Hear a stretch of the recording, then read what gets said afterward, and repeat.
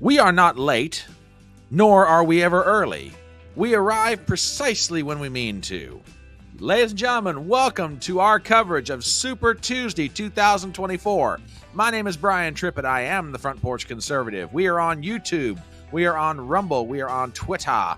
Thank you so much to everybody who has been sending out tweets and Gettrs and Gabs and Truth Socials and Facebook posts and spreading the message far and wide that you are invited to the best online party for watching the results of one of the biggest political events in America prior to the national conventions of the respective parties. Again, my name is Brian Trippett.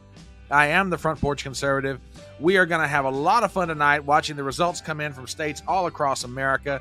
And I'm going to go ahead and bring in my fabulous panel of guests, the best provocateurs, intellectuals, shit talkers, and shit posters on the internet. But not to be outdone, just remember, the host is shit for brains. And with that, I bring in my good buddy, Ruben Christopher Haynes. Ruben, how you doing? Good. That's a good opening. I like that. Well, you know, I do my best wherever I can. And we also, the man of the Midwest himself, the son of the plains, Mr. Chad Manley. How are you, sir? Well, I'm doing great. Thanks for having me. Excited to be here. And last but most certainly not least, you know him, you love him. And contrary to what you might think when you walk into the post office and you see those wanted posters, that stuff's all expired now. Don't worry about it. Brent Lee from the Dangerous Rhetoric podcast. Hello, gentlemen. How are you tonight? Fabulous. How are you? I'm great. I am working and living the dream. God help me. So let's take a look, see who be here. Good evening, Miss Leah, out there in the great state of California. How you doing, darling? And thank you for all your kindnesses toward me and my going little concern of a channel. You are an absolute sweetheart. Good night, Mr. Thompson is here. Yeah, he's lurking. Lurk no longer, my friend. Lurk no longer. And Miss Chaya is here and looking forward. We're all glad to see everybody. Everybody's settling in. Looks like we got a good crowd on YouTube, on Rumble so far. We're glad to have everybody here. If you are wondering why we are here tonight, aside from the fact that you enjoy watching The Madman in the Hat, it is a very big night politically across the country. And just to give everybody a feel for what is going on and about to happen, I will go ahead and throw this up on screen. There are states across this country, everywhere from Maine to California and everywhere in between, that are hosting primaries tonight. Maine going down from the top of the country on the East Coast all the way to the West Coast. Maine, Vermont, Massachusetts, Virginia, North Carolina, Tennessee, Alabama, Arkansas, Minnesota, Texas, Colorado, Utah, California, and lest we forget, Alaska. Now, you might notice that Iowa is highlighted here, and I'll go ahead and explain why. The Democrats did not hold a caucus at the same time the Republicans did. What they did was a mail-in caucus, and they're releasing their results tonight. You may have also seen on the thumbnail that I put together that I listed the American Samoa. Well, that's because there's a Democrat caucus in America Samoa. And lest you think I'm going to stay up that late for those results, it ain't happening. Okay. So now how all this begins to start breaking down, and I put together a handy dandy little Excel spreadsheet for this. Ooh, I know. Lest you think this show is low tech or it doesn't care enough about you to make sure that you know what's going on. Well, that is not true, ladies and gentlemen. 15 different states. There are Democrat delegates that are up for grabs. There are Republican delegates. On the Democrat side, there's 1,414. On the Republican side, 865. The polls will close at different times throughout the United States, and we will be tracking everything slowly but surely as the night goes along. And in between tracking how the votes come in, we will be tracking, various other things that are in the news. And the gentlemen who are here with me, and there's going to be one more who joins us shortly, the professor, Christian Watson, we will be discussing all kinds of things, political and or otherwise. So lest you think all we're going to be doing is sitting around gazing at numbers, not so. It's always a lively conversation when this bunch gets together. Now, as far as polls will start closing in 10 minutes in the following states. If my handy dandy, there we go. Thank you. Vermont, Virginia, and North Carolina. Now, the funny thing about this set of primaries, and I was rather shocked as I went through this. Many of these states are open primary, which means you can switch over and vote in the other party's primary if you want to, which is one of the, shall we say, effects of distortion as far as Nikki Haley is concerned tonight. She's had the advantage of being able to do that in North Carolina. She had the advantage of doing that in New Hampshire. The first time it really didn't come into play was Michigan, primarily because Joe Biden was also on the ballot, and Democrats were not going to totally abandon him there. So number of delegates are up. Vermont has 17 on the Republican side. Democrats have 16. In Virginia, Democrats have 99 to Republicans 48. And the big prize of the first 3 states so far is going to be North Carolina, with 116 delegates for the Democrats and 74 for the Republicans. So, and with that, since I've talked long enough, gentlemen, I will open it up to the floor. What's on your minds at this point? Well, I'm curious, and I've said this during our last couple primary live streams. I'm curious what the turnout for Joe Biden is going to be among Democrats, because that is an imperfect way of gauging Democratic, shall we say, excitement for Joe Biden. Even when Trump was the incumbent in 2020, a lot of very strongly Republican states still had tons of people coming out during the primaries to support Trump. And from what we've seen in previous primaries so far this year, that just does not seem to be the case for Joe Biden. People who go out for Democratic primaries seem they don't seem very enthusiastic about him being about him being the incumbent. And then in Michigan, he lost 20% of the vote to what was the option? Uncommitted. So that's not great. Yeah, and you do have to wonder, how does he get unenthusiastic Democratic leaning voters to turn out for him in November? But that's the conversation for another time. Right now, we're going to see what that enthusiasm looks like. Absolutely. Brent, I'll go ahead and throw it to you. I am interested to see the relative numbers of Democrats, just like the totals turning out to vote in the Democratic primary versus totals turning out to vote in the Republican primary, because again, that's another good little interest to see, who relative where is interested and what kind of numbers are turning out. Are you getting more Republicans? Are you getting more Democrats? And I think that'll be like a nice little indicator to see what's happening out there, as opposed to, just we have polling, which is kind of imperfect and always slanted. But the polling has been very pro-Trump. It's been growing in the pro-Trump direction over time.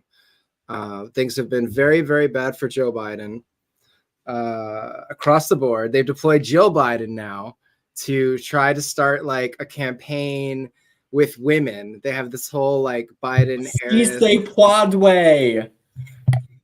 They're like, girls get it done. I'm like, guys, they use that on Amazon and the boys already, but they don't care. It's really hilarious and sad that now Jill Biden is campaigning for her husband because he's basically incompetent. And it boggles my mind that this is where we're at. We have this senile old man, the emperor has no clothes. It's just so it's Weekend at Bernie's to the nth extent. And say what you want about Trump, but Trump he can converse. He's not falling down. There's not, video of him sniffing children everywhere. So I just think it's a very obvious election, and I think it's going to go very strongly for Trump. And I think we're going to see that tonight in the general numbers of Republicans versus Democrats turning out. I agree with that. Ruben? I want to say one thing first. I have to congratulate Nikki Haley for winning the swamp in Washington, D.C. That's important. She did win something. She is a winner somewhere. All the swamp rats came out for her. But no, I agree completely with what's going on here. The fact that anything in an open primary where people will actively vote against, Trump and support Haley, that's where you're basically giving the Trump campaign where they need to concentrate on their voting aspect of it. That's where they need to work. Because it's, again, the way that the map has changed with the electorate, when you have California losing people, Illinois losing people, Florida gaining, Texas gaining, things are going to change. And again, it's basically, it's going to be a microcosm of what's going on in the world, and it's going to be basically the exact 180 of what the news media is going to be telling us. They're going to say one thing, and it happened already, where you had the Trump verdict out of the Supreme Court, 9-0 as predicted by the majority of us here. And you saw how apoplectic they all were. And then how, and especially a lot of people online on Twitter were going crazy. Keith Olbermann, my God, he was insane.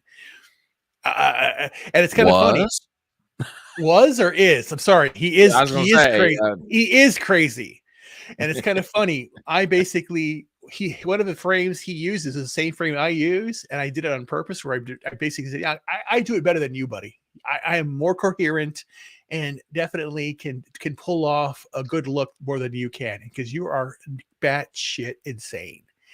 And that's what we have to do. We have to stand up to these crazy people. And it's all now going to be about what's going to be on the ground.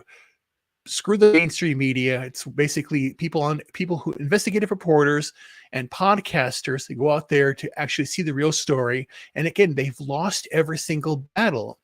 The Sandman, Rittenhouse, all the different things that they said that were bad, and then you still people who believe that the insurrection occurred, and you had Jamie Raskin and Swalwell now trying to get change the legislation in the government to do things.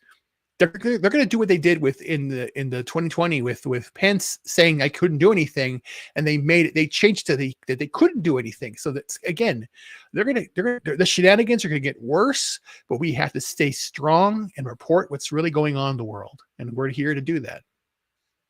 Absolutely. And I want to go back to something that Chad said, talking about Democrat support for Joe Biden. And there was a poll, and I don't know if you guys saw it or not, that came out from the New York Times maybe about 4 or 5 days ago. And this one is, I mean, you can say what you want to about the New York Times polling. They use Siena College, but there's one set of numbers in there that to me is just devastating to Biden. Lay aside, I mean, there's a bunch of them in there, don't get me wrong, but there's one that when I look at this, and if I'm Joe Biden and his campaign team, I'm terrified. And I'll show you which one I'm talking about. This is on the question, and I'll back over to where, let me get my cursor where it needs to be. It's the question of, if the 2024 presidential election were held today, who would you vote for if the candidates were Joe Biden or Donald Trump? Well, everybody's looking at the top line number, which shows Trump with a 4-point lead, okay, which is just about outside its margin of error, okay? Now, if you scroll over to the far end of this set of charts, there's one question in here. Look at the 2020 vote. Biden is only getting 85% of his 2020 vote. Trump, on the other hand, is getting 97% of his 2020 vote. Now, I point that out to say this. There are people who can run numbers far better than I can, who basically have come to this conclusion, that if you take away that roughly 8, 9, 10% of Biden's vote, you're talking about 8, 9 million votes that are going to go to Trump. Because that number, Trump's getting 9% of Joe Biden's 2020 vote. That's 8.5 million votes.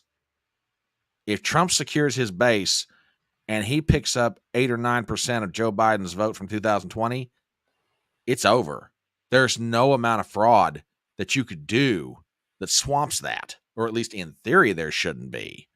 So, yeah, I mean, I agree with Brentley. I agree with you. The polling, it doesn't matter if it's New York Times. It doesn't matter if it's Harvard Harris. It doesn't matter if it's the Wall Street Journal. It doesn't matter if it's Fox. Their numbers may be different, but to one degree or another, each poll is showing a trend line, and that is the electorate is coming to Trump. And after what happened Monday morning with the Supreme Court, there is some absolute freak out going on inside progressive liberal America right now, because could they still win in November? Yeah, I'm not saying they couldn't. I mean, it's still possible. But right now, if this election were tomorrow, they're toast. There is just nowhere for them to go and get the kind of vote they need to pull Biden across the finish line again. And they know that, and that's why you're seeing the unhinged sort of reaction of the likes of Olbermann and all the rest. Like, Olbermann is sort of emblematic, but like across the board, like you saw from the leftist sort of establishment media class, the New York Times, the Washington Post writers, like how disappointed they were in the Supreme Court and all this nonsense, when it's just so clear. Anybody that has 2 firing neurons and an ounce of judicial scrutiny knew, like back when the decision was made, that this was going to get overturned at the Supreme Court. And, I think when we commented on it, I thought it was going to be 7-2. And here it turned out to be 9-0. Like, they blasted that whole rationale out of the water. And they're like, we don't want to talk about this ever again. So don't do it. Well, and the other consideration is this: you've got 2 more Supreme Court cases coming up that, depending on how they go, could more or less eviscerate Jack Smith's indictments on Trump. And I mean, Brentley, I know you and Daniel and others at Dangerous Rhetoric have been talking about the J6. Would you mind, for people who don't know what that case is about, where they're using the big one is Joe Fisher's case. So there's 2 big ones actually, but Joe Fisher's case is the interesting one from my perspective, because he's a J6er who's challenging the application of 1512C2, which is the obstruction of official proceeding charge. And everybody out there is like, of course it was an official, of course they interrupted an official proceeding. Well, actually, that's not what that is defined as in the law. Official proceeding is like an investigation by Congress. It is not the ceremonial certification of the vote for the president. It doesn't count as an official proceeding. So it doesn't work on that count. And on the other hand, they'll also argue before the court that the charge was meant to be applied to people who were obstructing congressional investigations. It was passed in the wake of the Enron scandal, because Enron people were doing late night document shreddings and file destruction, and they wanted to very much prohibit that. They wanted to say, look, if you do something like this, we'll send you to jail for 20 years. This was never and ever intended by the architects of the law to be applied to protesters who interrupted, something happening in Congress. Because honestly, protesters interrupting Congress happens all the time. And never before has this charge ever been applied to any protester who's ever interrupted anything in Congress. It was only, and ever since, it's only been selectively applied to January 6th defendants, which is a very good argument that the Supreme Court has, the right to overturn the whole use of the charge and basically embarrass the Justice Department, because they've been the ones that have coming down with the guidance, and also all of the lower courts. There have been a lot of lower courts that have also approved it. It had to get to the Supreme Court, it had to go through district courts and appellate courts, but crucially, it went through the DC district courts and the DC appeals courts. So you can all out there imagine what kind of judges are on those courts. But hopefully they'll overturn it. And when they do, it'll free a bunch of men currently languishing in prison on multiple year plea deals that they took under duress, under threat of this 20-year potential penalty if they wanted to fight it. This is why a lot of these guys ended up taking plea deals, is because they were being threatened with 20 years behind bars. So hopefully it'll free a bunch of them, and hopefully it will abrogate any further use of the charge going forward for any protester in any circumstances who interrupts Congress, because honestly, it's arguably a First Amendment right to go into Congress, to vent your frustrations, to throw a little brouhaha and then get out peacefully. Like, it happens all the time. It's perfectly American. There's nothing wrong with it. And the worst that should happen to those people is they get a slap with a ticket and a desk appearance and it's a couple $100, and they get a do not do it again, or you'll get into more trouble. Yeah, they're Then ratcheting up a lot right now. They are really going after people, the reporters, people that were there, and people issued charges against Steve Baker, who is yes. a Blaze journalist. He published an investigative report that showed that a federal official, an FBI guy, lied under oath during the Oath Keepers trial in order to create the impression there was more violence happening there than there was, in order to alter a timeline to make it seem like these guys were involved with something that may not have been involved with them at all. And so all these guys went to jail for years and years and years. Meanwhile, one of their star witnesses, this Fed, lied under oath, and it was proved after the fact when this video, all this J6 video, which, keep in mind, the Democrats and the FBI, they thought they were going to be able to keep all that video under wraps. They never expected in a million years that, Mike Johnson and what was before him, Kevin McCarthy would release video to the press, that the press would able to go through and scrutinize and find these little things and pull out these threads and compare it to testimony that the feds gave and show, oh, wait, this guy's lying right here. Like, and that lie was used to send these men to jail for years. So the government basically, it really confirms the whole idea that a lot of these J6 trials are completely, kangaroo court shenanigans. And then the other case that the Supreme Court is considering is Trump's immunity question. Trump was the president on January 6, 2021. He was arguably acting in his official capacity, to maintain the structure. He honestly believed that the election was stolen. Right. And, he has a right to make that argument, to express that to his followers. And any notion that that's what caused the riot on J6 is absolutely batshit, because it's very clear that the feds were involved. And that still hasn't really come out and been completely exposed. So there's that whole question still looming. So if they came out and say that Trump's immune from prosecution, basically that will end all of Jack Smith's document stuff. It'll end the J6 stuff. And, Trump will basically be cleared to go right into the election without any more hindrance. Well, there are two other cases, but one of them is just in Georgia is just an absolute disaster area right now for people who are wanting to see Trump and other members who are on trial who wants to see him railroaded, because there's every stinking day there's something coming out. Miss Fanny was throwing stones in glass houses. She's a piece of work. Drama Mama lives up to her name, ladies and gentlemen. That's all I'm saying. It's amazing what she could get away with. Oh, yeah. And we've got, thank you, Commander, for the $2 super chat. We've got some results out of Virginia already. So tell you what, let's throw it up on the map. Let's see what we got. This is Decision Desk, which is probably one of the best places, by the way, if you want to track this stuff. So let's pop down to Virginia. We'll see what's going on.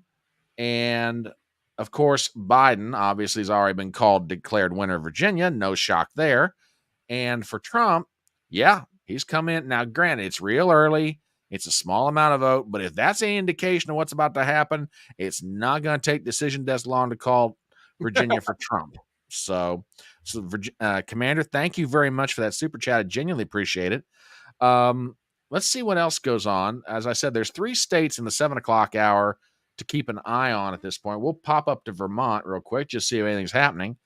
And again, Biden declared the winner with 0 votes in. Yeah, that sounds like a typical Democrat election. I'm sorry. Did I say that out loud? Anyway, let's see what else. We got anything on nothing for the Republicans yet. But then again, I'm not necessarily surprised. If I remember correctly, Vermont tends to come in slower than most other states, but we'll see what happens there. So nothing in Vermont. North Carolina, the polls will close at 7:30.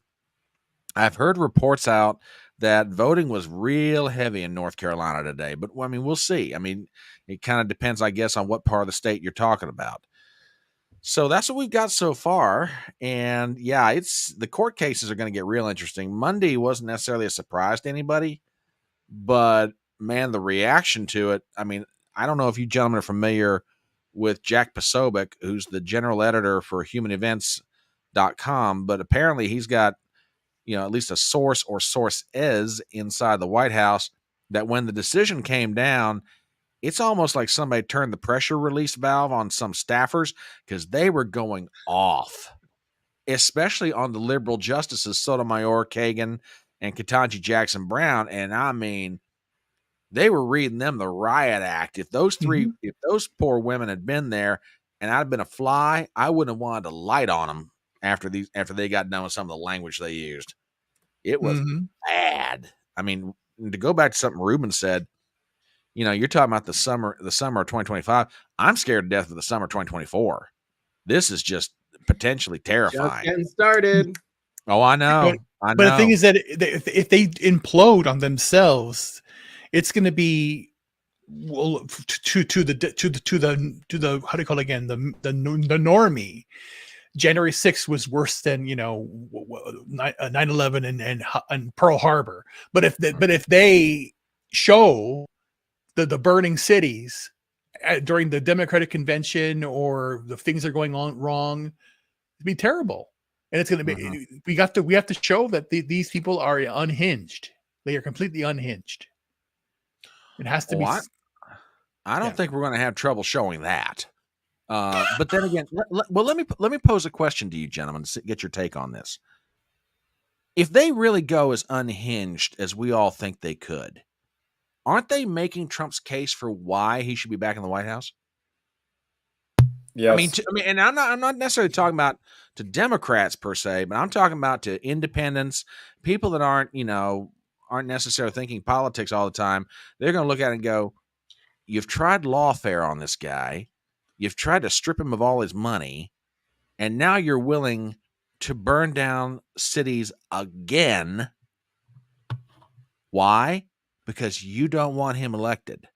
To me, that's just going to drive him further and further into the arms of Trump.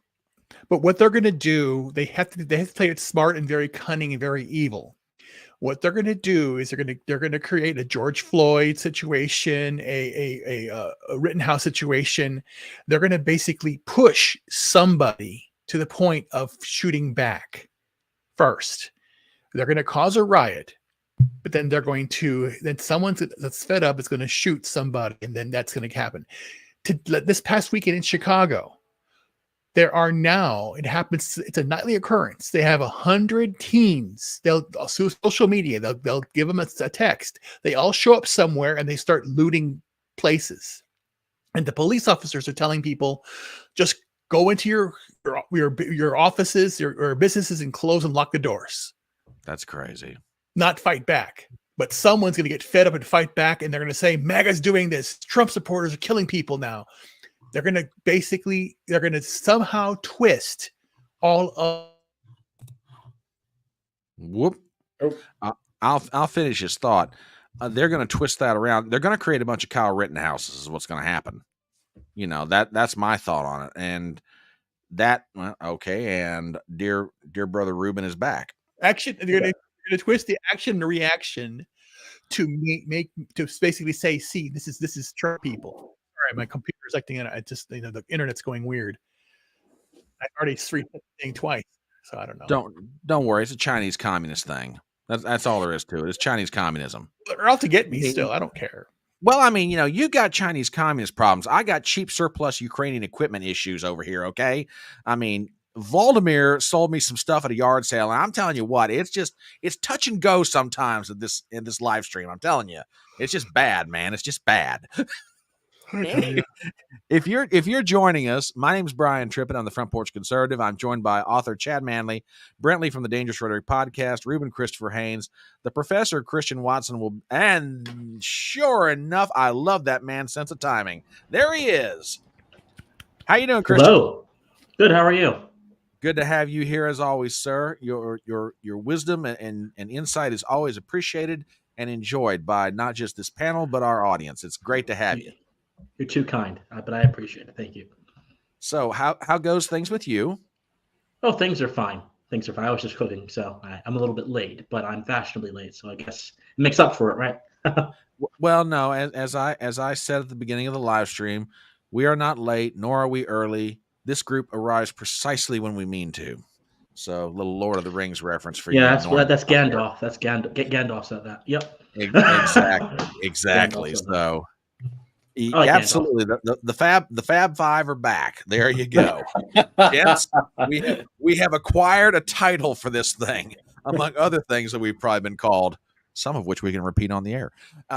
Anyway.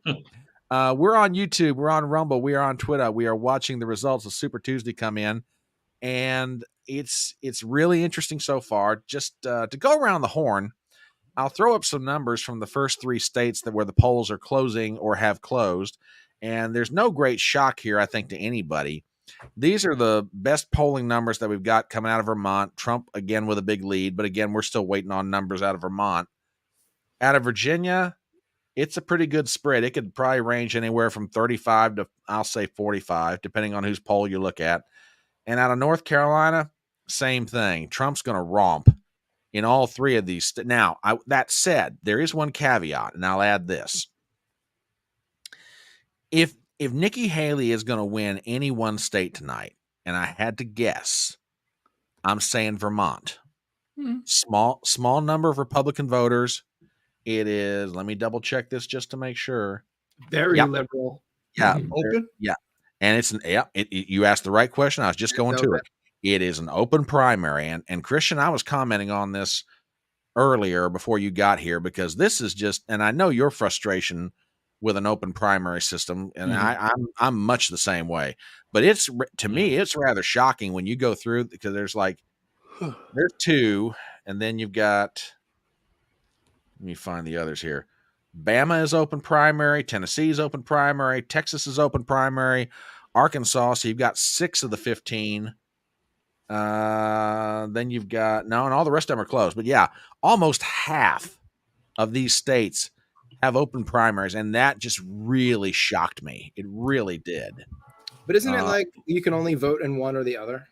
Yes. You can only vote in one or the other, So you can spoil the other party, or you can express who you want in yours. Yeah, and to go back to the point that I forget who was making it.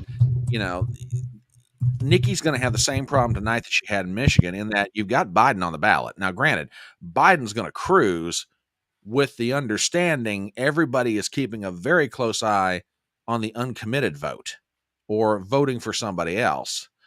But she's not going to be able to rely on Democrat and independent votes the way she did in New Hampshire and South Carolina when Biden wasn't on the ballot. I mean, there may be a protest vote going on against Biden, but even Democrats want to make sure we're whipping out the vote for the boss. So there's that.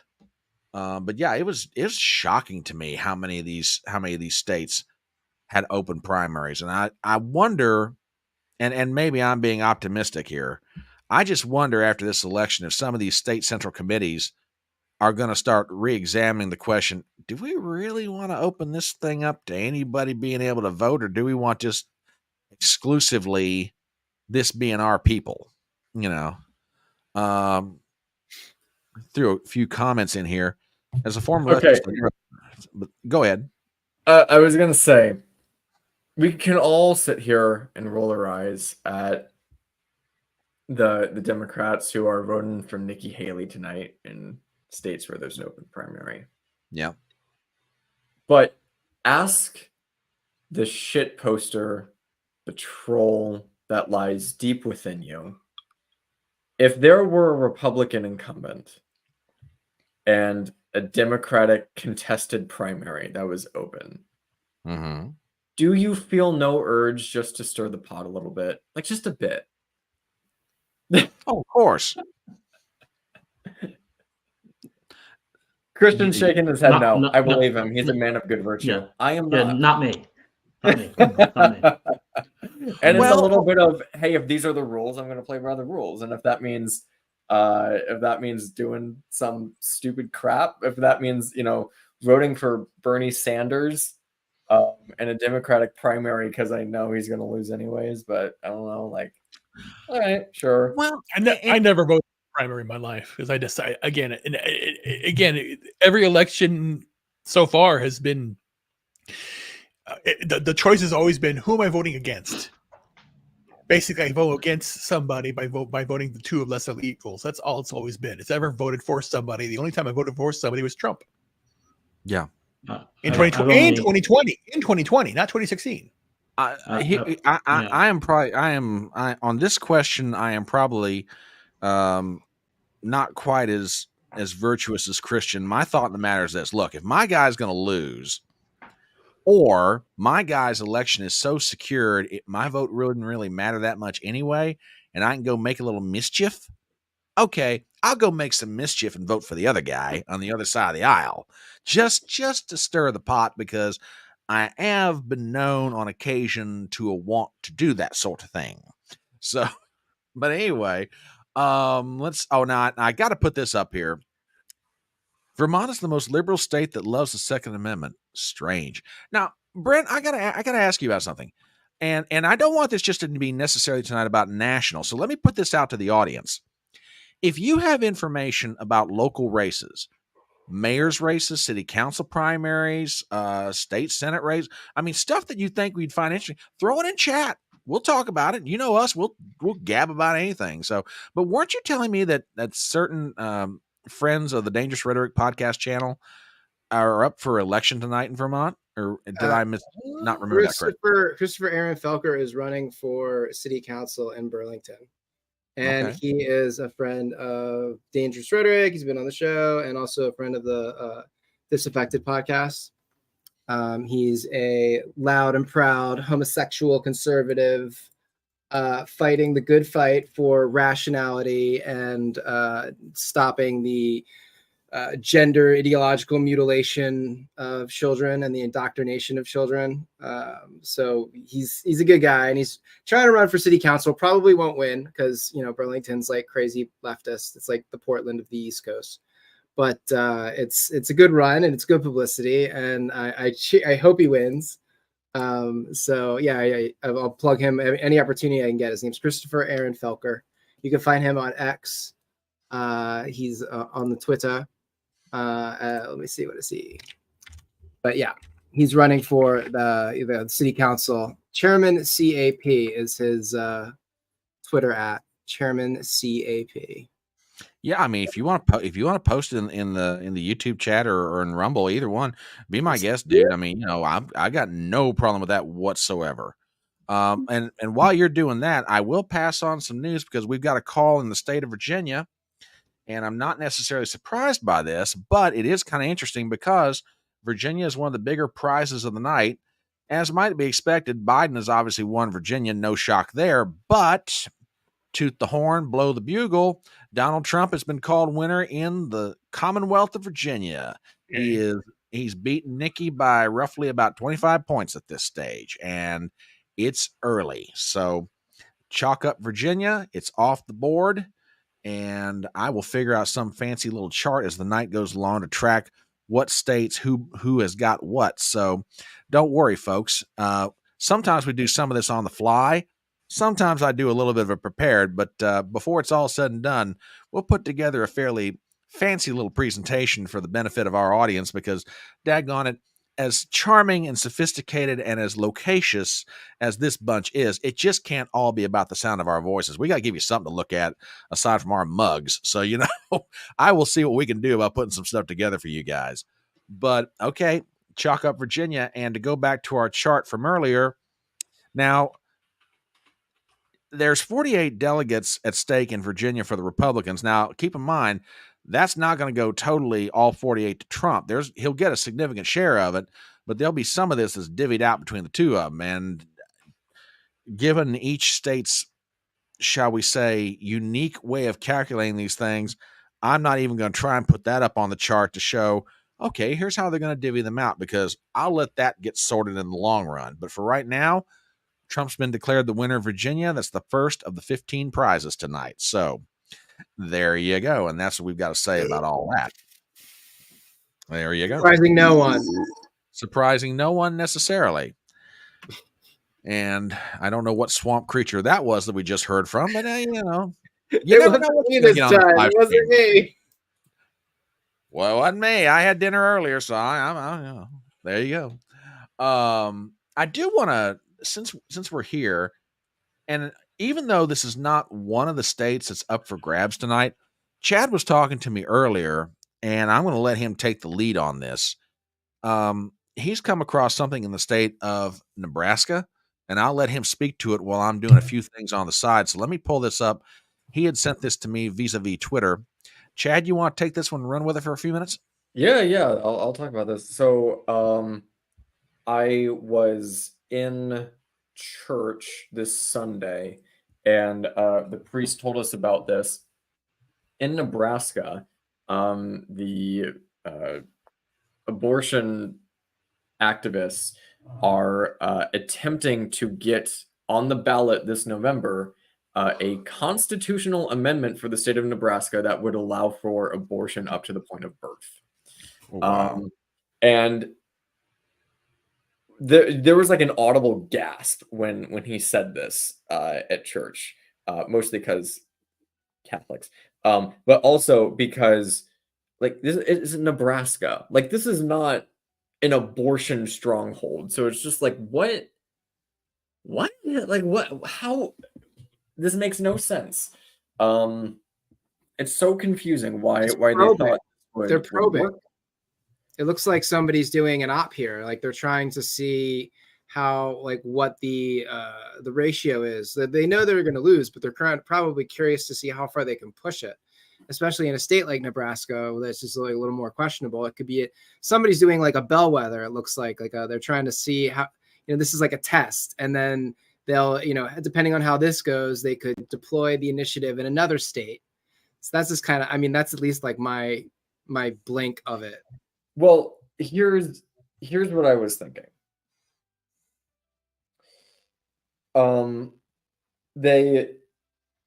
In order for this to get on the ballot, according to Nebraska state law, in order for a proposed amendment that is not initiated by the legislature to wind up on a ballot, you have to get a lot of signatures. So what this flyer is for, that Brian has on the screen, that's a flyer from a pro-life organization letting people know that the abortion activists are going to be circulating this petition to try to get people to sign.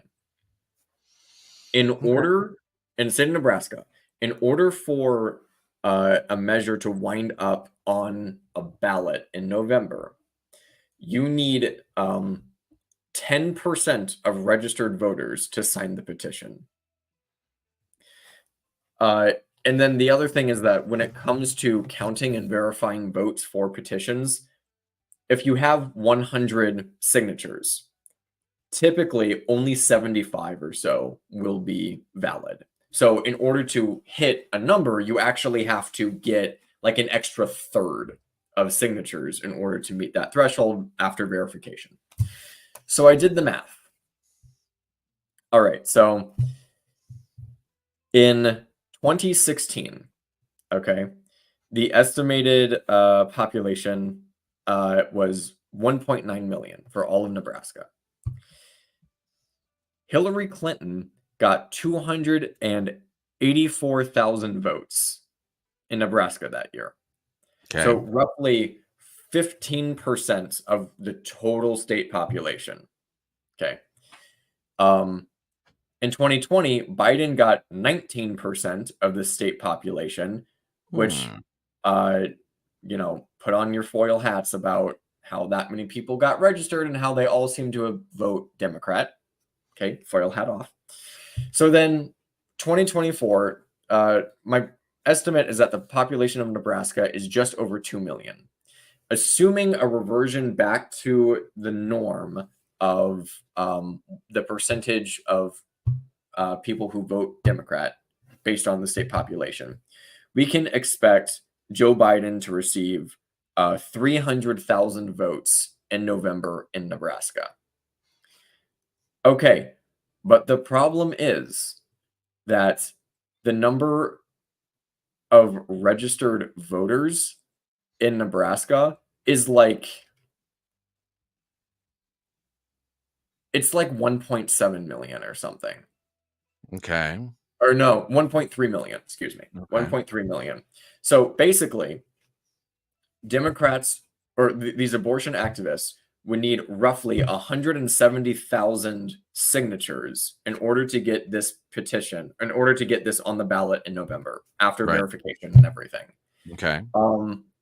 That's like half of all people who are going to vote Democrat in November.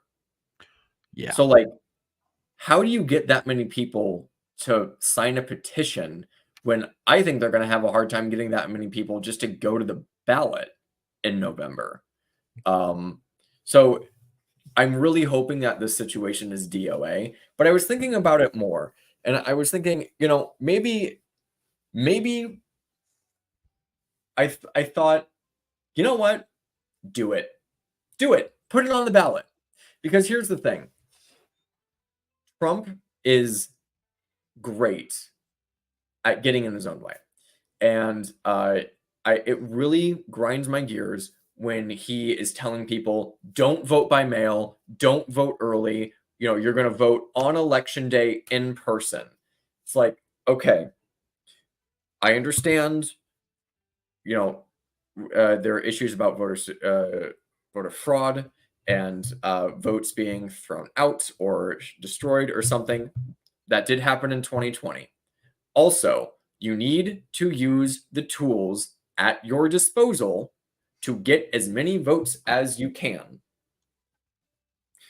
And especially when it comes to presidential elections, when it's as close as this one is going to be, the name of the game is get low propensity voters to vote for you. That's why Biden won in 2020, because something like 60% of all Democratic voters voted by mail. Because you could register to vote at home, and then you could get your ballot mailed to you, and then you could mail your ballot. You never had to leave your house. So the problem is, if Trump is telling people, don't vote early, don't vote by mail, vote on election day in person, that's the only way to do it, he is eliminating a good share of people who would vote for him otherwise. That said, those same people, there are a lot of religious people in Nebraska and other religious conservatives elsewhere in the country who are not crazy about Trump and might not vote for him if their schedule doesn't work out or if there's some sort of conflict or whatever. But they will crawl over broken glass to vote against an abortion amendment to the state constitution that would allow for abortion up to the point of birth. They will crawl over broken glass for a mile to vote against that. And hell, while they're there, might as well vote for Trump. So, in my mind, part of me is just saying, you know what, do this in every state that Biden needs to win in 2020, because Biden is betting that it's going to drive, Biden would bet that it's going to drive Democratic turnout. I'm sure that's the goal behind this whole campaign, to drive Democratic turnout in November, because Nebraska's kind of dumb. We split our electoral votes. So if Democrats don't turn out, it's possible that the district in Omaha goes for Trump. But this is going to get Democrats to turn out in Omaha and in Lincoln. So, hey, maybe we can get a couple more points for Biden. And if it's going to be a close election, those points are going to matter. But in states where the electoral votes are winner takes all, as it should be, Nebraska, I think this would bite Democrats directly in the ass. And so part of me is like, do it. Do this in every state that Biden needs to win and see how that goes for you. So those are my thoughts on that. Okay. No, and there's a certain amount of wisdom to it. I mean, there are some states you put up something like this on abortion. Yeah, you'll get Democrats to come out and vote, but you'll even get more people to come out and swamp them. But then again, there's also the flip side of that, is that depending on how it's worded, I mean, Ohio being one of the best examples of that, because there's a state that most people would argue is, you know, solidly Republican. You wouldn't think an abortion amendment would pass. And then in the most recent elections in 23, that's exactly what happened. So, I mean, that knife could cut both ways, but I can see exactly what you're saying. There are some places where that will work if the strategy is implemented correctly. But then again, as much as I'm pro-life, there are moments my brother and sister pro-lifers, man, they could cut off their nose to spite their own face, and they've been doing that a lot since Dobbs was decided. I mean, don't get me wrong. I love y'all. I genuinely do. I'm with you. But there are moments you just, it's like, bless your hearts. It's like, y'all just take too big a bite of the apple, I'm curious. What are these moments? I'm curious. Well, I mean, I'll give you a perfect example. Kansas. Here we're talking about ruby red Kansas, okay? Heartland of America. You wouldn't think that an abortion amendment or anything defending abortion per se would pass in a place like Kansas. And what happened? And my initial criticism is, ever since Dobbs has been decided, the pro-life movement has thought, okay, we've won at the Supreme Court, which means we've changed the culture. Now we can just go for total bans everywhere and, absolutely just grind this thing to a halt. No, I'm sorry. You won the legal battle. You haven't won the cultural battle yet.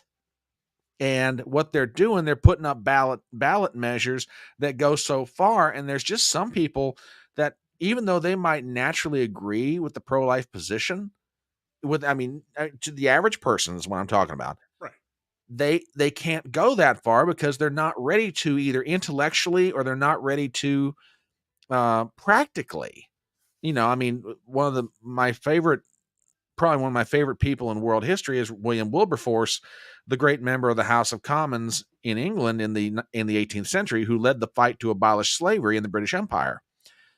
He brought that resolution to the floor of the House of Commons every year for going on 50 years. But in the meanwhile, he's working in the background, creating anti-slavery societies throughout Great Britain, educating, writing pamphlets, writing articles, trying to bring the British people along with him, that when the day of the vote finally came, I think it was 1824, 1826, somewhere in there, House of Commons just went, and there it went. Why?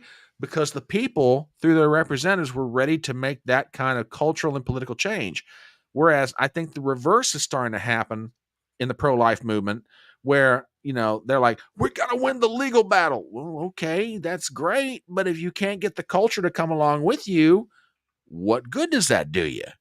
You're just creating a backlash that's inevitably going to come back and bite you. And that's where, to answer your question, Christian, that's where, I get, there's moments I want to bang my head into a wall where my brother and sisters in the pro-life movement are concerned, because it's like, guys, they're not there yet in some places. In some cases, in some places, they're just not there. Yeah, and so I'll add a little bit of context. I think over the past 2 years, I think I've become more pro-life than I have been in my entire life. Beforehand, I was just a sort of middle of the road, 3 exceptions: rape, incest, life of the mother. Sure. I've come around to the position that there should be no exceptions to abortion, and that it should be banned entirely. Now, I didn't think I would see myself here. I didn't think I would see myself here at all. In fact, when I first began to see myself here, I asked myself, Christian, are you being heartless? Is your mind being wounded by your youth and inexperience or whatever? What's going on with you? But then I asked myself a question. I said, if I'm going to be philosophically and logically consistent with my position in valuing life in the womb, then how can I make exceptions when it comes to things that life had no control over whatsoever, that the mother had no control over whatsoever, in terms of rape at least? Mm-hmm. I can't bring myself there, because I can't find a way to reason that out. I can't find a way to reason that out without running into an inconsistency. So the only morally consistent position, if you're pro-life, is not to, and this is my opinion, not attacking anybody, it's not to engage in special pleading and make several exceptions. It's to simply say, no, life is valuable, no matter how it is conceived. And the only case that it cannot, be, the only case it cannot be, quote unquote, valuable or whatever, is when the born and fully realized life of the mother is at risk. In that case, which is what we call an ectopic pregnancy, which is like less than 1%, it's like really rare, then in that case, you're not really doing an abortion. You're doing a life-saving procedure. So I don't even put that in the same category. So I support that. I mean, obviously, I don't want anyone to have to die in childbirth. But when it comes to other things, I don't see how you can morally justify destroying a life because of the bad decisions of someone else. So I've become a very big part of the pro-life movement. I've done a lot of protesting. Well, I did a lot of marching in pro-life caravans and things of that sort. So, and I've connected with groups like Students for Life, things like that. Interviewed their founder, Kristen Hopkins, is very big in the pro-life movement. So I understand what they're trying to do. I agree with you that they're not necessarily trying to really take a hold of the culture per se. But I also should say that since Roe v. Wade was passed 40, 50 years ago, the pro-life movement has been doing its best to get its message out there, but it's changed so many hands. It went from people like Phyllis Schlafly and Jerry Falwell to now you got the young kids on the block. Some of the same old institutions are still pushing for it, but the young kids on the block that are experienced with the internet and digital medium are now the ones who are the forebearers of this movement. And so you're going to get a lot of turbulence in terms of how that message gets out there, I think. But yeah, I was just curious because that's an issue that I've actually evolved on significantly. And maybe I'm extreme, but I've really been pushed into that area because of my drive for moral consistency. So yeah. Okay. And I'll jump off of that and I'll say, obviously I care about the pro-life movement. Like I was the one who was talking about this. I was getting heated just talking about this absurd amendment proposal to the state constitution. But like top 3 causes, it's not among them for me. I will, if this winds up on the ballot, you better believe I will be there to vote against it. But I have never felt particularly called to pray outside of an abortion clinic or reach out to women who are thinking about having abortions or have had abortions and are regretting it and are trying to deal with that. I've never felt particularly called to the pro-life cause in that sense. But the reason that my light just changed color. The reason that I do care, I should say, the reason this caught my attention in particular was that the priest at church near me, and I maybe should obscure this a little bit as to not tell people like exactly where I live, but the priest, he told us one time that why the pro-life cause is so near and dear to his heart. And he said that his mother tried to get an abortion. His mother was a pregnant teenager who had run away from home and had gotten pregnant and didn't know what to do, so she was just planning on getting an abortion. And then, like 3 days before her appointment, a friend reconnected with her, found out about what was going on, and then told her parents so that they could intervene, and they convinced her to give her her baby up for adoption. And so that baby eventually became the priest at my church nearby. So when you have someone telling you like, yeah, I'm pro-life because my mom wanted to kill me, really puts things into perspective, doesn't it? And it really makes it really makes you want to say, like, just tell me what to do. If you're the one telling me to do it, like, I will do it. So yeah, it really does put it in perspective. Just wanted to put a couple of notes up here. This is from Commander. Thank you very much. He's giving a breakdown of the closing of the times of the polls. Alabama, Maine, Massachusetts, Oklahoma, Tennessee, Texas close at 8. Arkansas is 8:30. Connecticut Colorado, Minnesota at 9. Utah 10. California is 11.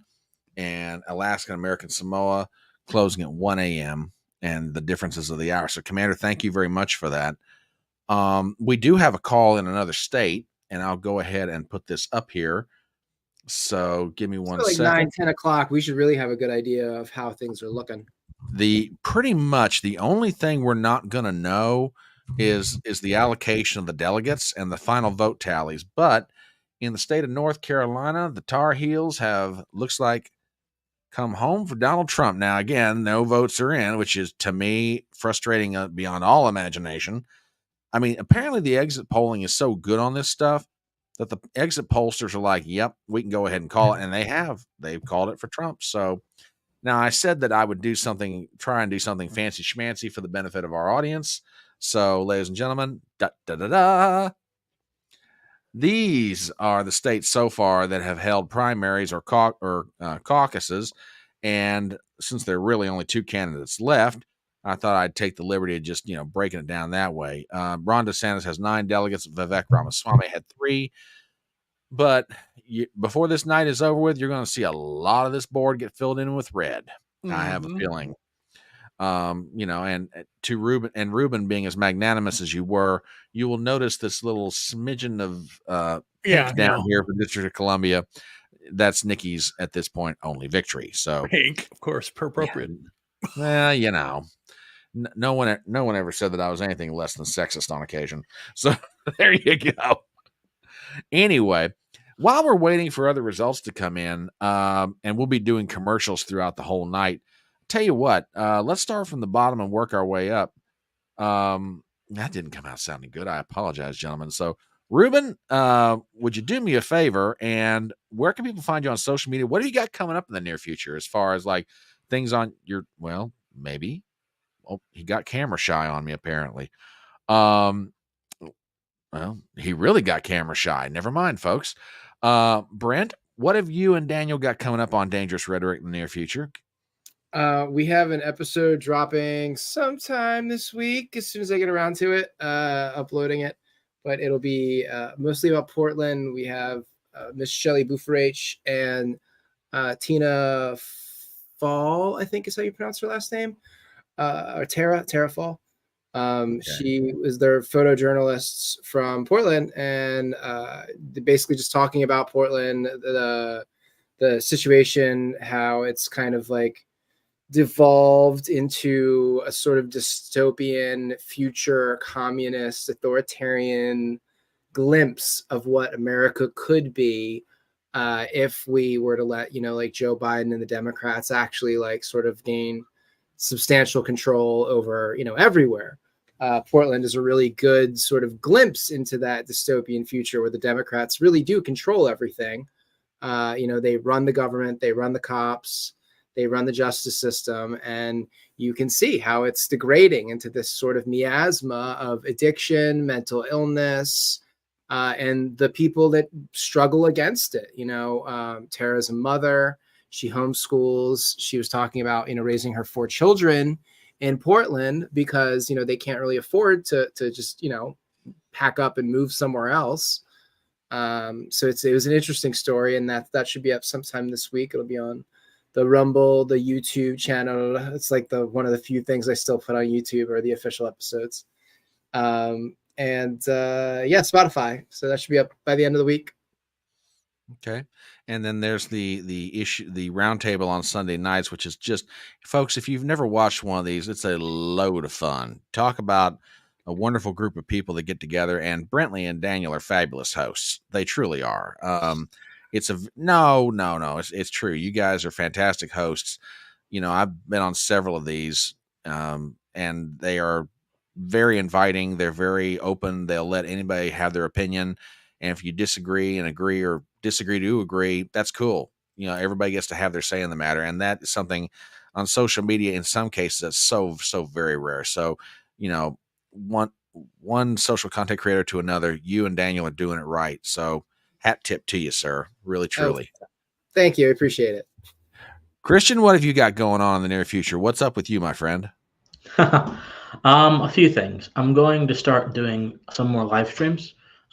See how I normally do, only for interviews though. How I normally do interviews is that I just have my guests come on Zoom and we do that.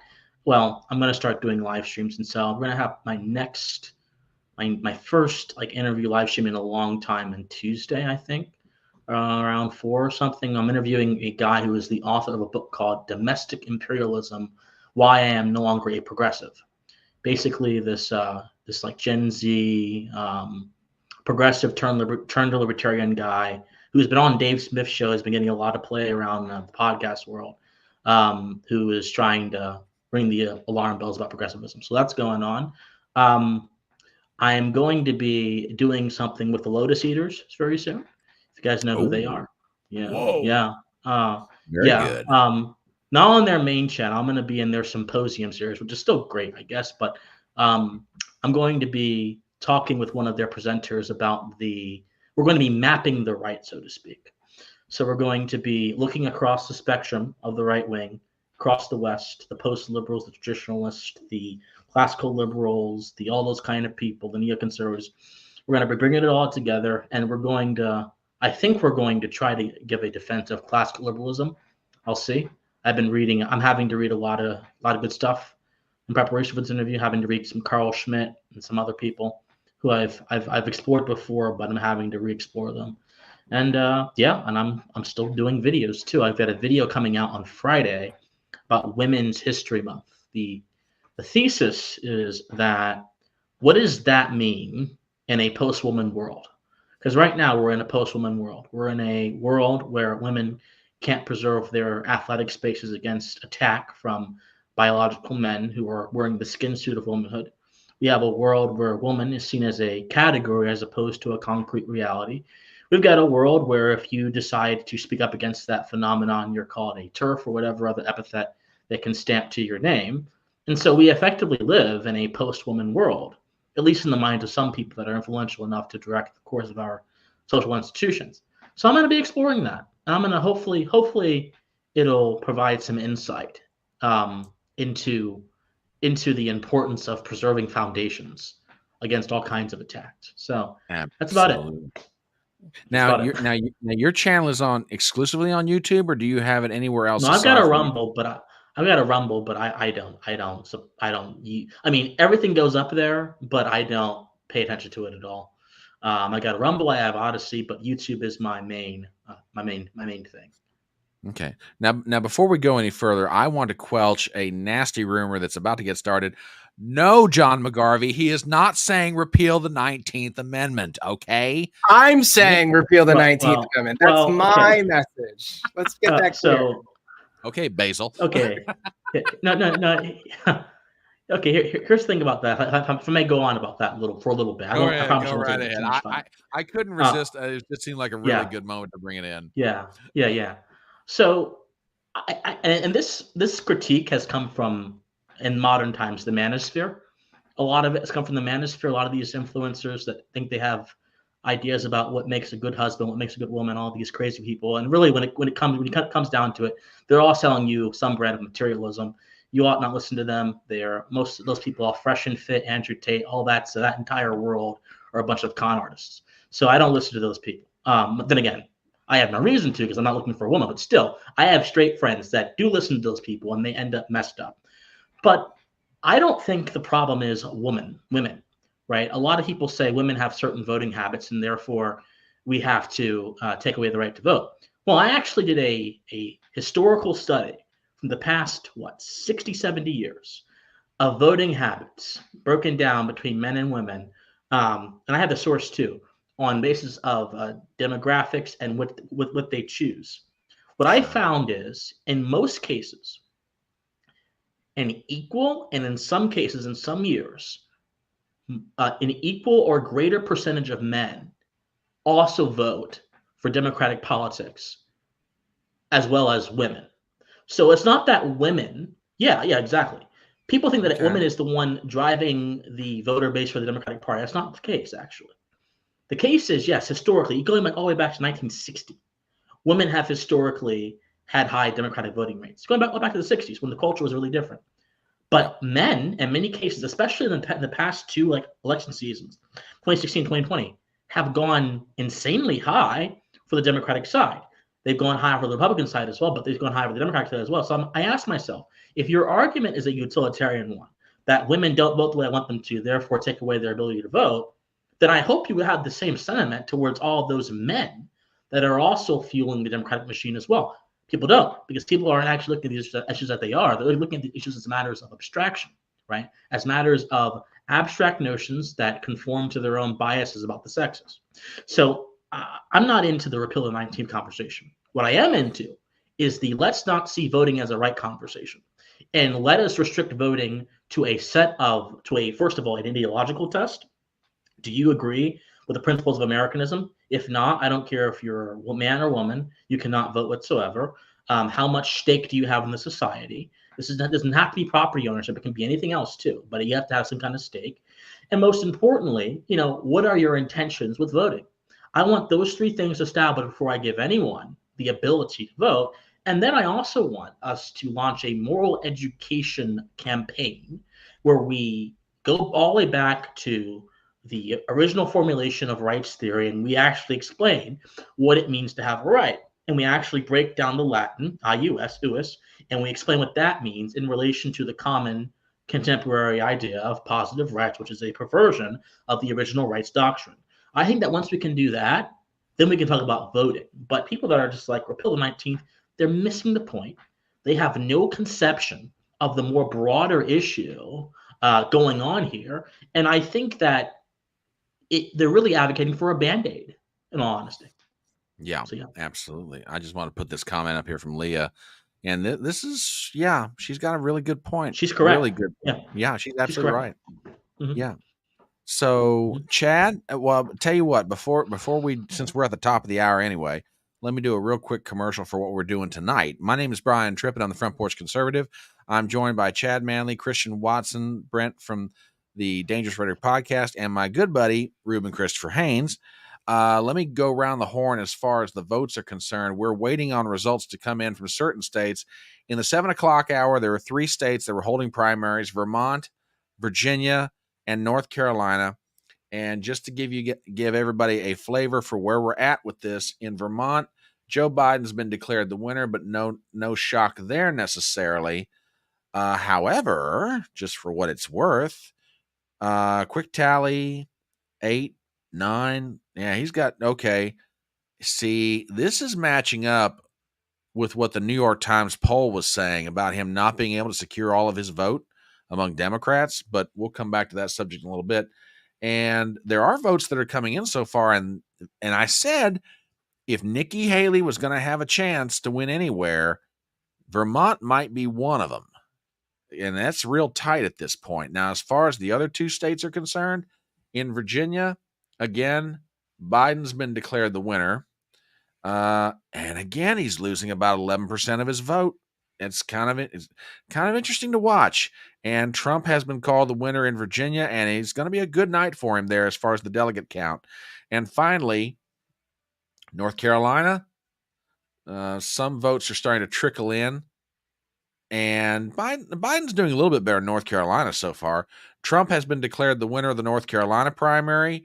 And as we go around the board, so you're starting to fill in some states. I mean, again, the delegate allocations, I don't have officially yet because we won't know that probably for a couple more days.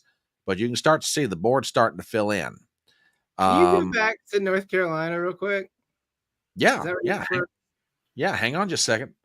Give me. I saw something like, I guess they still have DeSantis and Chris Christie on there. Who are the 95 people still voting for Chris Christie? Shame on you. Honestly, like why? Like, I mean, I guess the Ron DeSantis people are like a little bit of a protest vote, and I can understand that. But Chris Christie, like, did they not know that he dropped out? Like, I'm just very confused by that at all. Yeah, I can't necessarily blame you there, my friend. I can't blame you there at all. Now, it is now officially 8 o'clock on the East Coast, and as far as which set of states are closing next, and the commander brought this out a few minutes ago, I'll put up my handy-dandy little chart. Alabama, Maine, Massachusetts, Oklahoma, Tennessee, Texas, and Arkansas. Most of those states are going to close at 8 o'clock East Standard Time. Now, you notice with Texas, I've got listed 8 and 9 p.m., and there's a reason for that. Most of Texas is on Central Standard Time, except for 3 counties on the very western edge of the state of Texas. They're on Mountain.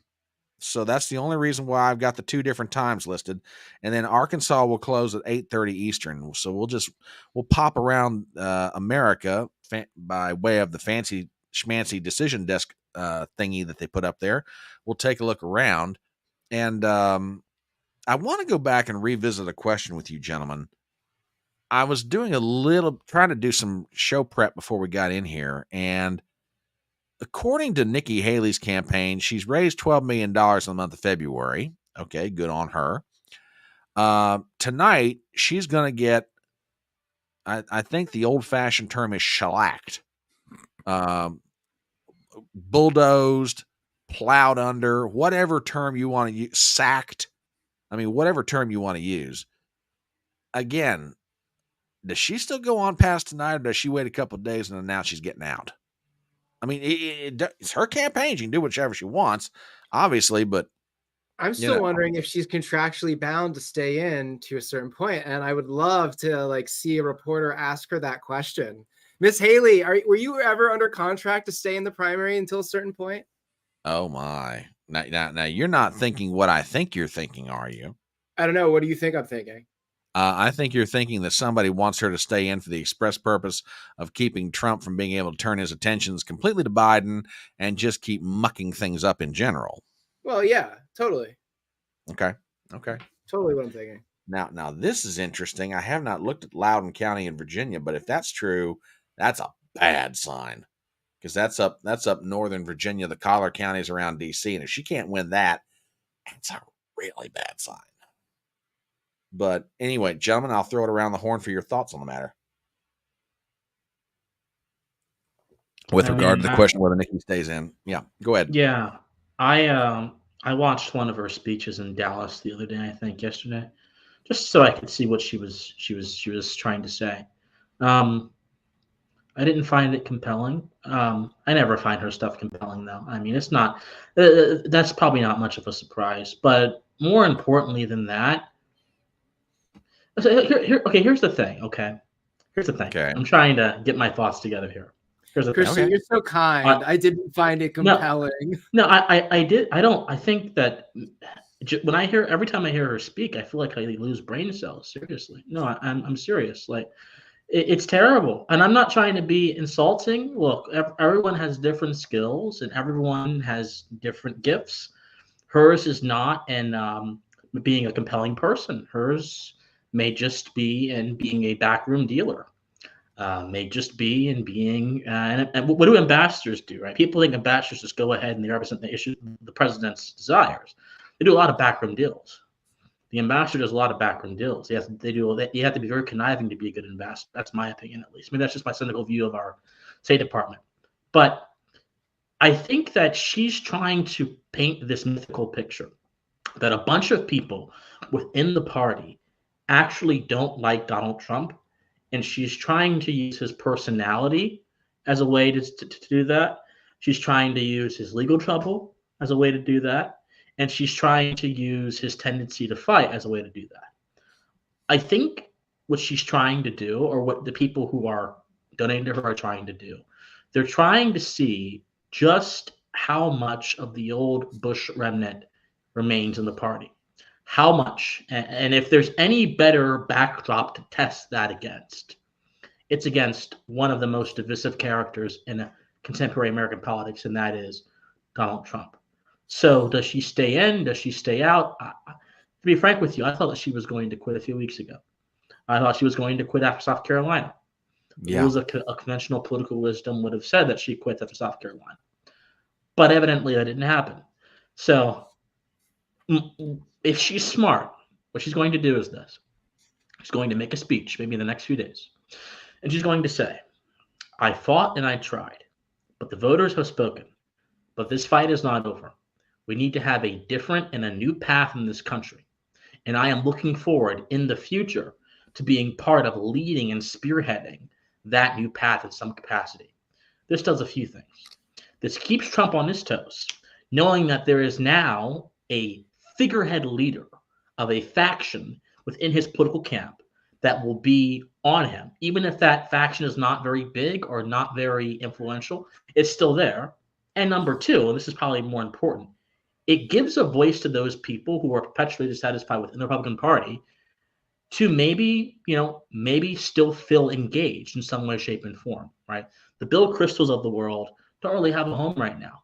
And those are still a sizable amount of people. It's not everybody, but there are still people that think like that. Many of them inhabit the think tanks and institutions that have dotted the conservative establishment for years. So that's my thoughts. I don't know. Christian, we need to put you in charge of the RNC. Never. I would no. He's getting my vote. I mean, right? All this strategy. I'm like, let's put him in charge. No, I would never be a part of that world. My soul means a lot. I mean, to be the head of the RNC, the kind of the kind of I know I'm laughing, but yeah. Oh man, that's terrible. I couldn't.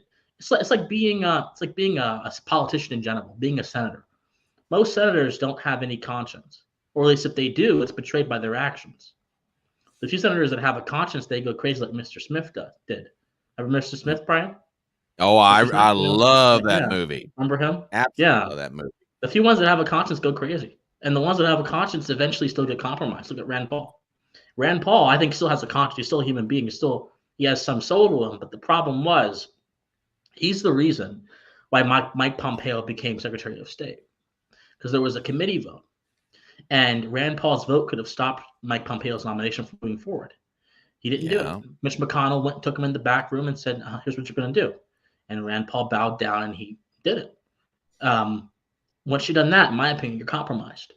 People say we don't care for purity tests. I kind of do. I don't expect perfection, but I expect moral consistency. And when your ability to be a morally convicted person has been compromised and that is impure, I don't want you. And neither should the American people, if you want my opinion. All right, I've ran it for long enough. No. Keep talking amongst yourselves, gentlemen. I'll tell you what, we've got some calls of some races from the 8 o'clock hour, but I'll tell you what, to finish up something that we started a little earlier, Chad, tell everybody what you've got coming up in the near future as far as things you're working on. And then Ruben, follow him up, and then I'll come back in after I've finished setting up some things here in a second. What do I have working? What am I working on? About 100 things. I'm not sure anyone's going to see any of it though, as is typically the case. I will say, for reasons I won't get into right now, I did recently get back on LinkedIn. And so I am trying to remind everyone that we need to post physique to LinkedIn, okay? This is how we get promoted. I did post physique on Leap Day because I thought to myself, February 29th happens once every 4 years. So I have to do something that I could only get away with once every 4 years. And so I decided to post physique on LinkedIn. I have thought about doing some live streams where I just work on some project that I have around here. Just, I don't know, thinking somebody might be interested in watching me like work on model trains or whatever it is I might be doing that day. But nothing super exciting coming up in the near term. If I do a live stream, which I think I would probably do on LinkedIn, I might try that just to see how it goes. I'll post a link to Twitter or something so people can check it out. Okay. Just FYI, farm content and model train content very hot. So people are into it. I posted a picture of myself soldering a couple wires the other day, and first of all, you can't see half my face because I have this thing on. I was looking down, and it was from a distance, so like you just saw this, and people were commenting that it was hot. And I'm like, what? I don't know. So you were out in the farm working, and people thought that was hot. No, Wow. This was in my office. I was soldering Oh, wires, like little wires. wow. I was soldering little wires, and yeah, Lord Brentwood took a picture of me, and I posted that picture, and people thought it was sexy, and I literally have no idea why. So. Wow. The fascinations of the modern mind never cease to amaze me, I swear. Especially of these homosexual men. Anyway, that's a different story, different day. Oh, Well, there Bigfoot. you go. Well, I do have some news, and I think Mr. Brentley will find this very interesting. And this is from our friend Commander. Just to let you know, if you think that Chris Christie is not a viable political force in America, the Commander wants you to know that Politico is saying Chris Christie is currently leading in the state of Oklahoma. Now, take that for what it's worth. Hey, I've asked our viewers if they've got stories from out in the field of local races, information. Don't get me wrong. Any one of us could carry this live stream for 6 hours. Together, we could probably go for 48, given, how good we all are. But you know what? It can't just be all about us. We've got to involve our audience. So the Do they Commander's have a being source gracious. for this? Have a He source says for that? Politico. He says Politico. So, I'm Wow. looking right I'm now. interested in this. oh, I'm interested. now Brent's like, I'm finding this deck on it. I'm I'm like, finding this. no He's so way. right. It's Even if he Oklahoma, is even. leading, even if he is leading in Oklahoma, he's not running anymore. He ran out of money. So who Yeah. cares? I guess there could be a giant writing campaign in Oklahoma, and he can take that state to the bank. Okay. All right. Ruben, what have you got going on? And then I want to give some updates to some folks because we got some information on some races around the country. Really quickly, I have have 6 more days in my ban on YouTube because I was a bad boy, simulcasting a stream I did on Saturday night. Yes, no, Friday night, and medical misinformation. What a go figure. Anyway, I don't care. I'm taking we talk about what's going on in the world, and that's why we have to stand up. And that's just the beginning of what's going to happen in 2024. So you can find me everywhere. That's why I'm on YouTube, Instagram, Rumble, and X at Ruben Haynes. I'm putting a lot more content on Rumble. I've been recording my videos. I won't post them for another six days until I get my ban lifted. Then I'll post all the videos. But I'm basically doing workout videos. So, Chad, I'm doing that every day. I do a workout, I record it so people know that I'm doing my workout, working on my chest, and I'm basically healing myself naturally. And I've been fighting back from a very serious condition called myasthenia gravis. And it's a muscle condition, but I'm fighting back because I believe in the future, and I have a strong future with my beautiful future wife in the chat right now. Hiya, she's at that right now. So things are going to go really well, and I'm going to live a great life and have a great family. So I'm really proud about that. Well, there you go. Now, folks, if you're not subscribed to any of these gentlemen, be it on Twitter, on YouTube, on Rumble, wherever they may be on social media, please give these men a subscription, help them out, support them in whatever ways you can. They are truly, truly tremendous individually, and together they make one hell of a group. So let's take a quick run around the country for the 8 o'clock states. And believe it or not, even though it's very early on, we've got some calls already. So let me get this pulled up and we'll get this party started. In the state of Alabama, we have a call already. Again, as expected, Biden has declared the winner. No shock there. Trump is in Sweet Home, Alabama. He's all right. They've already called it for him.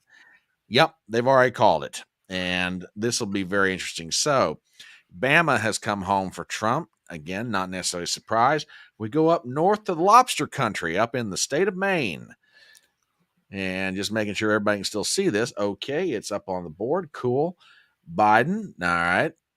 No votes have come in yet, but the exit polls are so strong, they've already declared, yep, Trump wins Maine. And now, moving out to Oklahoma, or however the rest of that song goes, Biden declared winner, and again, Trump declared winner. And in one of my favorite places in America, the great state of Tennessee, Biden's already declared the winner, and even though no votes have come in, the exit pollsters are very satisfied with what's about to happen. Trump's won Tennessee. So if we're filling in the board, let me bring it up real fast. It's starting to come in real quick. Now, there's no results out of Texas yet, and Massachusetts, they're still waiting for some numbers to come in, but that's where we are. It's starting to fill in fast. Now, what's going to be interesting, I thought at one point that perhaps Trump was going to be able to secure the nomination on Super Tuesday. He won't get there. Even if he got every delegate tonight, which he won't, but even if he did, it would leave him about 75, 100 short. Probably by next week, and for sure by the week after, he will have the requisite number of delegates to secure the nomination. And you guys have heard me say it before. People can vote for whatever candidate they wish. I can understand and respect that. I'm not going to chew on anybody for that. But for Nikki Haley and to go back, and Christian, I think you said it best. Why? Well, no, it may have been Brent. I stand corrected, but I think one of you said, why are we even giving any serious consideration to this woman's candidacy at this point? It's just not even worth it. And again, I'm not trying to be unkind to any of her supporters. If they choose a supporter, cool. But as far as what she's doing, there's nowhere for her to go. After tonight, she's realistic. I mean, she might not even wait. If she wants to wait till it's officially over, that's up to her, but she's done after tonight. And this is just going to be it. She's going to get buried. The only place she's got a shot, the only two places she's got a shot right now are Vermont and maybe Massachusetts. The rest of it, it'll go to Trump. It'll just all go to Trump. The only question is about how much does he get.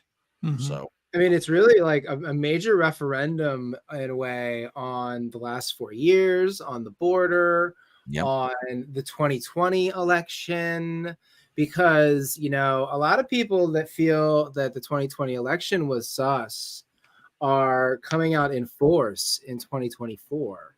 Yep. And you're also seeing, I'm hearing at least, I don't know about you guys, but I've heard a lot of people that voted for Biden in 2020 that are now excited to vote for Trump because of the way things have gone, the way the economy is, the situation with the border, a lot of different things. They are not interested in Biden anymore. And they're like, you know what? Like, let's get the other guy back in there, because when he was in there, the economy was good. Like, there wasn't as many wars. Like, it was better times. Yeah, absolutely. Well, and that goes back to something we were talking about at the beginning of the live stream, that New York Times poll that, where Trump's got a 4 or 5 point lead on Biden. And if you're breaking that down really fine, Biden's only getting like 85 or 86% of his 2020 vote, whereas Trump's getting 97% of it. And if Trump picks up 8 or 9% of Biden's vote, or even just a handful, let's just say half of that, he gets 4.5%. The millions of votes that will come over to Trump on election day, if he can turn them out, then, he'll win the Electoral College and he'll win the popular vote, which has not been done in a very long time. The thing is, the reason Biden has lost, I think this is the explanation. The reason that Biden has lost 15% of his voters from 2020 is that, like I said earlier, a lot of those people were very low propensity voters who voted by mail. That's all it was. The only reason they voted was they could do it by mail and mail it in. And they were such low propensity voters that if they actually have to leave their house and do something, they're not going to do it. So they're just going to stay home in 2024. These are not people who are voting in a primary. That's for sure. Mm-hmm. No, absolutely. I agree with that completely. Totally agree with that. And just to give everybody a quick update on some other places that have not been called yet, this is Vermont. And I said if she was going to have a shot at it, this might be the state. And about 25% of the vote is in. It's close. Now, how this fills out through the rest of the night, we'll see what happens. But in the grand scheme of things, let me get my handy dandy chart pulled up. For Nikki, even if she wins, then, you're talking about a grand total of 17 delegates, and she'd have to split them proportionally with Trump. So, okay, it would be a moral victory again for her. Good. Okay, I get it. but as far as helping her climb back into this thing, please, Vermont is one of those states that has enshrined the mutilation of children's genitals into law. Like, it's not like winning Vermont is not an accomplishment, you know, and it's still not a path to victory, like, regardless. Yeah, so Vermont going for Haley is not that surprising totally at all. And checking on the state of Massachusetts, we've got some vote coming in, a little bit more than I thought. So, yeah, it's starting to come in, but again, that's a very small amount, very early. Another one of my favorite places in America to visit, Massachusetts. Haven't been there in years, but was up there about, I don't know, 20 something years ago. Just absolutely fell in love with it, especially Boston. Absolutely love Boston. Now, while we're waiting for some other numbers to come in, first of all, I want to take a moment and thank the folks who are here with us on YouTube and on Rumble. We've got almost 40 people in here on YouTube and about 7 or 8 over on Rumble, which for this little channel is absolutely kicking. You guys are awesome. Keep spreading the word. Send out tweets, send out Gab, send out Gettr, send out Truth Socials.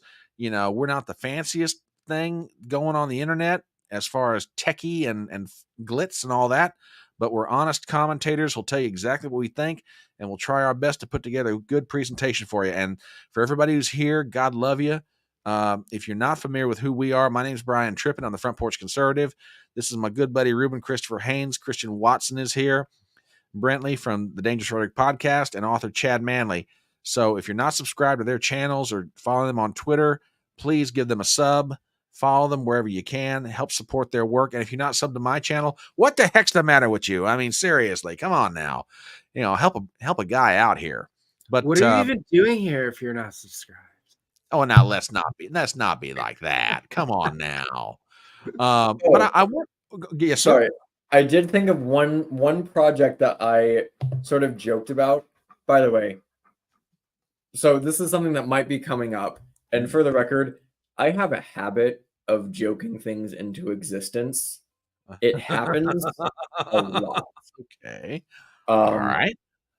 Careful with that. A petition to your audience, if I may. Yes, you may go right ahead. If anybody can figure out a way of getting me an approved university email at a university that has a doctoral film studies program, let me know, because I want to write a dissertation just for me on the film Cannibal Holocaust. And I thought it would be funny if I submitted it as a dissertation to a university library and got them, somehow convinced them to like accept it into their library, just so I could be like, oh, check out my dissertation. Just troll as much as I can. And then like bonus points if I can actually graduate. That would be amazing. Well, folks, if you can help this young man out, please do. There you go. This probably is not against the law. Probably. No, probably not. No. Well, I mean, look, if Claudia, what's her face up in Harvard can get away with if Claudia Gay can get away with what she did up at Harvard, surely to God we can help you slide this one under the door. I mean, seriously. I did have the idea. I thought it would be funny to take all of her academic writing, print it in a book, and then sell that. Put my own name on it. Just sell it for like $10 on Amazon or something. That would be fun. Because it's like, isn't this what she was doing? So like the unauthorized autobiography of Claudine Gay. In her own words. With foreword by Chad Manley. Yes, and you can buy it online you can buy it for $19.95 plus $3 for shipping and handling. So make your checks payable too. There you go. Real quick commercial just for myself. We're doing this live stream tonight. I've been looking forward to this one all week because, first of all, and I'm not saying this to suck up to these gentlemen, anytime I get the chance to do a live stream with these guys, either individually or together, it's always a treat because they bring a lot of a lot of smarts, a lot of wisdom, and a lot of fun to most any situation. So it's always good when I'm doing this. I've got three other things actually going on this week. One is fun, one is funner. The fun is Thursday night. And for those of you who have been waiting for me to do this, you finally get your wish. It just so happens that in this week of Super Tuesday, the President of the United States is presenting the State of the Union to Congress. And I have decided to do a live stream. I call it hate watching. I'm probably going to be, saying things under my breath, over my breath, out loud. There might be the internet equivalent of rotten tomatoes and eggs thrown at the computer screens. I don't know. Anything's possible. So that's going to happen Thursday night, 9 p.m. Eastern. And gentlemen, I haven't talked to you about this yet, except, in a DM on Twitter, but you're invited. If you cannot do it or you got stuff going on, I get it. But if you want to join in for that piece of hilarity, come ahead. There's a tweet about it already. He's already practicing his speech, and he's got like large letters on it. He's reading it when he has like, I don't know. I don't know why they put it out. They put it out, and it's basically block letters on the getting ready, and it's like very. If you can find it, put it in private. If you can find it, put it in private chat. I'll put that up on the screen.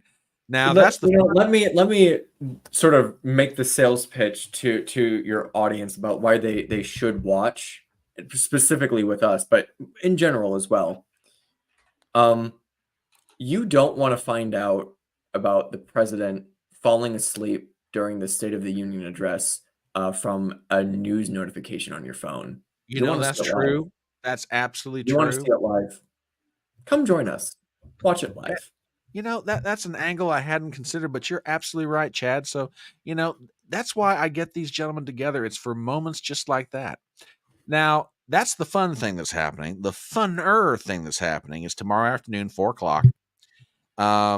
My channel over the weekend celebrated its 1-year anniversary, and I've decided to ask. Well, I decided a long time ago. I asked somebody who I consider to be one of my heroes, who kind of got me inspired to do this, and that means you get to blame them if I really stink. So here's your chance. Chrissy Mayer is coming on my channel tomorrow at 4:00 Eastern. We're going to be talking for about an hour or so, and she is a lot of different things. She's funny, she's smart. So yeah, if you want to come for the laughs or the conversation with everything else, that's 4:00 tomorrow. And then the last thing, at least immediately, is the Indian Jesus is having me on his channel Friday evening at 8 p.m. Ooh. So yeah, he's returning. We are trading visits. He came on my channel, I'm going on his. So that's Friday night, 8:00 on his channel. So there you go. So that's by way of commercials, everything that's going on. Now, I want to throw it over to Chad because he brought up an interesting angle, and I'm dying to hear where he's going with this.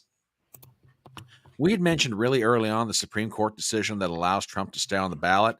And then he reached out to me with something, and I'm going to be listening. I'm going to step away for 1 second, but I'm going to give him the floor. We're talking about the SCOTUS ruling, but when we do, I have a take on it's a little bit different. Our society needs more fathers. And with that, sir, I'll give you the floor and I'll be right back. So you got it. Yeah, so totally possible I'm overanalyzing this and reading way too into it, but I was thinking Lord Brentwood told me that it was a 9-0 decision against removing Trump from the ballot in Colorado. And I said to him, it is good for the country that this was a 9-0 decision. Like, it would be good for the country if it was if they just ruled by simple majority that Trump could not be removed from the ballot. But it is objectively better for the country that it is a 9-0 decision. And I was thinking about that a little bit. I was like, Why is that? Why do I know that to be true? And the answer is, it makes it very plain and very clear to the American people from the authority that is the Supreme Court. No, you do not get to break the rules. These are the rules as they are defined. Your interpretation of them is outlandish and so ridiculous that even that Ketanji Brown Jackson and Clarence Thomas agreed. Okay, like, two radically different approaches to law, and they agreed on this. And I was thinking that the unanimous decision is objectively better for the country than just a simple majority decision, because it enforces the authority of the Supreme Court. It does build upon its legitimacy and its authority when they unanimously agree on something that even a bunch of Americans were like, I don't know about this idea of kicking Trump off the ballot just because you don't like him. And I was thinking, so what is the role that the Supreme Court has taken on with regard to the nation in this unanimous decision? And I thought, they have taken on the role of the father. They have taken on the role of the father, by saying, no, you will obey the rules. You do not get to break the rules. You do not get to twist them and bend them. No. What I say goes, because I am the authority here. And like, that is the role of the father. That is the role of a father in a household. Even for things that sound silly and trivial, these are the rules. You will follow them. You didn't clean up your room. You don't get to go hang out with your friends this weekend. I don't care if you go clean up your room right now. I asked you to do it yesterday, and you didn't do it. And so now you don't get to hang out with your friends because I make the rules here. You did not follow those rules. So this is the consequence of that. And as I was reflecting, I don't want to say reflecting because that makes it sound like I was taking part of it, but as I was reading over and laughing at a lot of the just shrieking hysteria that a lot of people on the left were responding with to the Supreme Court unanimous decision. Keith Olbermann saying we have to abolish the Supreme Court. Yeah, guys, I'm gonna say that when you start talking about abolishing a branch of government, maybe take a step back and reflect on what it is that you're upset about, and really, really think about that. And I thought the people who are shrieking hysterically, it is like an adolescent child who has been told by their father, no, like, you disobeyed the rules, you did not follow the rules, this is the result of that. End of story. And they're just going on a tantrum, using the bedroom examples. Like, well, why does it matter if I clean up my room or not? Like, I'm going to my friend's house. Like, why does my room being clean have anything to do with me going to my friend's house? Like, we're going over there. It's like, that's not the point. The point is, these are the rules. You will obey them because I am the authority figure. And I am willing to, I would bet a beer. I wouldn't bet much, but I would bet a beer that if there were some sort of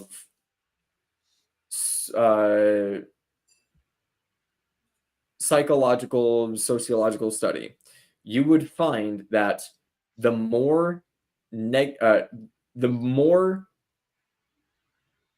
negative someone's relationship with their father is, the more negatively they responded to the Supreme Court decision.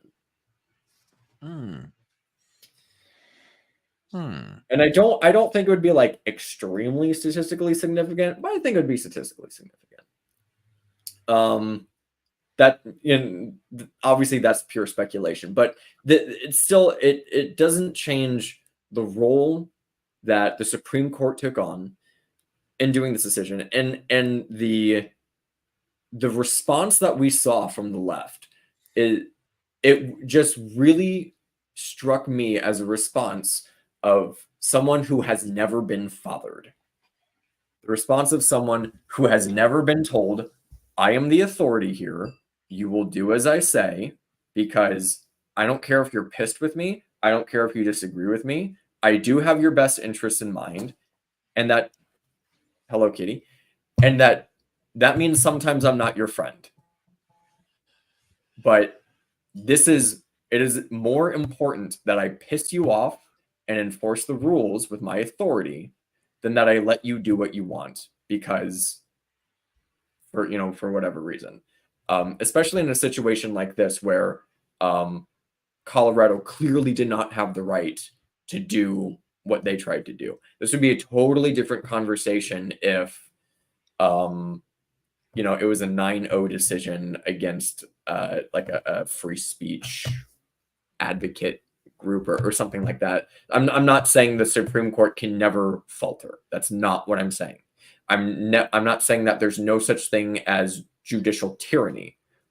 That's not what I'm saying. I'm saying in this situation, this is the role that the Supreme Court took on, and the resulting response that we saw, the hysteria, the shrieking, the just mind melt, is a result, I think, of people who have not had fatherly figures in their lives. I think I have beaten that horse sufficiently dead. Thank you. Thanks for coming to my TED Talk. See, folks, you come to this channel, you think you're going to get nothing but politics and numbers and everything else. No, it's discussions like this that are kind of fun. And it's a great topic. Well, I mean, I'll just throw it out there. The reaction from the left, I knew they were going to hate what the Supreme Court did, and I knew what the Supreme Court was going to do. But I mean, like I said, I mean, Christian, I'm not sure if you were in here when I was talking about this. Jack Posobiec of Human Events, was talking to some sources he's got inside the White House. When that decision came down from the Supreme Court, Biden staffers, the way Posobiec described it, it's like somebody turned the pressure release valve, opened it wide open, and these staffers of the White House were just going 7 shades of ape shit crazy. I mean, if I'd have been a fly, I wouldn't have wanted to light on Kagan, Sotomayor, or Ketanji Brown after Biden staffers got done talking about them. That's how bad it got. And, I think there's something to what Chad's saying. I really do. I mean, how you comport yourself in public life or even in private life is a reflection, in large part of how you grew up. What did your parents inculcate into you? Okay, this is how you behave in this situation. This is how you don't behave. And if you don't have that kind of influence there, yes, we're talking about this in the context of political discourse, but is it really all that surprising? So, I mean, Chad, I think you're onto something. I really do. I'll throw it around the horn. Anybody wants to take it, go with it. Well, I'll say 2 things. Basically, there is the idea that the uninformed voter is revolved around one thing: compliance. They believe everything that they read, everything that they see. The news is the news. It's basically a free press. They still think it's free. So if they basically said there was insurrection, if they say that Colorado did the right thing, and you had I think they had Lawrence Tribe, and you had some other commentator, some other judge on there, point and counterpoint, supposedly from the right and left, which is not true, on MSNBC, talking about this recently. And these are people that are actively going after Trump since 2016. The never Trumpers, the far left, they have that hate because it goes against what they are trying to do socially, militarily, and economically, to try and destroy the country and basically gain everything they can. Is it about a lack of parenting? yes, in a way, but it's a lack of. These are the people that were kids that threw tantrums, and weren't spanked. They weren't given a timeout. They weren't given a timeout. They were saying, "Okay, here, have the toy." That's what they would have, and they are still that way, doing that, and I will not tolerate that. If my children will not do that. My male children will not have TV, will not have smartphones, will not have all this crap. Books, and you will learn critically. But that's the other thing, learning critically. The one thing that they lack completely is understanding what the government is about. The three branches of government and how they operate. They have no idea. And to have Keith Olbermann say what he said, he actually said F Kagan, F. He said it out there with vitriol. And imagine. I believe I am remembering correctly. He did say we need to abolish the Supreme Court. Yes. And that is a treasonous statement because, again, he's going to get people. It was bad enough when they went after like Rand Paul and they went after Scalise. They had the GOP. Again, they went after and they assassinated 2 Republicans in New York a few years ago. And they're doing it again. What are they doing again? 2024 is going to be wild. These people are desperate because because again, a lot of normie people out there believe that Trump will be a dictator, and they are afraid because they listen to what these people are saying.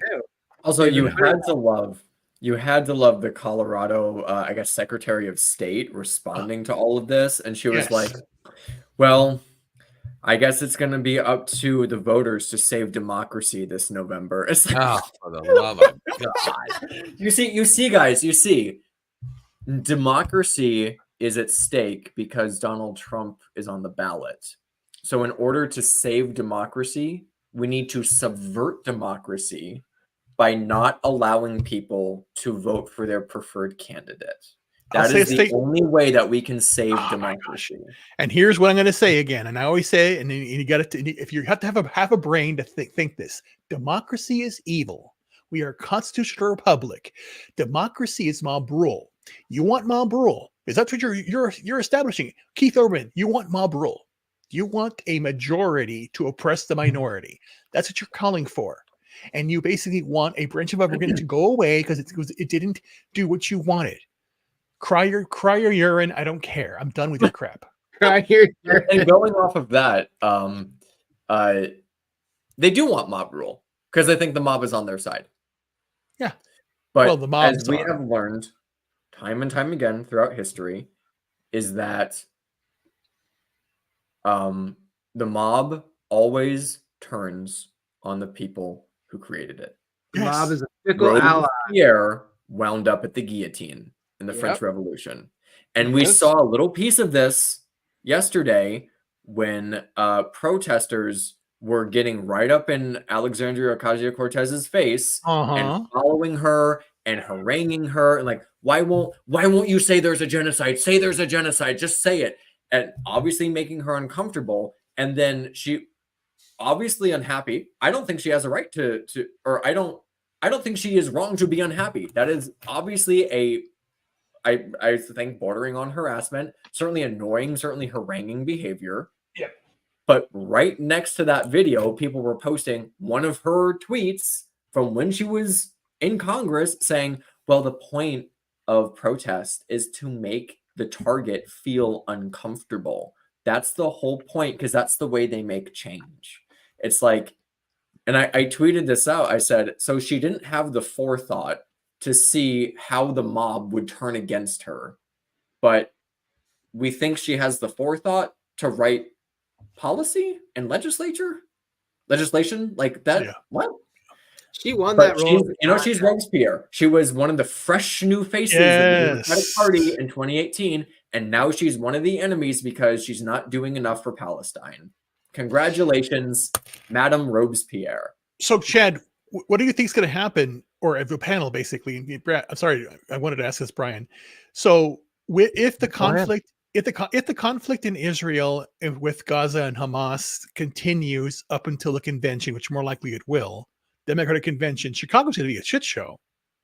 If they don't, if is it going to be, are they going to raise it? Are they going to raise something on the platform? Because remember what they did.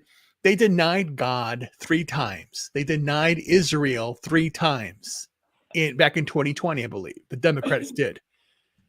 So are they going to do it again? Just the phrasing of they denied God 3 times. Like, I don't know if you meant this, but a direct reference to the Gospel of Peter. I know, but that's what they did. They did that. But that's what's so weird. They actually did it 3 times. And they said they denied the creation. The Democratic Party did this in 2020. I remember this. Yeah. They denied Israel's right as a state at 3 times. And they said it, no. And then the guy on the person on the it passes, or they say that it is going to be okay. Yes, it happened. But the crowd said no, because that is the whole Jesus Barabbas thing. And it's insane. They're doing this, and again, this is, can you reap what you sow? AOC, Democratic Party, so that in Chicago during the Democratic convention, they can bite them in the ass, and if they have riots and streets and fires, people are going to wake up. I hope, or unless they say it's MAGA that did it, which is also something that they could do very disingenuously. So independent reporters, get out there, record, show what's going on, stand up against the mob, because the mob is out there and it's vicious now. This is 1968 on steroids all over again. Yeah, in my opinion. Christian, Brentley, I'll throw it over to you from Chad's original thesis about, fathers and political discourse. What do you guys think? Go ahead, Christian. Interesting. Yeah, I've been thinking about his thesis throughout the conversation. I think it's interesting. As someone himself who was raised by a single mother, I especially connect to a little bit. I think that there's a few things going on. First, the kind of parenting that you guys may have been used to in your upbringing, I'm not going to be presumptuous, but I'm just saying, I'm speaking generalities, of course, is not the kind of parenting that's around today, even in nuclear families. In the digital age, in the 21st century, parents have a very different approach to things. My mother had a different approach than her mother did with her. And then my grandmother's approach was different from her mother's. And by understanding the generational wisdom that I got by listening to how they were raised up, I began to realize that each generation raises their kids differently and instills different norms and different values within them, and going all the way back through time. I have had earlier relatives of mine talk about how their parents used to go get switchblades from the tree and hit them when they did something wrong. Yep. Hey. I understand. Whereas, no, that's something that happened. Whereas if someone did that to my future kid, I would hang them up on the tree. Because I think that kind of stuff is just absolutely horrific. And and as someone who got whooped himself, I can tell you it didn't help me whatsoever. It actually made me resent the person that did it. My mom never did it, but I had relatives that did it. I don't like those people anymore, and I wish misfortune upon them. Not a good Christian, but still. So the new age of parenting is not the new age of parenting is not how things have been for a long time, and that has consequences. Because each generation, in raising up the kids in their own way with the different norms, is going to have different consequences with that. So there are a lot of parents these days that try to be modern, try to be hip, try to be cool, and that has consequences. So I don't think the problem is the lack of fathers in the home per se. I think the problem is the different modes of parenting that have happened throughout the years. But then there's a problem that doesn't have much to do with family structure whatsoever and more to do with physiology, and that is the problem of mental illness. There's a lot of mentally ill people today. And even if you're in a great 2-family nuclear household, no amount of structure is going to be able to suppress a troubled mind or a troubled soul. How many cases have we seen of school shooters or people that do absolutely horrific things coming from upper middle class nuclear family backgrounds? Almost universally, if you look at those cases, almost universally. Of course, you look at the stats, a lot of gangsters and people that are involved in drugs come from single parent families. But almost universally, a lot of people from troubled homes happen to come from nuclear structures. Plus, you look at people that are in homes where the couples fight a lot, a broken home, so to speak, in that sense. That has an impact as well. So I think that mental illness itself is a separate issue that has to be dealt with on its own, right? There's no accident that Gen Z has some of the highest incidences of suicidality and mental illness and all kind of terrible things. And it's no accident that a lot of people who happen to be on the left happen to be young Gen Zers at the moment. I'm not saying that everyone on the left is mentally ill. I don't believe that. Some people believe that. I don't believe that whatsoever. But I do believe that when you look at some of the reactions that I've been hearing about to this ruling, it may just be ignorance paired with mental illness and paired with immaturity. And that may be the whole issue. And how do you fix those things? If I could tell you how to fix those three things, ignorance, immaturity, and mental illness, I would be given a Nobel Peace Prize or a Nobel Prize in Science or something. Those things are enduring throughout the ages, and I don't suspect that's going to change, unfortunately. So I think that we have to understand it on that level. I think that we have to understand on that level because mental illness is a serious problem in our society. It's a problem that previous generations has dealt with, but they never dealt with it. It was there, and oftentimes they would just sweep it under the rug or not pay attention to it. Whereas with Gen Z, you can broadcast your mental illness on TikTok, and people have been making cultures around that. And that perpetuates the prominence of mental illness because now folks believe that it's acceptable and that it's okay and that it's normal, that it's cool.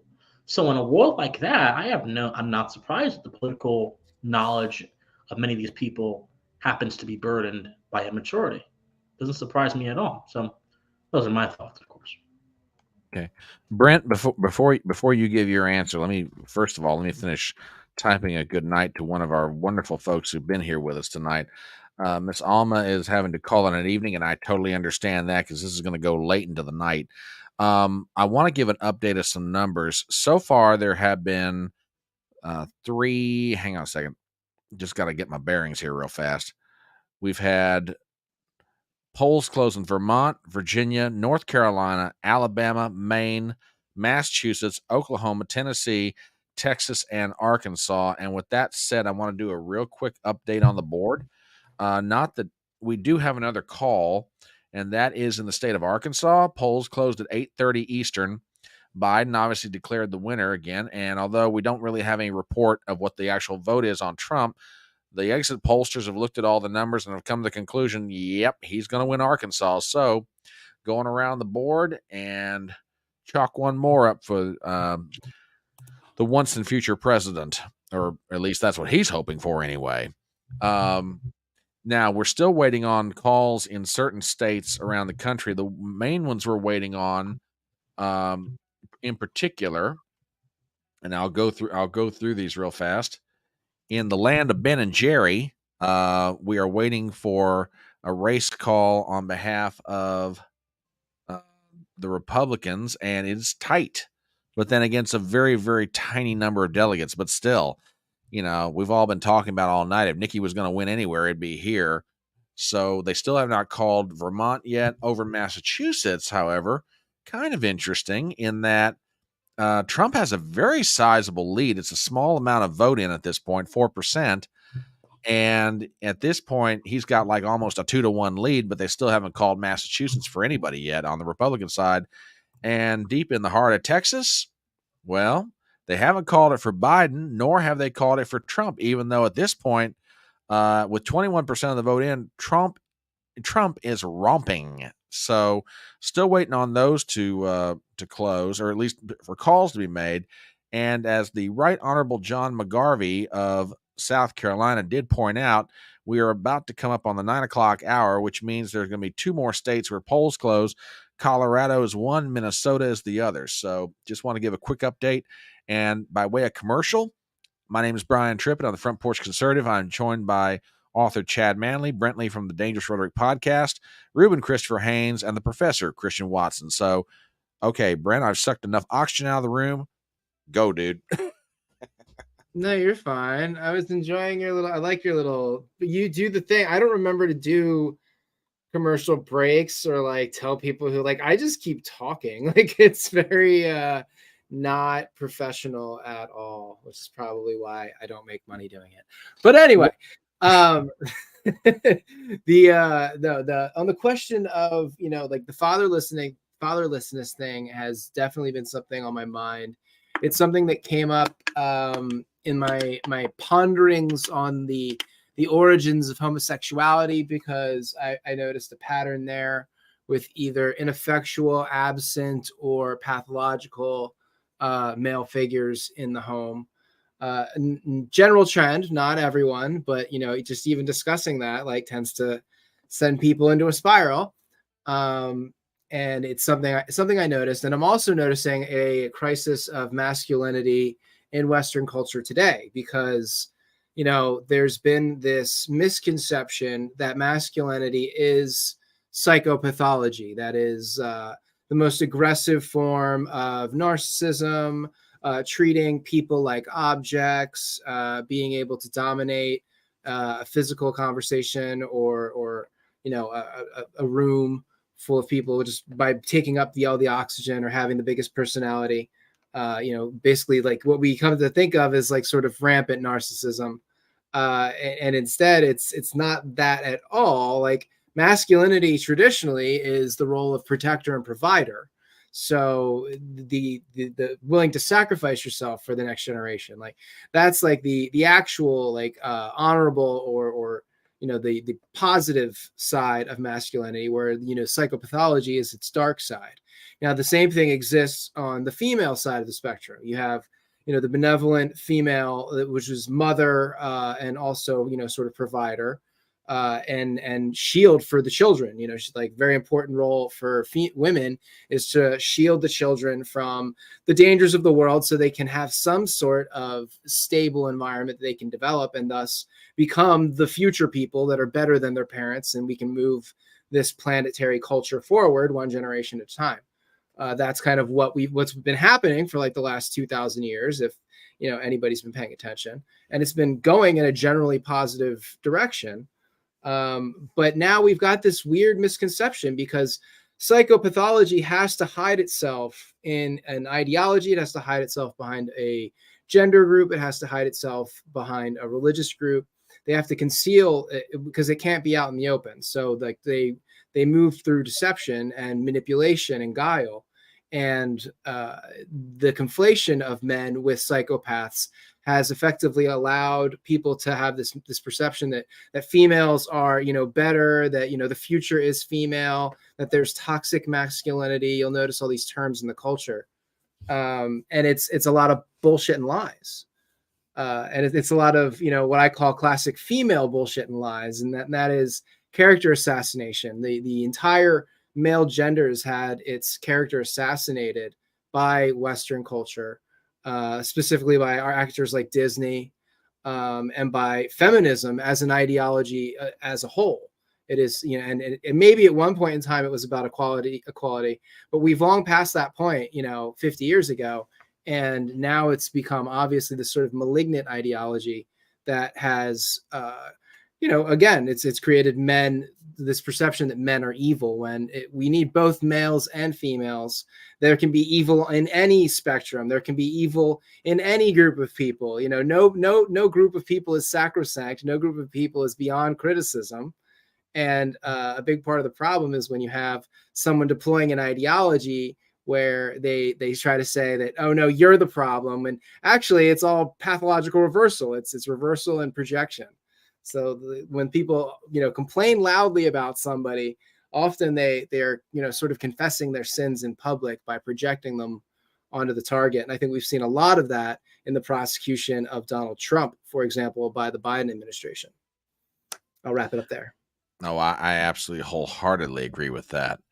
So yeah, it's the times. I mean, I think all of us individually and collectively have been saying it for a while. 2024 is going to be a year of so many different things to just come across the plate. And it's like, you know, I mean, here we are, the 5th of March, and, you know, all this is going on in just so far this year. It's just going to get even wilder.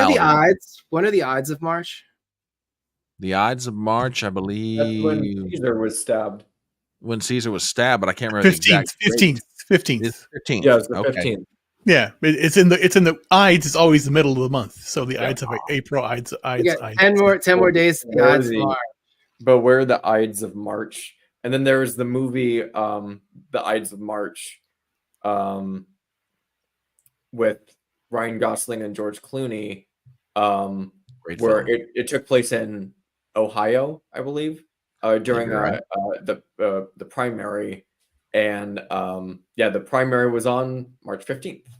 So very good movie, by the way. I know the producer who like actually like helped write that film.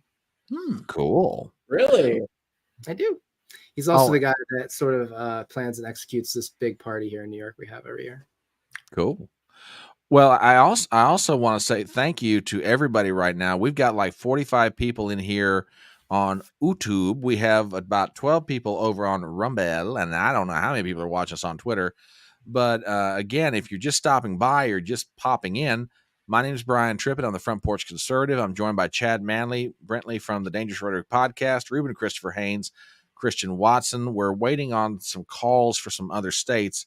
It is now 9 p.m. Eastern, and we are waiting now on Colorado and Minnesota. The polls have just closed, and we'll see what the exit pollsters have to say, whether they're going to pull the trigger on them quick or whether they're going to make us wait for a little while. But by way of some updates on some states that have not been called yet, there are 3 of them hanging out there so far where polls have already closed, and we'll hop around the board in what I call tongue-in-cheek Ben and Jerry country. Tight race between Trump and Haley, but Trump's got a very slight lead. 55% of the vote is in. We move around the board to the Bay State, Massachusetts. Trump has a very sizable lead, but no one feels comfortable enough to call it yet. And then deep in the heart of Texas, we are waiting for a call. There's about 16% of the vote in on the oh, by the way, anyone recognize that name? Oh, he Jesus. He managed to get himself on the ballot. Yep. Yep. I just thought I'd point that out. Just saying. Where's his millionaire socialist nephew? Is he Wait, on the I have ballot? no idea. No really? idea. I didn't even. I mean, I heard that he was running, but I didn't. That's the first time. Is he only on the ballot in Texas? Hang on, gentlemen. Before you do that, Leanne, who called? I mean, I'm not saying you're wrong. I'm just curious as to who did it. Was it one of the major 3 networks, CNN, MSNBC, Fox? I'm curious because Decision Desk hasn't called it yet. But if you just pop it in there and just let me know who called it, I'd be very curious to find out. I mean, yeah, Texas is going to go for Trump. I mean, I'm literally surprised the Decision Desk hasn't called it yet. So just saying.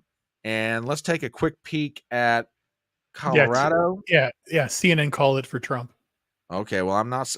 Oh, and the New York Times. New York Times apparently as well has called it for Trump. Not necessarily surprised by that, but again, a little surprised Decision Desk hasn't done it yet. On the Democrat side for president, nothing out of Colorado yet, and nothing out of. Wait a minute, that can't be right. Oh, okay. I thought, what the heck? Anyway, now nothing out of Colorado yet. Just out of curiosity, let's check Minnesota. And okay, nothing in yet. It's still very, very early, apparently. So, okay, we're waiting on that to come in. Yeah, Nikki's leading in Colorado. Now, we'll see how that goes. Let's see. Commander says, I hope you all remember when Broadway did Shakespeare's Julius Caesar with Trump. I remember that. Mm-hmm. I do remember that. That was, yeah. Me too. Unbelievable. Which, here's the thing. I'm Yes, not opposed to a Shakespearean adaptation of, I'm not opposed to an adaptation of Shakespeare's work that takes place in our modern society. I'm not opposed to an adaptation of Julius Caesar where Julius Caesar is a president who is stabbed by his cabinet or stabbed by members of Congress or the Senate or something like that. I'm not opposed to that. you get into dicey territory when Caesar is very clearly supposed to be the current president of the United States, as was the case in that situation. When I was in grad school, there was the Democratic Socialist Club at the university once tweeted out, guys, don't do drugs. The only dope worth shooting is the one in the White House. Wow. They got investigated by the Secret Service because you're not allowed to do shit like that. And who was president at the time? Trump. It was Trump. Okay. Mm-hmm. So, ditto, you're not allowed to. Oh, what about the First Amendment? Yeah, you do have First Amendment rights. The First Amendment does not give you the right to make very clear threats against the life of the sitting president. And here's the thing: if they did that, and he's a candidate now, so it'd still be a little dicey. But if they did that same thing 10 years from now, when Trump is no longer a president or a candidate or whatever, I'd still think it'd be fine. It's the fact that they did it when he was the sitting president. That's where you get into dicey territory, guys. And by the way, we all know if Shakespeare in the Park did this with Biden today, they'd be getting investigated by the Secret Service. They'd be thrown in solitary confinement for 10 years. Yeah. And on that note, I'm gonna log off and eat me some supper. So thank you for having me on. Shadow says, well, she doesn't really say much. She doesn't but she's not mad at me anymore. I gave her a bath earlier today, but she's not mad at me anymore. So that's good. Okay. Well, before you drop out of here, tell everybody where they can find you on social media one more time. Tell people what you're working on and how can they best support you in your efforts. Yeah. So you can find me on X, on Twitter, at ChadManley007. Brian refers to me as the author, Chad Manley. The link to my novel is in my bio. Been working on some other writing projects, one of which is a Shakespearean adaptation. Hopefully there's something soon. Maybe I'll write a dissertation on the film Cannibal Holocaust and smuggle it into a university library. We'll see. Let me know if you can help me with that, audience. Okay. But no, thank you very much for having me. Always I think you ought to take up, the unauthorized biography of former President Claudine Gay of Harvard. I think you should go with Ruben's suggestion and take everything she's ever written, put it between, two binders in a book, put it all together, put your name out there and sell it for like $10 on Amazon. I really do. I mean, what's good for the goose is good for the gander, academically speaking, as far as I'm concerned. But no, it's always great to have you here, brother. And you have a great night. Thank you for your contributions and your insights. And it's always a pleasure to have you here, my friend. Thank you for having me. You guys have a good night. All right. Have a good night. Ladies and gentlemen, that's Mr. Chad Manley, the man of the Midwest himself. Wonderful guy and a wonderful author. Speaking of things culturally, I would like to, as opposed to focusing on, plays where presidents get stabbed, there is a play right now, and I am going to put this out here for anybody who wants to contribute to it. I know most of the people on this panel have heard of the actor and podcaster Clifton Duncan. If you haven't, I'll reference his Twitter page.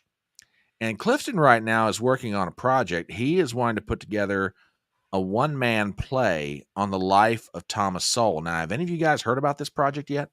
Just out of curiosity? Well, to let you know that there are still some good and cool things that are happening in the world, and I'm not necessarily saying this because of the subject matter, although, where Thomas Sowell is concerned, absolutely. He is like one of the best undiscovered treasures in the United States that you really wish would become more mainstream than necessarily what he is. But anyway, Clifton's been working on a project right now to get a one-man play funded. Now, he originally set a goal of $10,000. Would any of you gentlemen care to guess how much that thing is raised in the, I guess, let's see, when did he start this? I guess roughly 30 days? Or maybe in the past 3 weeks. Let's put it like that. Anybody care to take a guess on how much that thing's raised? $250,000. A little bit high, but you're getting warm.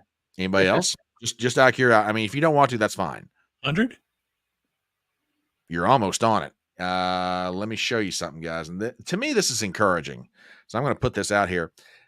That thing's raised almost $95,000. Damn. And there's 3 days left to go. And this is on Indiegogo.com. You can just type in Clifton Duncan and it will take you right to it. I mean, like I say, first of all, I love Clifton to death.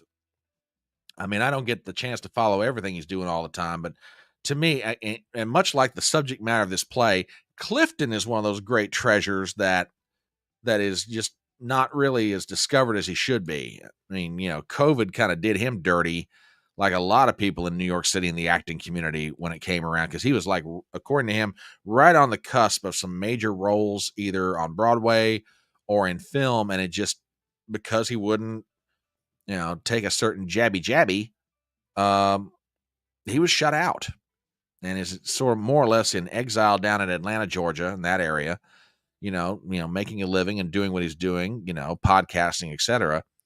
But yeah, for Clifton, I'm tickled to death. And to me, I mean, laying aside everything else, moments like this, from a cultural standpoint, if you guys want to chime in on this, feel free.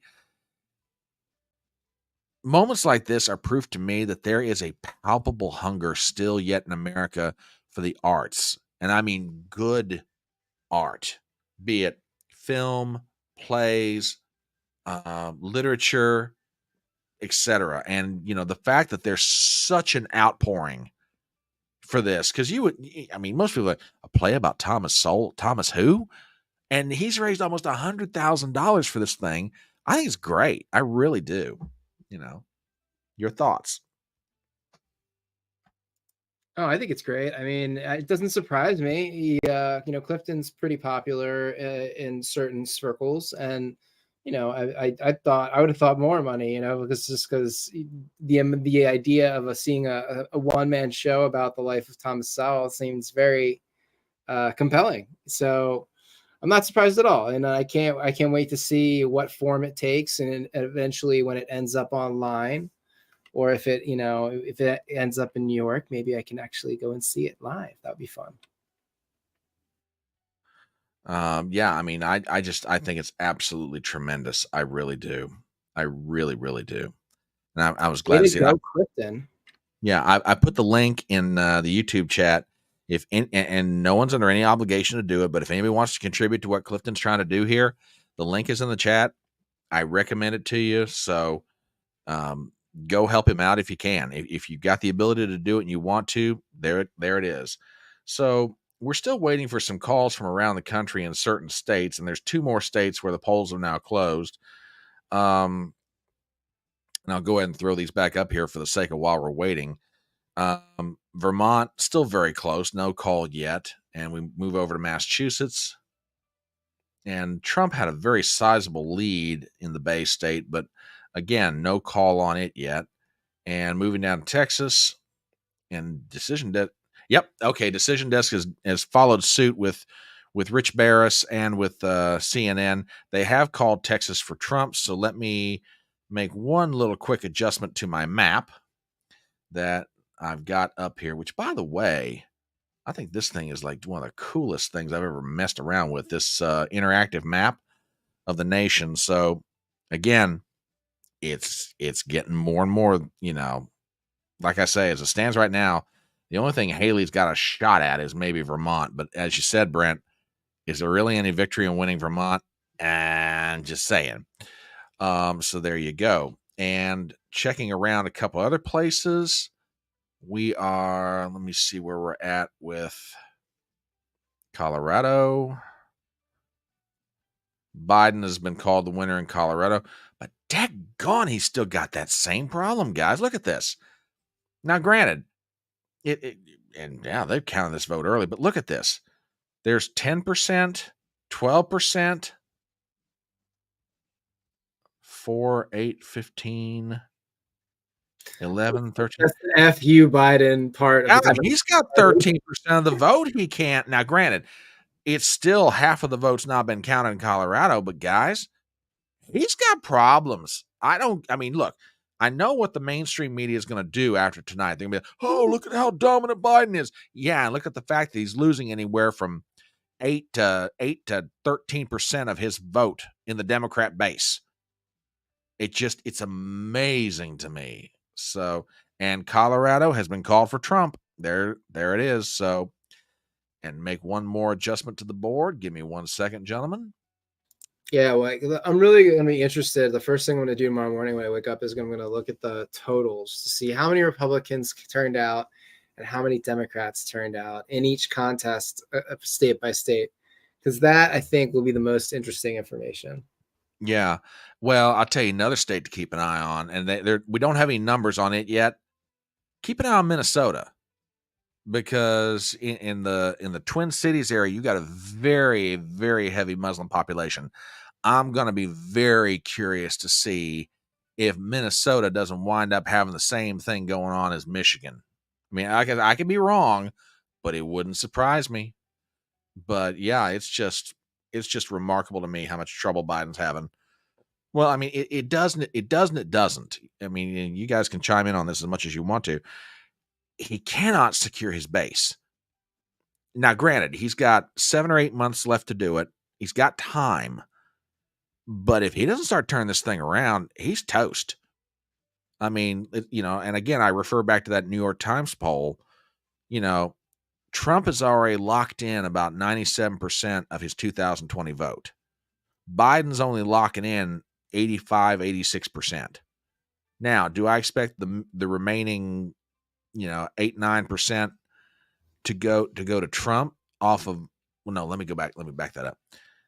Trump was getting like 8% of Biden's 2020 vote already. That's a huge problem, and it kind of goes back to, there were some polls that were done just after the 2020 election that said, yeah, had we known about the Hunter Biden laptop story, he'd have lost like 1 in 6 voters. So, this is just, Brent, I'm kind of like you. Come tomorrow, when all the dust starts settling on these primaries, I'm going to be fascinated to see not necessarily how much vote Biden got, it's how much he didn't get, because that's going to be the telltale sign. It really is. Also, I don't think the Israeli-Palestine situation is going to be that much of an impactful dealio, because it will, I fully anticipate it would be resolved in the next 3 months max. Biden was famously lying about calling it. He was like, oh, I think we're going to have a ceasefire agreement by Monday, last week. And literally everybody across the board, from Hamas to Netanyahu, was like, we have no idea what Joe Biden's talking about. And so he kind of got caught too. It was just sort of off the cuff. He was at an ice cream shop when the reporter asked him about it. So it was clearly not a anticipated thing. And it's I don't think it's gonna, I think it'll resolve before, and then it'll memory wipe. The American voter doesn't remember what happened 5 minutes ago. So if it's done, at some point before the summer, let's say before June, before the the conventions, then it's not going to be that much of an impactful deal. But what it can do is certainly drive Joe Biden's stress level up in the meantime. And, the man is not the picture of perfect health. He could go at any time. So it's something that I keep thinking about. I'm surprised he's made it in the race this far. I thought they would have taken him out of the race before now and tried to proffer us with somebody else. But it looks like they're gonna run crotchety old Joe and keep it going. And I don't really understand the strategy there. I don't know why he's their chosen one, but it is what it is. And I guess we just have to keep waiting and seeing as the race goes ahead 1 week at a time. Biden has a new advisor called the Cookie Monster. He came out. Yeah, he's seriously talking about shrinkflation. The Cookie Monster. The Cookie Monster is complaining about the I put in the private chat and just like, he's just getting insane. He's just basically selling the dumbest lines and he's making references to things that don't exist. And just, we're saying, yeah, he's just trying to play upon this and all that stuff. But no, it's getting ridiculous already. The emperor has no clothes. And again, 2 + 2 is not 5. The sky is not purple, and there are only 2 genders. Yeah, amen to that. Amen to that. I'm done. I was done with it, and hence I got banned on YouTube. 6 more days, but 6 more days, I don't care. Yeah. You should play that clip, Brian.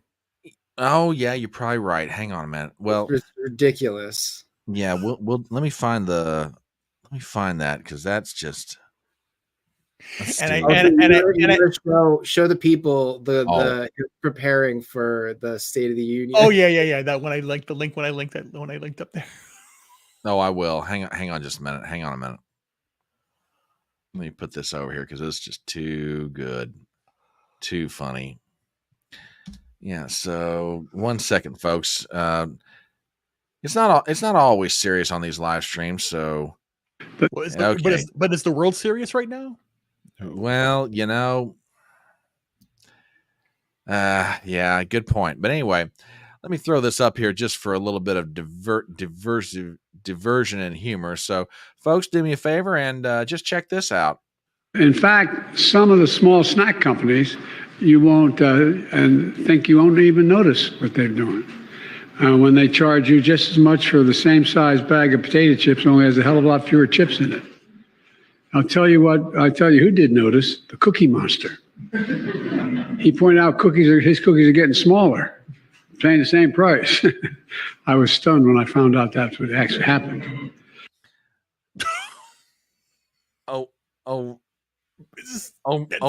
Mother of God. Just I can't with this man right now. This is insane.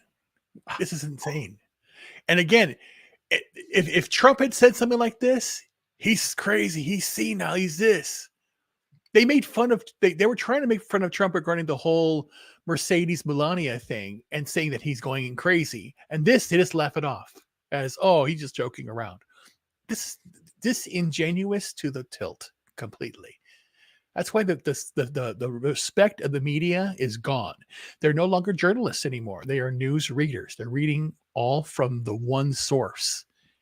And then people like Matt Taibbi, Drew Hernandez, that are out there doing real journalism, they are basically frowning upon them. And you had that when you had Matt Taibbi going out there, he's very, very, he was leaning. Yeah, he's a lefty. And Demi Wasserman Schultz and others were saying, oh, so and so, this and that. You're just spreading propaganda. And when they went after Tucker Carlson, CNN said Tucker Carlson is lying. They said on the newscast after his interview with Putin, and Chris Wallace said the same thing. He's a useful idiot. They have lost it. They have this media is done. They have lost it, and that's why. And again, you look at the polls, not the polls, the political polls, but the actual viewing polls. Every sporting event, news article, news show is down in the ratings. And like Netflix and any shows, they're showing the old shows that were like from 10 years ago. Or they're looking at those shows. They're not watching anything new. People are hungry for things that are going on now. There's very, very little out there. Okay. Absolutely true. And I do want to throw one more thing up here that Ruben gave us. This is so our president is hard at work getting ready for the State of the Union. Zoom in there, you see what it looks like. You just reading one. Those are his lines. Well, I did take a look at what he's reading. It's good evening, my fellow Americans, Mr. Speaker, Madam Vice President, members of Congress, and the cabinet, military leaders, distinguished guests. I'm like, yeah, buddy. Absolutely amazing. And they put that out. They put that out there. Well, by the way, let me ask you guys this, because, as you're very media savvy, how does one get a hold of a copy of the State of the Union prior to the president delivering the speech? Because I'd love to be able to just read through it. the New York Times or the CNN, they'll publish it first. Okay. They'll send it out first. Okay. So then the day of, they'll do it. They always put the presser out there with everything out there. So then there's always a difference between what he says and what's written and what he'll say, especially with this guy. Who knows if he could go off? I'm waiting for a complete I'm lost moment to happen. Yeah, that's really scary. Before we go any further, I want to say a big thank you to the 40 plus folks who are here in our YouTube chat. I want to say a big thank you to the 20 plus folks who are over on Rumble. And I also want to say a big thanks to this panel, currently consisting of Brentley from the Dangerous Rhetoric podcast, the Professor Christian Watson, and my good buddy Ruben Christopher Haynes. And yes, we're going to flex on that. No, we don't need to be flexing that. That's just not, let's keep that down. And definitely long sleeved. But anyway, my name is Brian Trippett. I'm the Front Porch Conservative. We are doing live stream coverage of the Super Tuesday primaries. Trump is romping in most states. We're still waiting on some calls in Vermont, Massachusetts, and Minnesota. And just a quick run around the board. They have not called Vermont yet. It's still pretty close. Moving along to Massachusetts. And yeah, I can see what's going on out of the corner of my eye. Ruben's doing his best Arnold Schwarzenegger impersonation over there. Okay, we have a call on Massachusetts, folks. Let me pop this up here. Decision Desk has called it. Massachusetts goes to Trump. So give me 1 second to make an adjustment to the board. And I will tack this on. Oh, poor Nikki Haley. She lost again? Yeah. Bless her heart. Bless her heart. She tried so hard. I know. Bless her heart. Let's see. I wonder if she's gonna drop out. I wonder. Do we know if there are going to be any speeches tonight? Well, I had heard that Trump might be speaking around 11.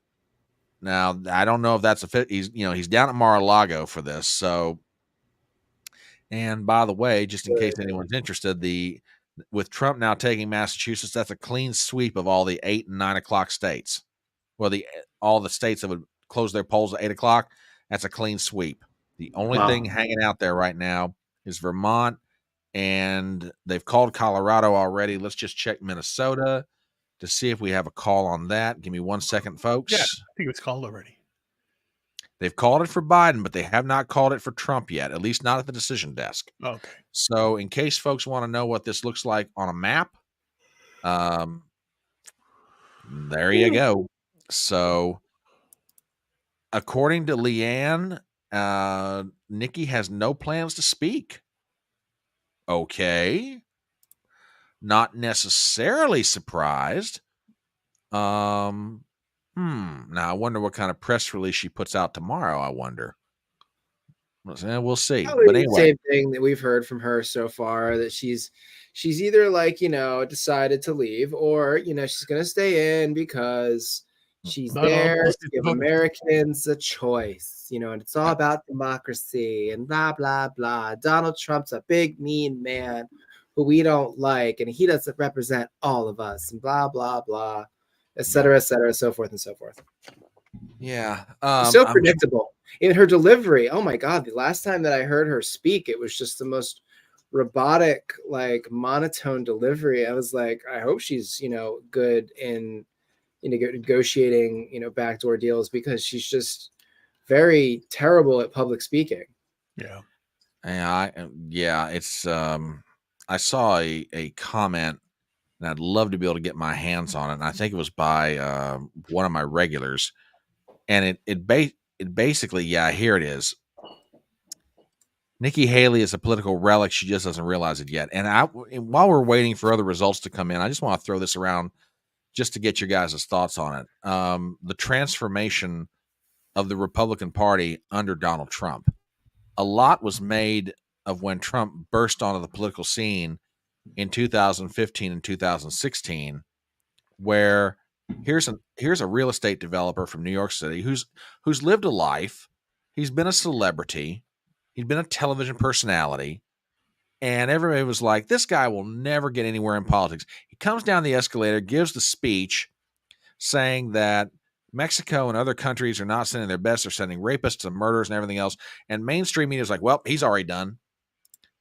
Lo and behold, the Republican voters started listening to what he was saying. They're like, finally, there's our guy. He's saying what we're thinking. And slowly, but ever so surely, over the course of now really 8 years, and 4 of them in political exile, some people would call it, and I don't think that's an unfair description.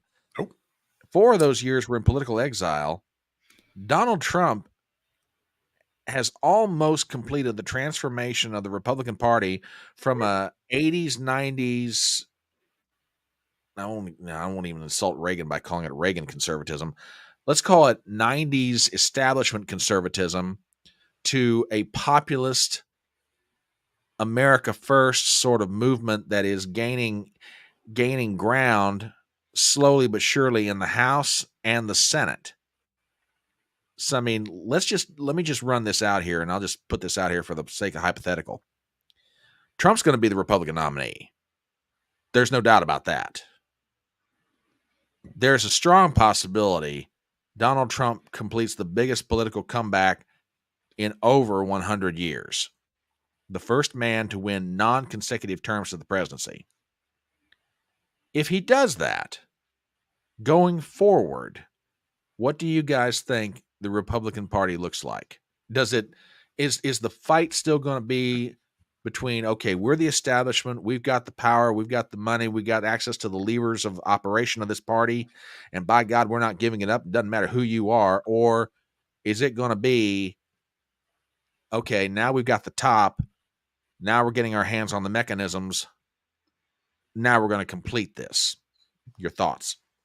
It depends on who is vice president, and depends on what strides he does in the second administration. If he goes with Vivek, which I hope he does, then his legacy will go on. Then you have Vivek for 2 terms, and a continuing route of de-establishing the Republican entrenched deep state in the government. Because again, it's not just one man, it's everybody out there, and it's a whole thing we have to do. This whole thing stemmed from the Tea Party movement that failed. And then the whole idea, we put our faith into Paul Ryan, and we put our faith into other politicians out there, Trey Gowdy, Rand Paul, things of that nature. But again, it's not about one man, one movement. It's about basically speaking to America. Make America Great Again is probably one of the greatest slogans. And it just means that. It means make America great again for everybody. I don't care where you're from. If you're black, white, red, brown, I don't care if you're rich, poor, whatever. We have to concentrate on the infrastructure here in America. Have to work on our building up the individual. And that's what he's doing. He's a self-made man. He's done that. And that's why it's so important. This vice presidential choice is very important. And when he goes in, he has to go in guns blazing to change and get rid of all of these executive orders that Biden did and establish in there things have to change. So that's why you have to go out and vote. Your representatives are very important, and your senators and congressmen are very important, because we have to. Because again, if it's just one man that changes and everything else stays the same, it's a big gridlock. Because in my opinion, but again, if he has a good red wave, and he has long coattails, people have got to wake up and follow the Trump train now and get things done, because it's going to be an American first thing, in my opinion. Christian? Yeah, I think the identity of the Republican Party is going to closely reflect whatever result comes out of the current cultural conversation happening in certain circles of the right on what it means to be a conservative and what it means to be an American conservative. I don't think, because when Trump actually won in 2016, 2017, the Claremont Institute which is an organization that many people don't know, but they are a think tank, a bigwig think tank on the right. They produce a lot of talent. They have a lot of influence over, especially policy in the Trump administration. They began to coalesce who are called the post-liberals and the disaffected national conservatives. And they began to come around this idea of what the MAGA movement meant. And for them, the MAGA movement was not this return to American greatness per se. The MAGA movement was rather a useful vessel for them to instill their brand of conservatism, conservative populism, characterized by non-interventionism, characterized by an emphasis on the community over the atomized individual, characterized by a sort of populist center of politics rather than anything else, characterized by a more protectionist ethic, characterized by a bunch of different things. And they have tried to make that MAGA. Now, the problem is you can't apply a political label or a single political philosophy on MAGA. MAGA is an ecumenical effort drawn from people who some have no idea about really what they really believe politically. They simply have intuitions and feelings about the country that they wish to see fulfilled in the political sense. To others who are incredibly sophisticated and have every single idea of what they believe, and they wish to use the movement as a vessel. To others who simply are disaffected with how things are going on in the country. So they didn't succeed in imposing a single label upon MAGA. What they have succeeded in doing is using the cultural winds on the right to promote a new brand of conservatism that is increasingly gaining popularity amongst people in Gen Z, my generation, amongst the youth. And that's concerning.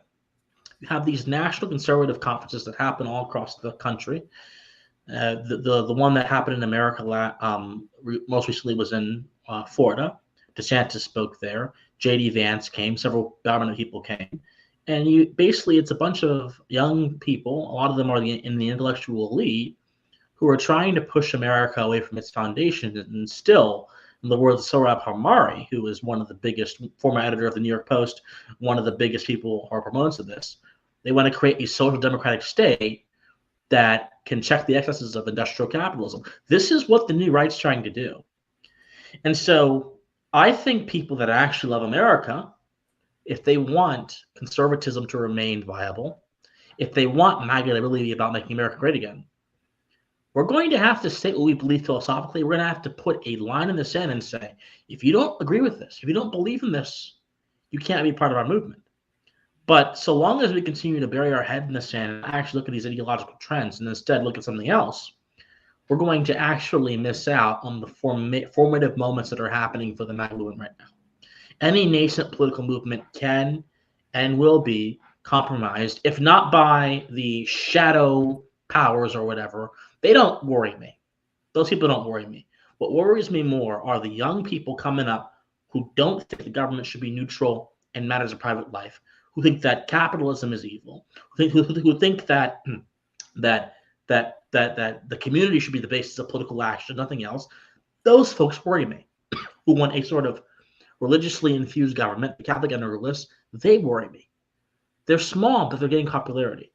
So I think that if Trump does win, which I suspect he will, I'm not certain MAGA will remain MAGA, not because of him, but because of the forces that are constantly pulling at the movement, trying to recast it in their own image. So I know that was long, but infiltrated and reconstituted in a negative manner, not sufficient to what it should be otherwise. Yeah, I agree. I could see that happen. I think so. I think so. And I don't think it'll be the establishment that does it. It'll be people in the right now who feel disenfranchised, young men who feel disenfranchised about how what they would call 80s conservatism, free market ideology has treated them. They will reject all of that and they will go through something more authoritarian. And again, I think that it's important for us to recognize that, to deal with that, and to devise arguments to push the right away from that sensibility. Because if we don't, people like us won't exist anymore in the next 20, 30 years. Yeah. It'll be a bunch of theocrats. It'll be a bunch of communitarians that have completely changed what it means to be an American, and they will instill their order by force. One last thing. People may think this is some kind of obscure thing. Look at the National Conservatism Statement of Principles, published from the American Conservative website. It was this big manifesto, which basically said everything I said.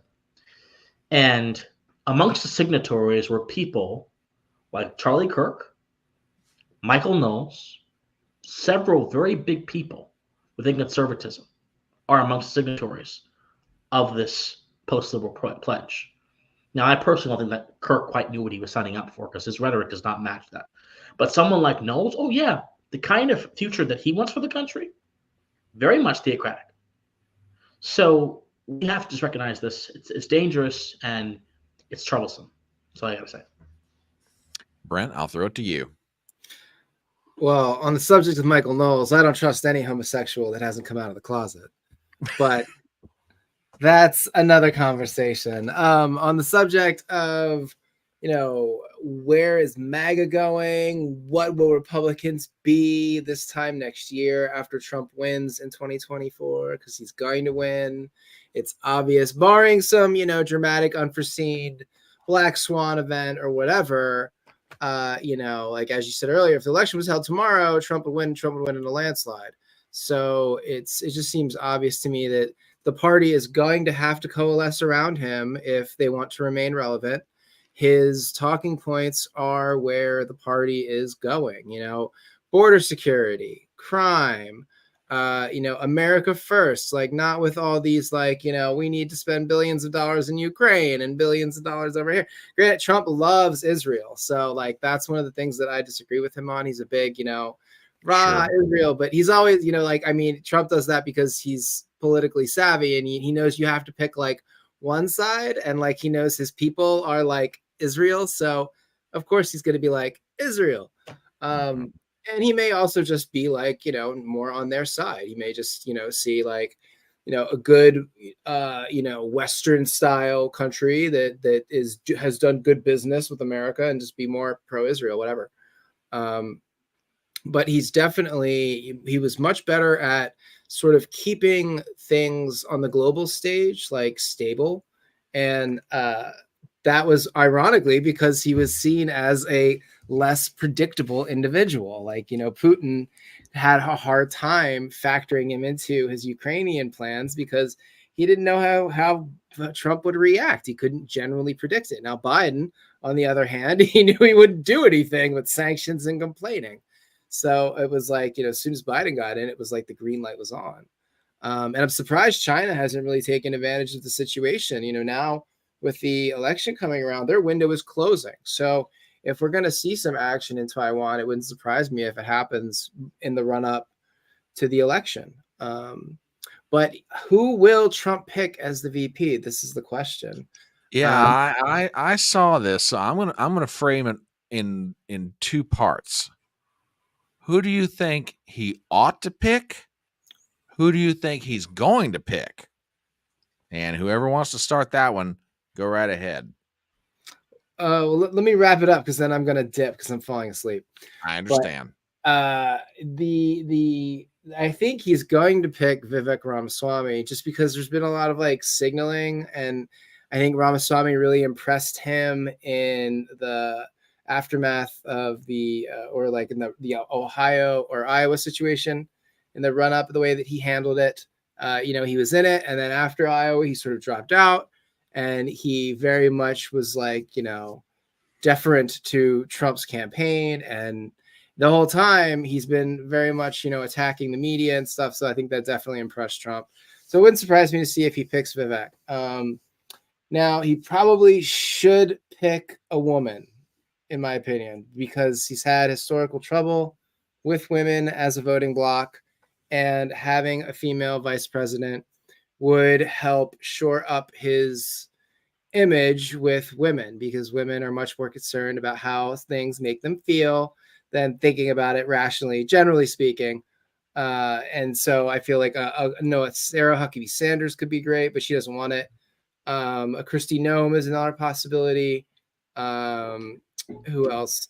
Big name ladies slipping. There was like one or two that I had in mind, but I would love to see Trump, put a sensible woman in there.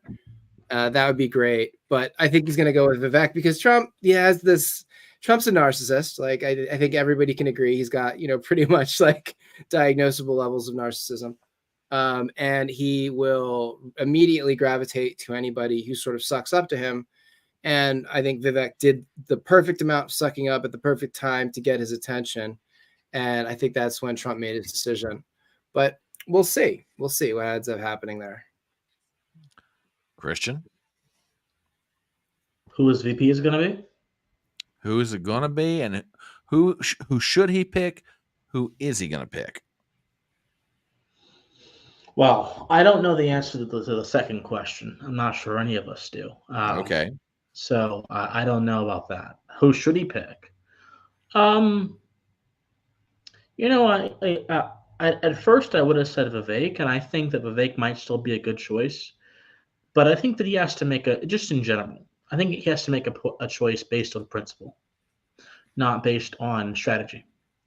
Okay. The problem with our political system today is that so many politicians care more about elections than they do the quality of the country that we have, or the quality of the candidates that we have in elections, or the quality of the government that we have in government that we have. A lot of folks, when they think of politics today, they think of electoral, issues rather than thinking of issues in their own right, in their own significance.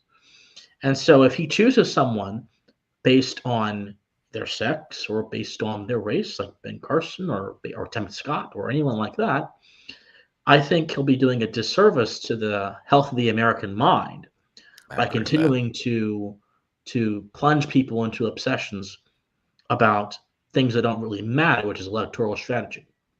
So now I understand that some folks will say, well, Christian, that's easy for you to say. You're not the one running the campaign. And you're right. I'm not, because I wouldn't bow to that kind of thinking. I think that the problem with American politics is that we're a little bit too obsessed with ourselves, with our own sort of game theory-like way of how we sketch out elections. It's not very good. It's not healthy either. So Vivek, maybe, I think, would be a good choice. Some people have floated Rand Paul. He would be a good choice as well, I think. He would be a very good choice. Even though I think Rand Paul is more willing to bend the system than Vivek would be, he'd still be a good choice. He has the right principles. Beyond that, I'm not excited about anyone else. I think that JD Vance is a threat to our public. He's someone who wants to dramatically transform what it means to be a conservative into the sort of community-based, populist-based way that leaves no room for the free market, leaves no room for the foundations of American conservatism. So I don't want him. I respect his story. Hillbilly Elegy is beautiful. I think that his persistence and his intelligence is unmatched, and it should be admired. But he does not need to be a heartbeat away from the presidency. I don't think so. So not JD Vance. Christy, no, I would have said her, but I don't. She doesn't bring much substance at all. Agree with that. Plus, her personal life is very turbulent, and unfortunately, that matters. If we're not going to think electorally, let's think in terms of character. Christy No's personal life is very turbulent, and I don't think that that's the kind of attention you want.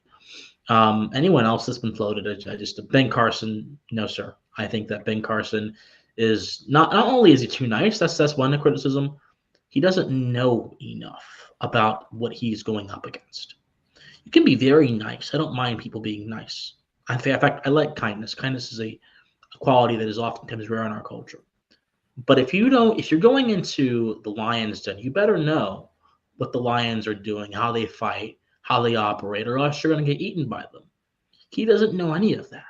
He has a naive, media-influenced perception of government. And I feel it because I've actually gone back and I've looked at his on the issues record where he made public statements. A lot of his positions were 7-8 years ago boilerplate conservative positions that would have been popular at the time. So he doesn't really actually have an understanding of what's going on. We need someone who has an understanding of what's going on. So for all those reasons, I think that either Vivek or Rand Paul would be the best choice. Okay. And Ruben, I'll throw it to you. Well, I think he's going to pick Vivek. But again, the other out there, just to be different, that he may pick is Trey Gowdy. Just throwing it out there. It might happen. It might happen. But again, I'm picking straws here. I want this to be different. They're gonna, because again, we already mentioned Carson, which is a choice. You mentioned Noam, you mentioned Rand Paul, who I would always think. So I'm just giving ideas of things that he would pick, because again, the last thing I heard was Sebastian Gorka claims he knows who he's picking, and he says he's not picking Vivek. So I know it may be. I know Sebastian Gorka doesn't know what he's talking about. If he may be lying. No, he doesn't. No, he Right. doesn't. Seb Gorka is a little into On his so own. many different subjects, he doesn't know what he's talking about. And I've interviewed Sebastian twice on my channel, and I've met him in person. And he's a nice person, but there's a reason. I'll say this. That's all I'll say is this. There's a reason he lost security clearance at the White House. And people should look into why he lost security clearance at the White House. Gotcha. And people should view his commentary through that prism. If you guys understand what I'm trying to say, I can't say any more than that. Gotcha. But I say Vivek. I say again, picking Vivek, an outsider who speaks very well, eloquently, and you basically want somebody who's going to basically tout. Because again, if Vivek had dropped out, well, he did drop out after Iowa, and he did, but he kind of messed up at the very, very end a little bit, saying that vote for me instead of Trump. He was very, very nice, and he did every interview he gave. He was that bulldog that you need, because it's kind of funny. You want your vice president to be more combative with the press. So in essence, I think that if Vivek is more like a Theodore Roosevelt vice president style, very, very, very, very blunt, straightforward, very strong, very eloquent speaker, and he would be a good choice, in my opinion, for that reason. Okay, I'll do these real quick because I know a couple of our panelists need to bounce. Who I think he should pick, Christian, I'm going to disagree with you, but with a caveat. My first choice would have been Vance, but that said, you've given me some stuff to chew. Well, no, you give me some stuff to chew on, so I will give it due consideration. My first choice would have been Vance. My second choice would be Vivek, absent it being Vance. Who do I think he's going to pick? Oh, no. It's going to be one of two people. He's either going to pick Tim Scott or Elise Stefanik, and I hope he doesn't pick either one of them. I really don't. To me, and I'll wrap it up real quick with this. This choice for Veep may be more critical than any other time in American history, because the Democrats are going to wait Trump out. If he wins, they'll just wait him out, because it's like, okay, all we got to do is put up with this Yoko for 4 years and we can get back to normal. Business is back to normal. No. Who he picks for Veep could be the successor, not just to the presidency, but to the leadership of America first. Yes. He's got to pick somebody in that vein. Carrie Lake. I wouldn't necessarily mind Carrie Lake. I would love that. I think that'd be great. That would be Carrie great. Lake. Carrie Lake. Carrie Lake. Yeah. Now, God, I don't know. Sorry, I don't know. Well, she's running for Senate, right? Yeah, but I don't think they necessarily prevents her from running for both. I mean, I could be wrong about that, but I mean, why not? But anyway, if Trump wins and his Veep succeeds him, you've got the potential for 8 to 12 years of conservative governance of the executive branch, and the stuff we might be able to get done. But anyway, and with that, folks, it's almost 10 o'clock. I know that Brent and Christian have to run. Gentlemen, where can people find you? What can they do to help you out? What are your coordinates on social media? Go. You can follow me on X here. You can find Dangerous Rhetoric on YouTube, Spotify, Rumble, things. Like, comment, subscribe. Give Brian a sub if you haven't yet. Make sure you like the episode of the podcast. Share this show with your friends. Do all the things. Love you. Thank you so much for being here. Appreciate you. Oh, appreciate you, sir. Christian, same thing. Where can people find you? What can they do to help you? You can find me on Twitter or YouTube at official C. Well, on Twitter you can find me at official C Watson. On YouTube you can find me at Christian Watson Politics. And the best thing people can do to help me is simply follow me, subscribe to me, and share my videos and comment on my videos. Also with the algorithm. That's really all you have to do. That's all you have to do really. Just share, comment, and that'll be enough. If they want to donate to me too, that's a possibility too, but. That'll leave that up to their choice. And so thank you so much for having me. I appreciate it.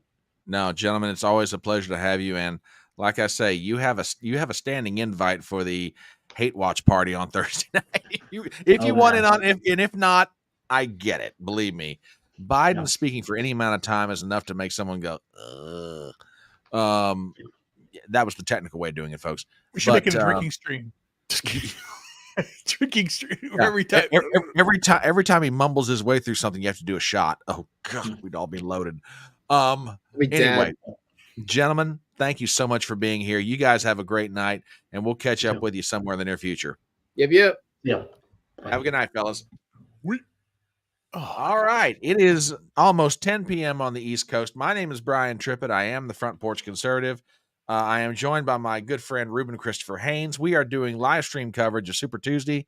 We have about 45 people in here on YouTube. We got about 15 people over on Rumble. Y'all are just absolutely wonderful. And oh no, someone said goodnight over on Rumble, and I was going to shoot them a link. Daggone it. Darn. Yeah, well, because I thought, given that their state is voting tonight, I'd love to get their perspective. But throw it on their X. I may just do it anyway. So anyway, do it, damn it. Do it, Ruben. Vamp for a minute. I'm going to do something here real quick. Yeah, sounds good. No, it was interesting because again, I actually was trying while everyone was answering about Veep. I knew Vivek because again to extend it out. But you are correct. Lake is another one because that's the whole idea. You want to basically figure out because again, Trump changed my opinion. Or his presidency showed me the swamp for what it really is, and the people that are against the swamp out there, the names that I know for a fact that are against the swamp are Vivek and Lake to a certain extent, and again, I think that she is in line for the presidency as well. If there's any woman out there that I would want as president, it would be her. Lake is very, very strong. Again, they were right. Noam is tainted a little bit. Stefanik is okay in a way, but again, she's still green in a way. She has to get more gravitas out there, but she is very good.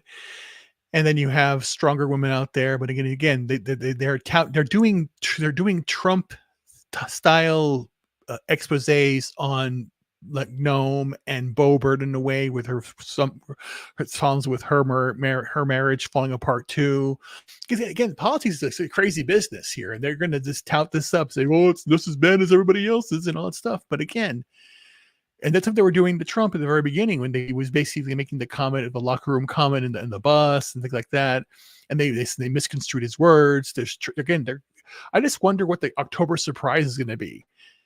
They're going to do something. The October surprise last time, theoretically, they suppressed the Hunter Biden laptop information. That was the October surprise, and then of course them doing what they did with the election, the shenanigans they did with the election, and again they're going to do something else, and I don't know because again we're approaching the timeline here is March 5th, and March 13th was when the national lockdown began, 2020. So we're within a week away of having that problem. So who knows what's going to happen? Be it another cyber attack, as you had. What did you have last week? You had AT&T down. Today you had all of social media except for X down. And again, they are preparing for something big, and that they're going to try and disrupt.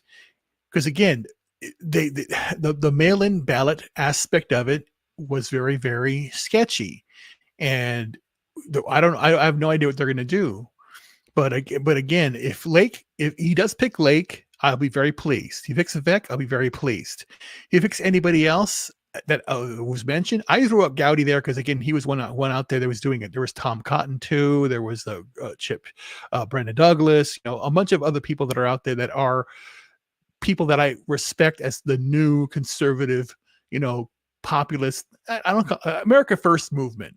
Brian Donalds is one of them. Vance. I don't know. I don't know about Vance. I want to know more what Christian had mentioned about that. But Lake, especially Vivek, especially. That's what we need. We want people who are going to basically do the following.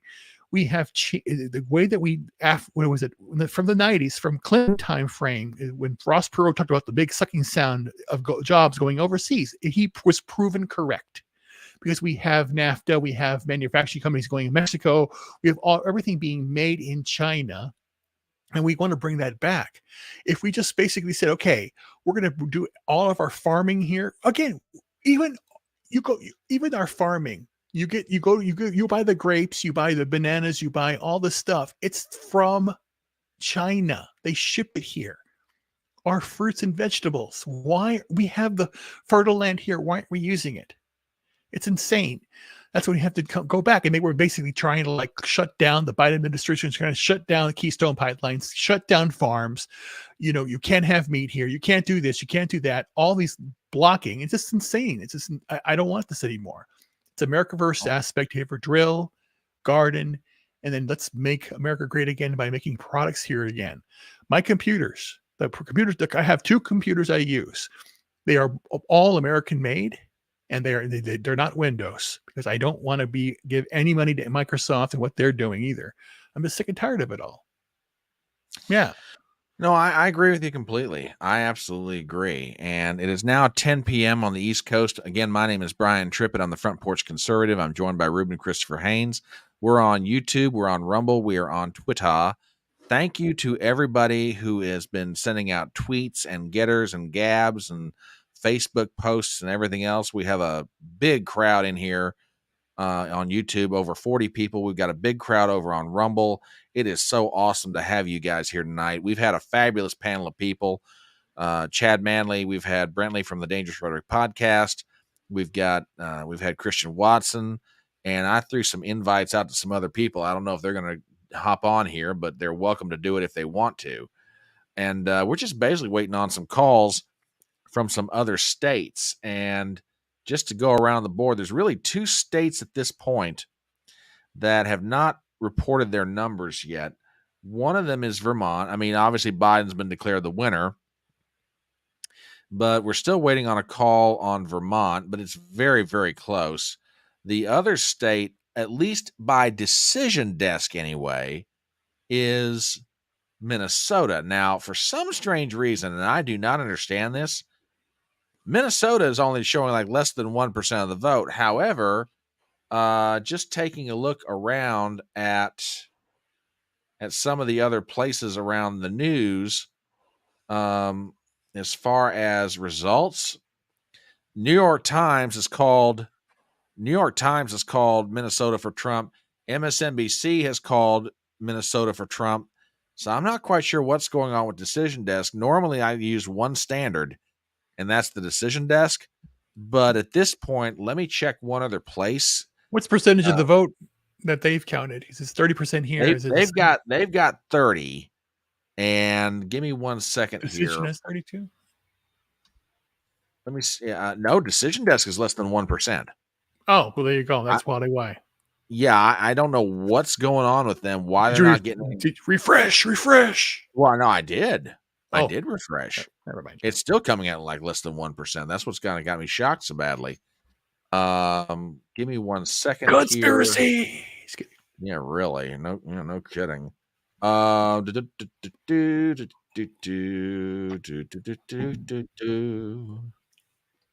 on, I'm looking at MSNBC real fast just to see what they've got. They've got 39% of the vote in. They're calling Trump the winner. You know what? I've got MSNBC. I've got New York Times. Let me check one other place. Normally, I don't do this, but when you got this kind of a consensus, okay, I'm willing to take a bite of the apple and say, yep, okay, we've got more or less more or less consensus on this. So give me 1 second here.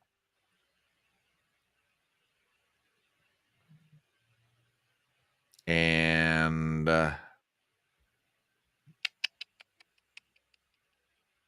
CNN has not made a call. Well, wait a minute, wait. I say that. Come on. No, CNN's called Minnesota for Trump. You know what? That's it. I've got 3 different sources saying the same thing with roughly the same amount of vote in. So, you know what? I got no problem doing it. There you go. So, give me 1 second, and we're about to update the map. And in case anybody's wondering what it's looking like, it's pretty good. Now, it's 10 p.m. on the East Coast. The next state that is up for grabs, or at least by way of poll closings, will be the state of Utah. And for anyone who is interested to find out, it's a small number of delegates for both parties, but it's a closed primary. So, we'll check in just on Utah just to see if there's anything going on, and take a look around, see what everybody has to say. So, give me 1 second here. Let's check in. Nothing by way of a call for either the Republicans or the Democrats. So nothing yet by way of results. The Democrats are doing a primary. The Republicans are doing a caucus. Very interesting. I'm not sure why the difference, but yeah, for our audience that's watching right now, and I know it's kind of getting late in the night, if you've got stories from your states or things you're hearing about, drop them in chat. We'd love to hear from you guys. I mean, we want to make this as interactive and fun a process as we possibly can. So, if you have a story from your state or a race that you think we ought to talk about, put it out there. We'll talk about it. The other thing, everybody's focusing on the presidential nominations, which is understandable, but there have been some news items that have come forward recently with regard to Congress that's very interesting. For example, I don't know, Ruben, if you heard about this today, but Kyrsten Sinema, the independent from Arizona, has announced she is retiring. Yeah, you hadn't heard about this yet. Okay, so yeah, that I'm not going to lie. To be perfectly honest, that surprised me. I was not expecting her to do it. Well, she's retiring. Then who's going to run against? Well, the Democrats have Congressman Ruben Gallego, who is, by all accounts, well, of course, the mainstream media will never say it, but they say he's a moderate progressive. I say he's a flaming leftist. I mean, Gallego is one of the, true radicals of the Democrat caucus in the House. On the other side, obviously, is Carrie Lake for the Republic. Well, she hasn't won the nomination yet. Right. But let's see. And as a matter of fact, let me check something real fast, because I want to see when the Arizona primary is coming up. It's not too far away. Give me 1 second here, folks. I'm thinking that primary is coming up in... It's coming up on the 19th in 2 weeks. So, yeah, Arizona, Florida, Illinois, Kansas, and Ohio are all on the 19th of March. That's going to be a pretty interesting news event. And then next week, this same time, will be Georgia. Hawaii has a GOP caucus. Mississippi, and Washington. So there you go. So that's on the horizon. But yeah, she dropped out. She's announced that. Now, some people had said she had a very narrow window to get back in. I don't agree with that. I think she could have split the vote between herself and Gallego. Maybe she could have, maybe she couldn't have. I don't know. But she announced today she's out. And you have Mitch McConnell's retirement as Republican leader. I think the cards are starting to fall into place. I think people realize Trump's got a good shot at coming back to the presidency. So this this could be something to keep an eye on going forward. But yeah, there's a number of races around the country that are going to be very interesting. I mean, for sure, I think the Republicans pick up West Virginia. With Manchin's retirement and given how Republican a state it is, I'd be very shocked, extraordinarily shocked, if the Democrats somehow hang on to that Senate seat. Ohio, I think, is another possibility, and I'd love to get Robert Lowry's take on this because that's his neck of the woods. I'd love to get his take on, the three Republicans that are running, Dolan, Moreno, and there's one more, Frank LaRose, the current Secretary of State. The three of them are running for the Republican nomination. I've heard a lot of good things about Bernie Moreno, but I've heard that his Second Amendment stance is kind of, a little shaky.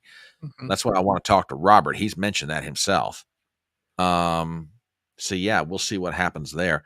But yeah, Montana could be up for grabs. I mean, depending on how big Trump wins.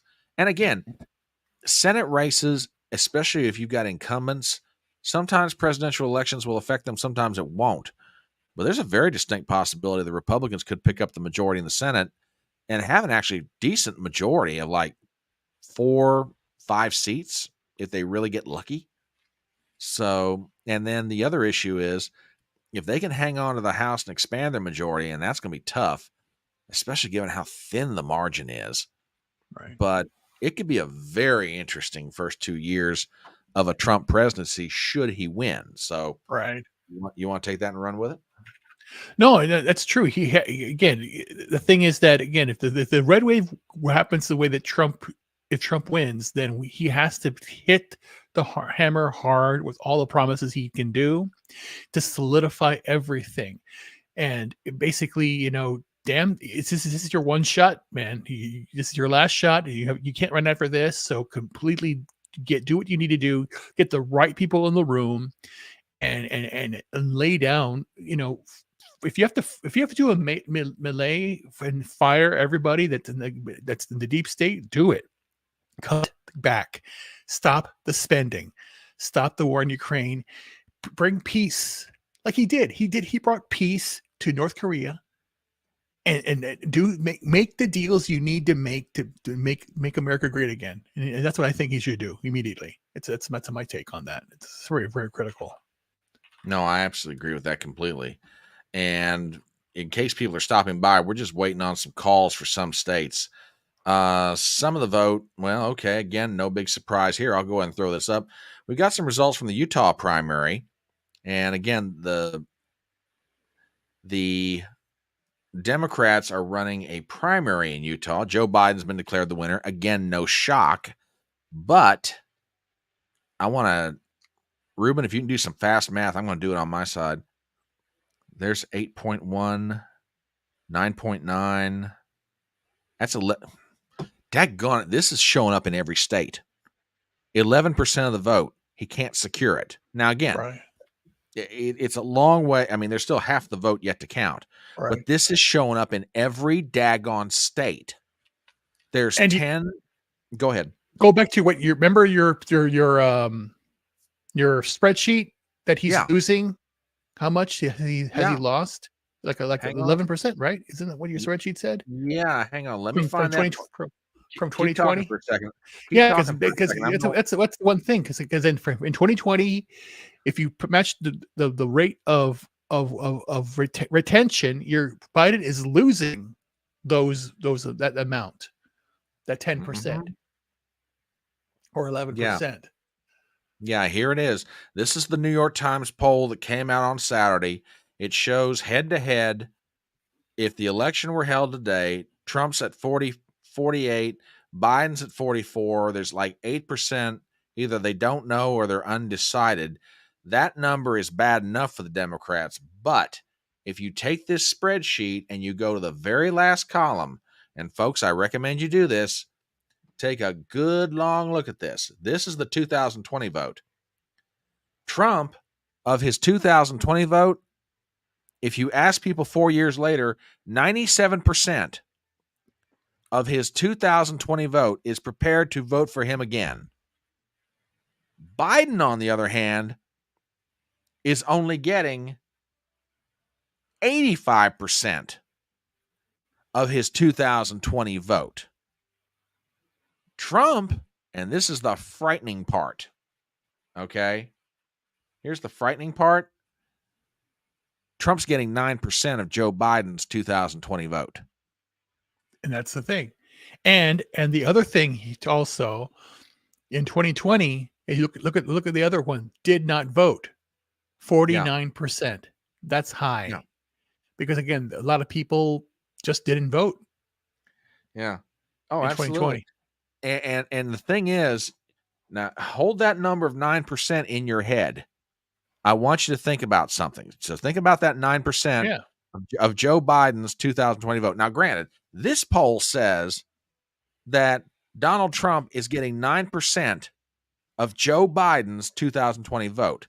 Now, keep that thought in mind as we go around the board here for a second, because I want to show you guys something, because this is showing up consistently in every state. Okay, let's start with Vermont. You got it. What is that? 7.4. Yeah, that's 8.9. 8.9. Almost 10%. Yeah. Almost 10%. Now, granted, Vermont's a very small state, and I can hear what people are saying. It's Vermont. They'll vote for him in November. You're right. He'll probably carry Vermont. I don't dispute any of that, but that's not my point. Let's go to another state.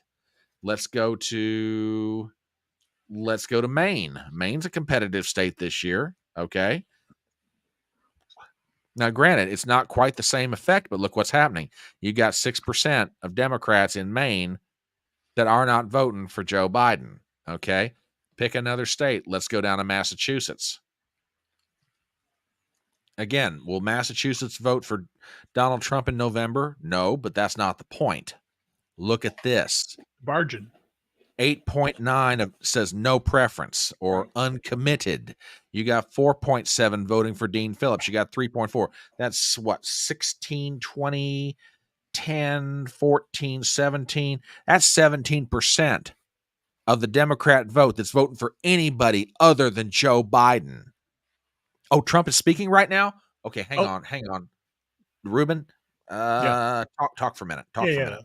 Yeah, and that's true. The whole idea here, you have this vote that Biden is losing, and it's going to be consistent, and it's right now.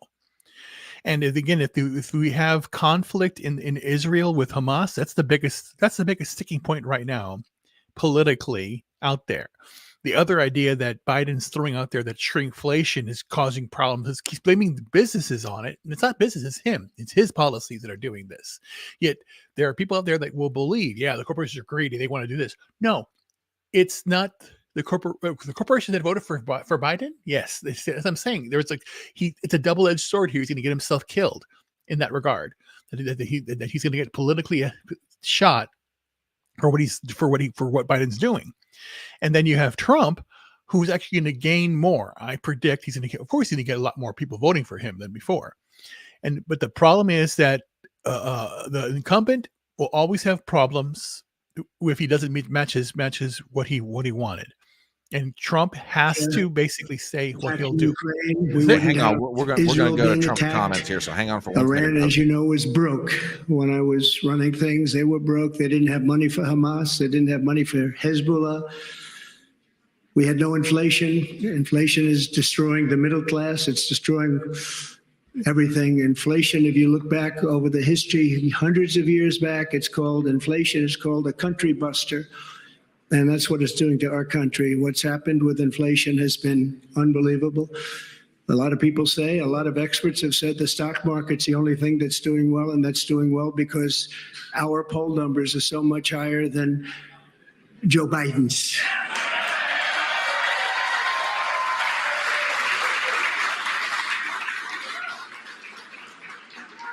He's the worst president in the history of our country. There's never been anything like what's happening to our country. Today it was announced that 325,000 people were flown in from parts unknown.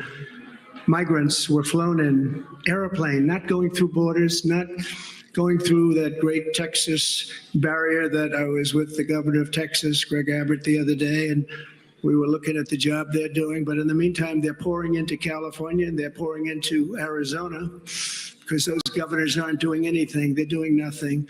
But today it was just announced before I came out. It was unbelievable. I said, that must be a mistake. They flew 325,000 migrants, flew them in over the borders into our country. So that really tells you where they're coming from. They want open borders, and open borders are going to destroy our country.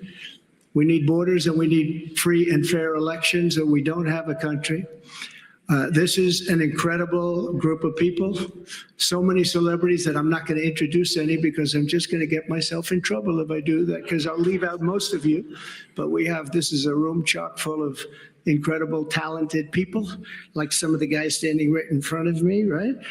Big futures, big, fat, beautiful futures. Oh, I'd love to be your age. I'd pay you a lot of money to be your age.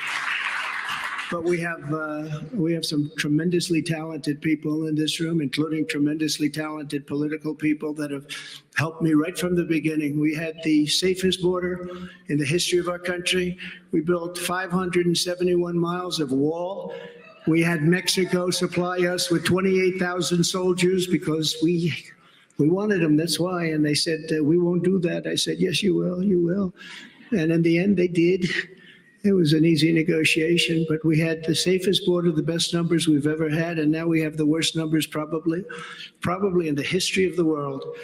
It's sad to see what's happening to our cities. Our cities are being overrun with migrant crime, and that's Biden migrant crime.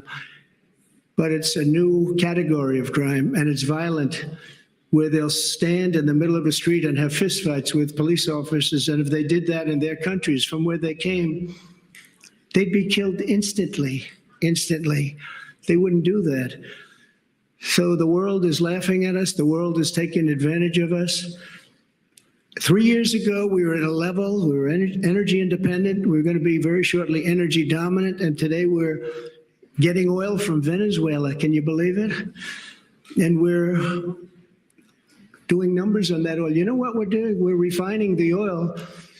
We have our refinery for that oil. It's really, I call it tar. It's not oil. It's terrible. We have real stuff, but we're refining it in Houston. So for all of the environmentalists, you ought to look at that, because all of that tar is going right up into the atmosphere. You just ought to take a look. It's the only plant that can do it. We have the only plants that can take tar and make it into oil, and that's what it is. It's a shame. But we were energy independent. We were going to be energy dominant. We were going to be supplying oil to Europe, all over the world. And then a tragic thing happened during the election. It was a tragedy, because you wouldn't have, think of it, all of the problems that you have today, I don't think you would have had any of them.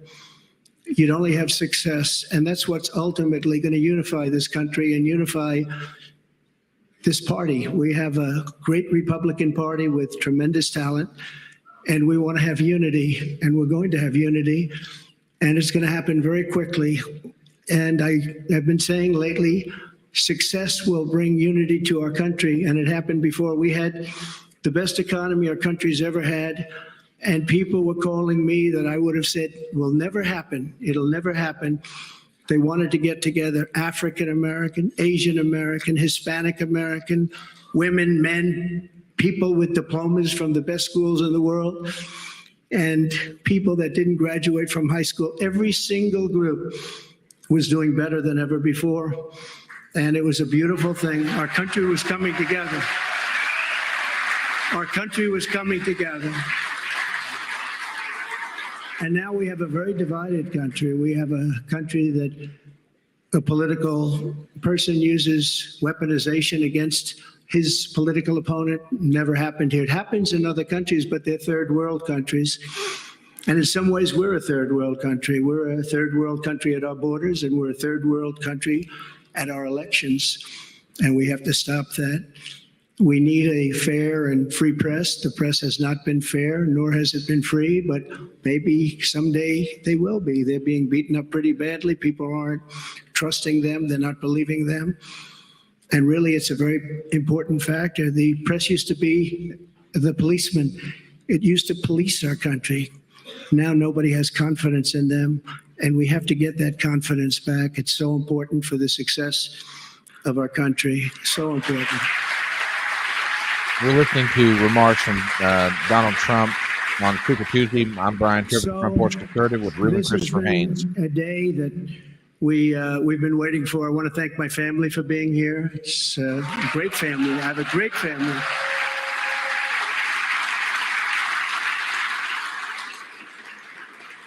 They've had it very easy since I decided to run for politics. They say, thanks a lot, Dad. We appreciate it. But they're strong and they're very capable people, and they love the country. They really do love the country, and we appreciate it. And I want to thank everybody at my staff. Susie, Chris, incredible job. Incredible job you're doing.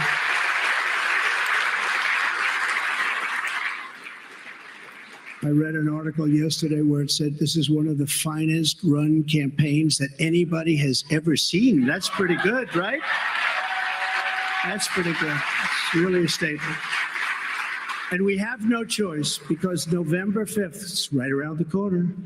November 5th is going to go down as the single most important day in the history of our country.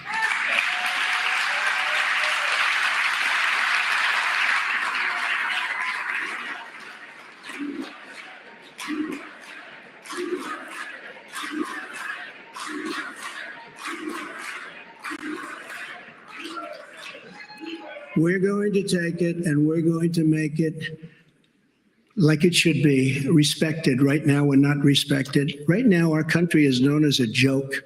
It's a joke. Other leaders who I speak to, other leaders can't believe what happened to us. Because 3 years ago, we were the most respected country anywhere in the world by far. We were doing things that nobody could believe. China was paying us billions and billions of dollars. In 25 years, they paid us nothing, zero, not 10 cents. I was getting billions of dollars, and they were happy about it, as happy as you can be. Of course, maybe there's reasons for things having happened, but they were not so happy with certain things, I guess, based on things that took place. But we were getting along with everybody. We were getting along, and we were respected by everybody. We had no wars. Remember when I had the debate with Hillary Clinton? She said, look at him, look at that personality. He's going to cause wars. I said, no, my personality is going to keep us out of wars. And that's what happened.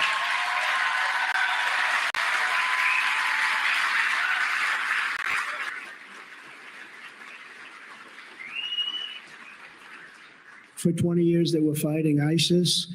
I defeated ISIS in 4 weeks. I got rid of ISIS 100%. 100% of the ISIS caliphate. And we had no wars, and we stopped wars.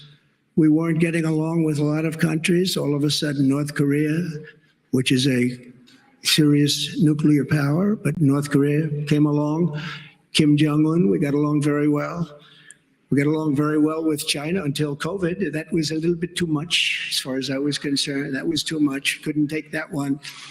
But we made a trade deal with China that I don't even talk about. $50 billion a year in product they bought from our farmers, our manufacturers. They used to buy 10. I got 50, and it was great. But COVID, I don't even talk about that because COVID was such a horrible thing. It started in the Wuhan labs, just as I said, the Wuhan labs. And it came out, I believe, through incompetence. I believe it was incompetence. Some people think it wasn't, but I believe it was. But regardless, it caused $60 trillion worth of damage and death all over the world, all over the world. And we did a fantastic job on that. We never got credit for that. Unbelievable job on that. We came up with things that nobody thought was possible. Don't forget, when it came in, nobody had an idea what it was. They didn't even use the word pandemic. Nobody had an idea. But we did a fantastic job. And we got a lot of credit for the economy, a lot of credit for our foreign policy. I think credit like nobody, very few people have gotten. And the press was very honest about it. They gave us very high marks on foreign policy, the Abraham Accords, so many different things we did. But we we never got the kind of due that we should have for the COVID, or as I call it affectionately, the Chinese virus, the China virus, which is a much more accurate term. And despite that, the stock market, when we turned it over, the stock market was higher than it was prior to COVID coming in. It was an amazing thing. We did an amazing job, and we have so many people that worked on that, so many of the doctors, so many of the scientists that worked with us on that. It was really, really something. But there's never been an administration that had more success in so many different elements. We got the largest tax cuts in history. We have the largest regulation cuts in history. We rebuilt our military. And what happened, we rebuilt our entire military, and beautiful. We had jet fighters that were 53 years old, and we had all brand new jet fighters. And then after this other group of people that didn't know what they were doing, they took over, and we had that horrible surrender in Afghanistan. I call it a surrender. We took the soldiers out first. You know, I dealt with the leaders of the Taliban. Okay, we're going to go ahead and step in away Afghanistan. They were the ones that were causing the trouble. The press was very angry because they said, "Why are you calling them?" I said, "Because that's where the problem is." I say oftentimes, they ask Jesse James, my name is Brian Trippett. Jesse, why do you rob banks? He said, because that's where the money is. Step out of this. And I said, that's where the problem is with the Taliban. And anyway, this is Ruben Christopher Haynes. I want to thank everybody who's here tonight. Yeah, wonderful crowd of people. So glad to have all of you here. Ruben, there's just no doubt about it. This is probably one of the most dominant performances I've ever seen on a Super Tuesday night. I mean, granted, I'm no professional journalist, but I'm watching this, and this is just a butt kicking. There's just no way around it. The only state, and I'm just going to check in on it just to see Vermont. Yeah, I just want to see Vermont. I mean, again, not that it's going to do her much good, because even if she wins, you know, what does she get out of it? Nothing. Well, the thing really. is that, I was looking at Twitter right now, and basically Haley is not going to have any. It has nothing on her calendar, and is now going home to South Carolina, and we don't know what's happening. So she might. Then there were reports that she was going to reportedly drop out tonight, but I don't think so. So again, we get to stay the course, because again, it could happen tonight. There could be some breaking news. It could happen later on, but I don't know. Yeah. Well, she can take solace in one thing. Decision Desk has declared her the winner of Vermont. Oof. I mean, again, but she barely won it. I mean, what is that? A difference of roughly 2,500 votes, if that. Yeah. I mean, keep in mind, among Republican states, this is probably one of the most liberal that there is. Yeah. So, you know, there's not a lot for her to be happy about tonight. I mean, not that and again, I'm not trying to insult any of her voters. I mean, because I know there are people in the audience who, you know, were supporting Haley, but, you know, there's just not much. There's really not much for her to be happy about in all this. There's really not. So yeah, when you win Vermont and you win the District of Columbia, and it's Super Tuesday, and that's all you have to show for it. Yeah. I mean, so while we're still talking, I mean, I'll just make an adjustment to my map real fast, but you know, it doesn't do anything. It doesn't do anything. Yeah, and for anybody who's watching, that's it. She's got the District of Columbia and Vermont. The only things left to decide at this point are, I mean, Utah's still out there, and California's still out there, and Alaska. But honestly, you know, I'm not. Yeah, we're waiting for some numbers to come in on Utah, and Alaska is going to close at 11 p.m. Eastern tonight. So, you know, for everybody who's still here, and I know it's 10:30 East Coast time, my name is Brian Trippett on the Front Porch Conservative. This is Ruben Christopher Haynes. We're doing live stream coverage of Super Tuesday results, and we've had a wonderful crowd of people here tonight. You guys have been absolutely fantastic. Yeah, Yeah. The four states are left. The 4 states are left. CNN hasn't called Vermont yet, but they haven't. Again, yeah, Utah, California, and Alaska are left. Yeah, that's it. And over on YouTube, Gypsy says Vermont gives her the excuse to continue. Yeah, with Gypsy, under normal circumstances, I absolutely trust your instincts in these matters, but I just respectfully disagree. There's nothing for her to go forward to. I mean, the next states that come up are, let me pull my calendar again. And I think, yeah, Leanne, you're right. You're absolutely right. She just needs to stop. This is just a butt kicking of like monumental proportion, which everybody knew it was coming. I mean, I'm not trying to be naive about it. I mean, I'm not trying to raise expectations about what was going to happen tonight.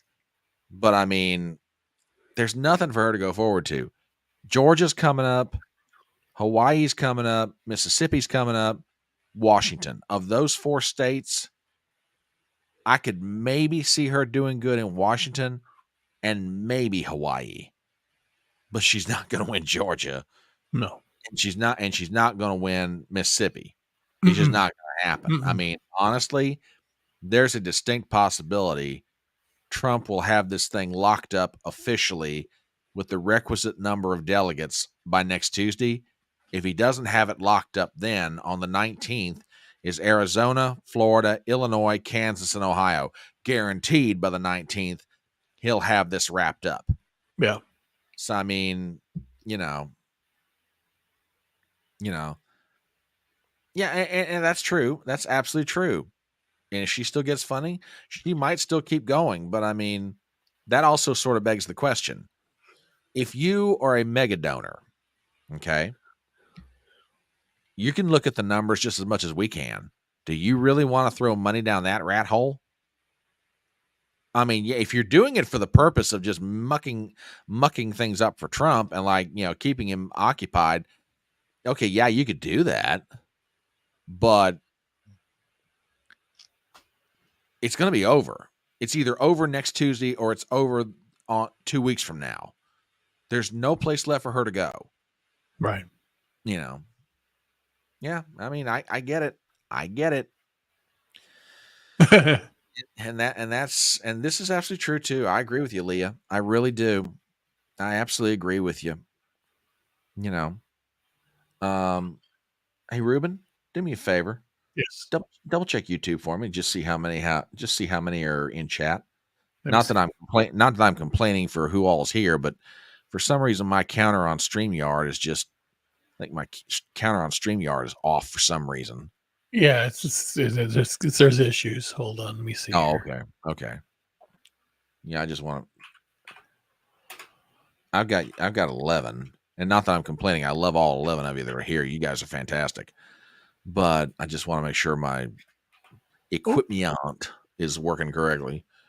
Oh, come on. Okay, you just do your thing. Take your time. 12. Okay. So yeah, all right. Yeah, my counter on StreamYard is off considerably, but that's okay. But yeah, we're just waiting for Utah to be called. 21 more minutes left for next polls to close.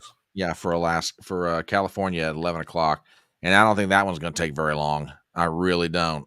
I could be absolutely wrong but I don't think I'm going to be. So it is 11. It's 10:40 Eastern Standard Time. My name is Brian Trippin on the Front Porch Conservative. This is Ruben Christopher Haynes.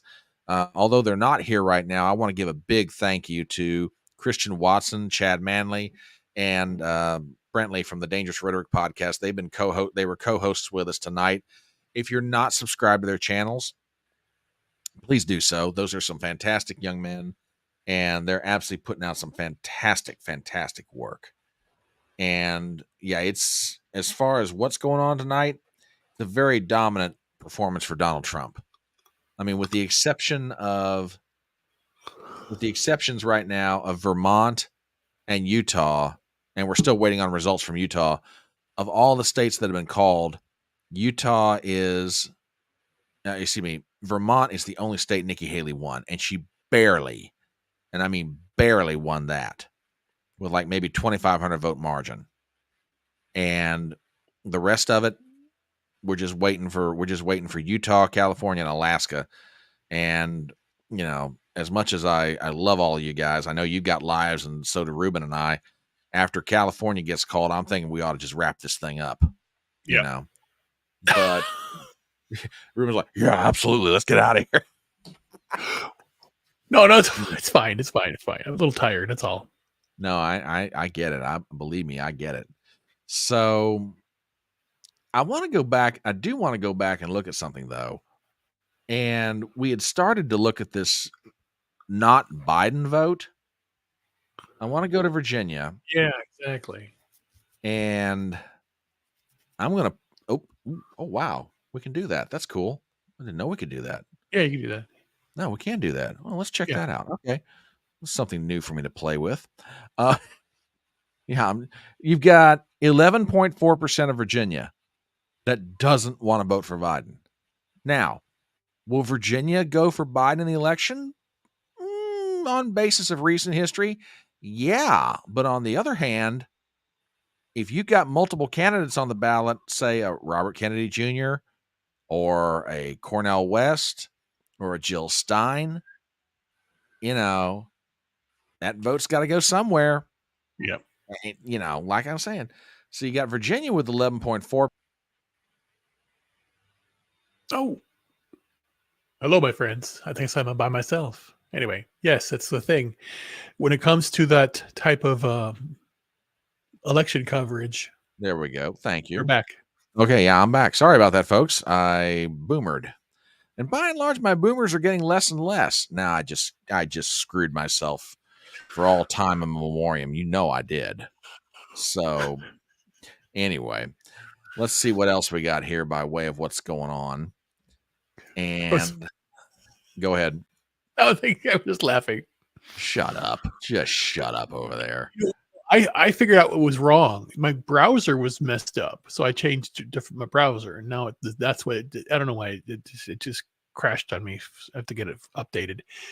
But still, the whole idea here is you have the incumbent will always have a problem retaining the vote. This primary on the Democratic side is a referendum on Biden as a president. The people who are committed to vote when they are saying none of the above or no preference or uncommitted. Yeah. That's showing something to the Democratic Party they should be concerned about. Very much so. But they're going to but then the mainstream media is going to say, well, then what about Haley? Well, no. Again, not the same thing. I know it's not the same thing, but then that's what they're going to tout. Again, yeah, they're going to tout that. So then this should cause alarm signs. And the thing is that you have Biden and Harris, which is a complete shit show, and you've seen that. All you need to do is go day by day, compare how things were 4 years ago, or actually under Trump and versus under Biden from day one, and there's no comparison in how much better off we were back then. Ruben, check this out. This is Minnesota. Oh, that's almost 30%. Oh shit. That's what I'm saying. You see, dude, I'm going to make a prediction right now. Mark it down. March 5th, 2024. Trump will take Minnesota in November. Okay, that's what I'm saying. Now that's what I was about to ask. Can you pull up where are the large uncommitted votes? Which states? And compare that to 2020, and that will be the swing states. So like this, Nevada. I could probably do it. It'd take me a little bit of time, but I know. Yeah, well, but I see your Nevada point. Nevada will be 1. Minnesota will be number 2. Michigan will be number 3, I think. Pennsylvania will be swing, I think. Pennsylvania went for Trump. No, it didn't. No, Pennsylvania went for Biden in the Yeah, 2020 election. so then, In 16, he won it. Yeah. But yeah. But I think Yeah. I think it's going to switch over. But my God, this is enormous. Yeah, that is Jeez, crazy. oh, that's like 30. Hang on, let me run a calculator. I got to see this. Let me see here. I got to tell you this real, folks. Hang on 1 second here, because I mean, I know I'm gushing about this number, but that's just enormous. I'm telling you right now. Yeah, Nevada. I'm looking at the electoral map right now from 2020. Nevada will go to Trump. Minnesota go to Trump. Wisconsin go to Trump. Michigan go to Trump. Pennsylvania go to Trump, and Georgia go to Trump. And Virginia, that's a toss-up, but I think it's going to go to Trump too. So he'll win those states. He'll win definitely. Yeah. Oh shit! I pushed the wrong button. Ladies and gentlemen, in Minnesota, Biden is losing almost 31% of the Democrat base. Now, granted, this is only 41% of the primary vote coming in. I get it. But I'm telling you right now, if there's multiple candidates on the ballot in Minnesota and he cannot correct this in time, I'm just going to go ahead and call it right now. Donald Trump's winning Minnesota in November. Yeah. Like I say, if I'm wrong, you guys know me. I've always told my audience I'll come back and admit I was wrong, but I'm calling it right now. Trump takes Minnesota in November. Yep. There is no way Joe Biden loses that much vote and still hangs on to Minnesota. It's just not going to happen. Oh, and Gypsy's like, yeah, I'll bet you're writing them down in your little notebook. Mm-hmm. Yeah, You got that right, sister. Yeah. Basically, I'm going by the 2020 election, and then Trump lost Nevada. Of the states that he'll get, he will flip Nevada, Minnesota, Wisconsin, Michigan, Georgia, Pennsylvania, Arizona, maybe. But yeah, that alone he'll win, and everything else will retain. Because Georgia's going to go Trump, I think. This is CNN's map from 2020. Yeah, there you go. Yeah. Biden won, what is that? A margin of 3.4% for Nevada? Yeah. I mean, let's take Minnesota. Minnesota was 7.1. Yeah. Michigan was a whisker, that's what I'm saying. 2.8. That whole Detroit, that whole swath, he's going to win the top three on top. Vamp for a minute. I'll be right back. Yeah. So that's we're looking at right now, like I was telling everybody here, Nevada went as, what do you call it again? Uncommitted, was really, really high. So that's why I think that's going to switch over to Trump. Then you have Minnesota right now. That's also going to switch over to Trump. You can have that big swath.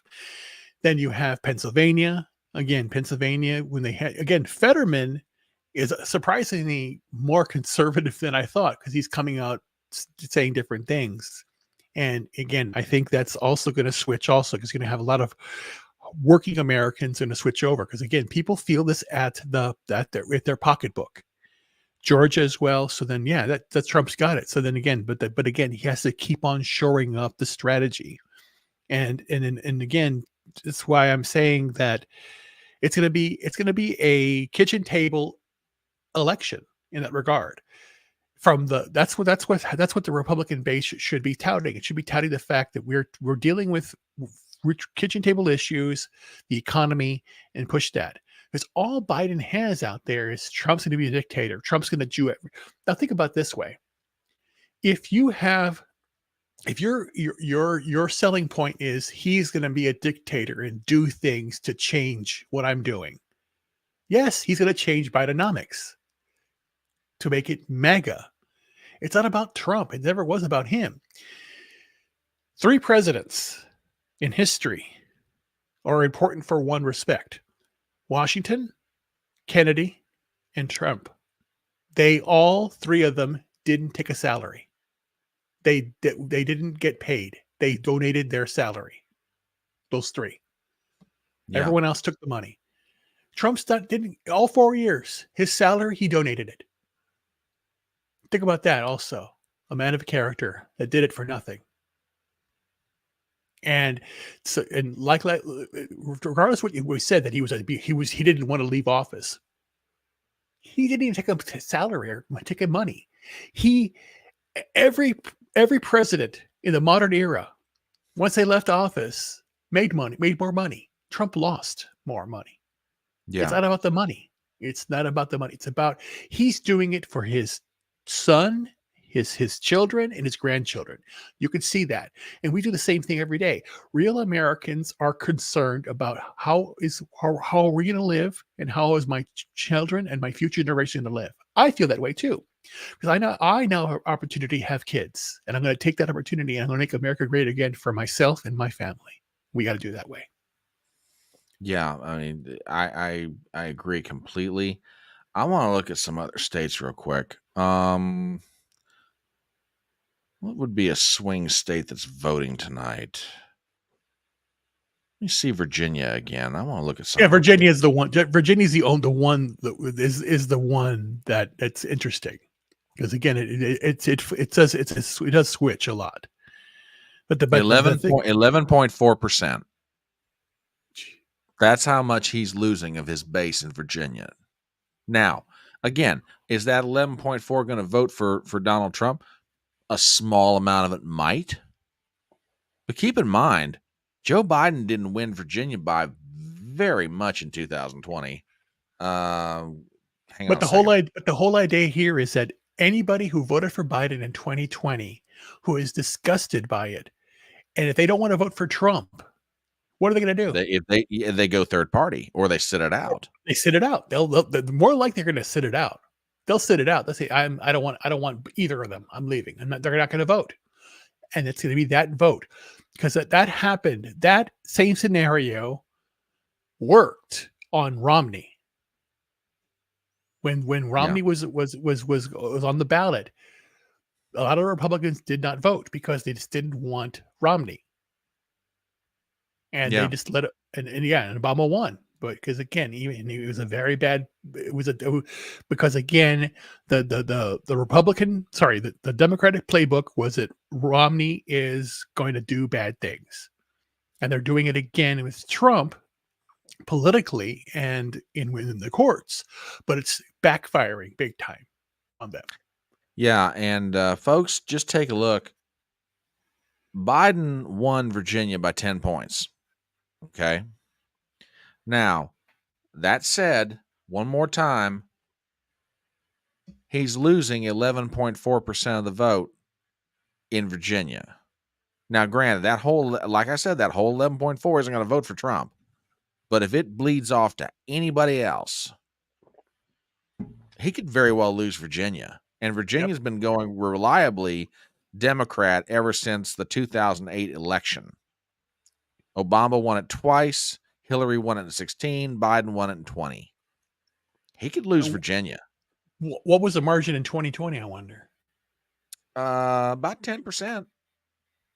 Let me put it back up here. Take a look, folks. 10.1%. He's losing.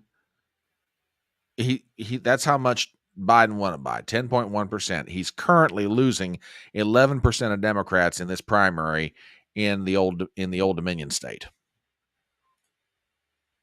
Okay. I'm just saying.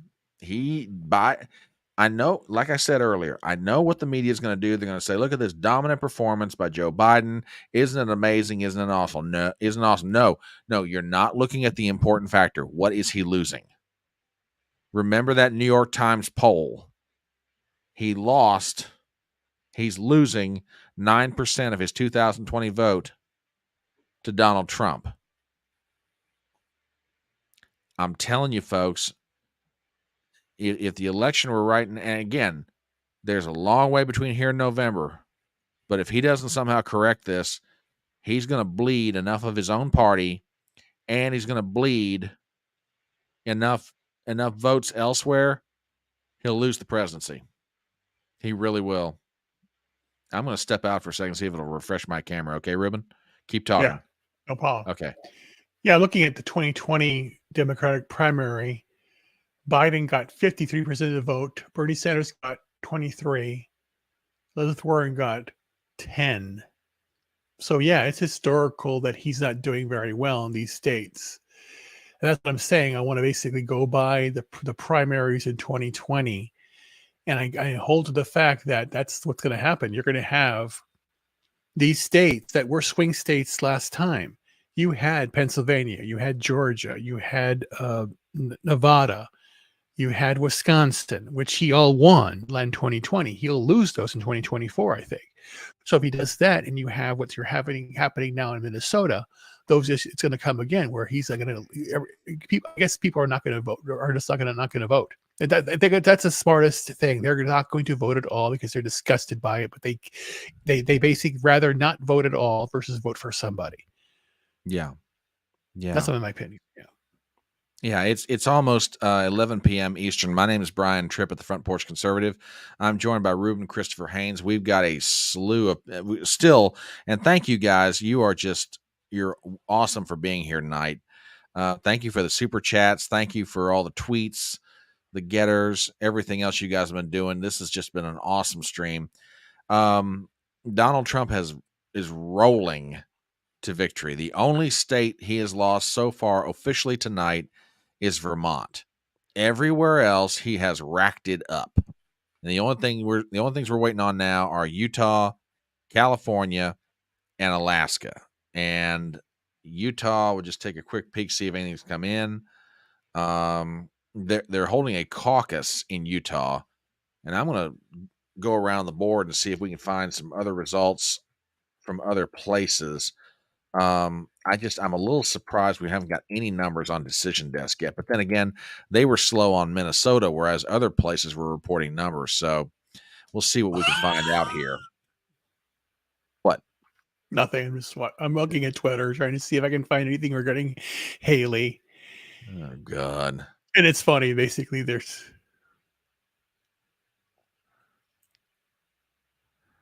Keep talking. Oh. No, I'm just looking at the headlines, and it's just funny the fact that, Nikki Haley celebrating a win in Vermont, and they have somebody that's it's a meme of a football player scoring a touchdown, and they lost the game, like they got killed, but they scored one touchdown. They're so funny, and of course MSNBC is basically touting the fact that Nikki Haley won. Oh gosh, it's crazy. Did I do Utah wrong? MSNBC saying that the polls close out there in 2 minutes. I know that cannot be right. Where? Utah. Oh yeah, probably. Yeah, but that's crazy. Hang on. Why? What's wrong? No, I don't think I messed up the timing that badly. But let's see here. Yeah, there's no results in on CNN. MSNBC doesn't have anything. Let me check Fox News. Keep talking. I'm just sitting here plinking around. I'm trying to find some kind of result on.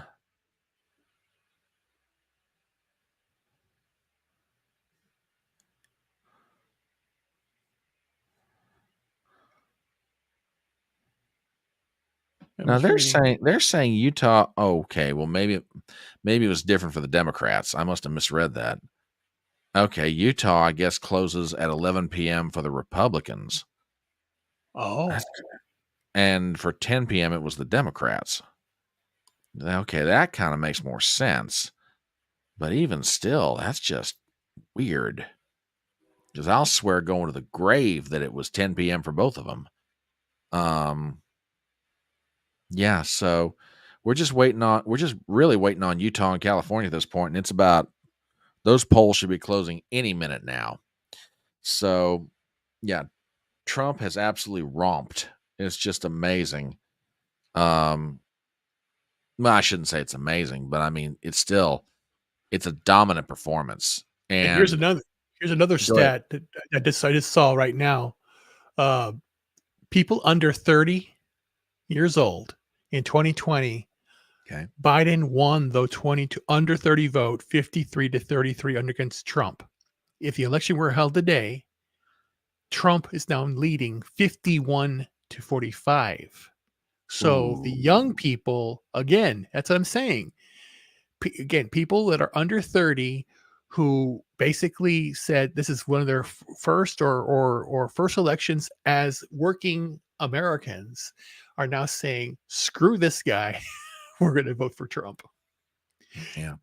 In a bigger margin. That's a huge swing for Trump. How much did Biden win the under 30 vote by in 2020? 53-33, 20-point lead. It's 20 points, and now Trump's got a 6-point lead, you said? Yes.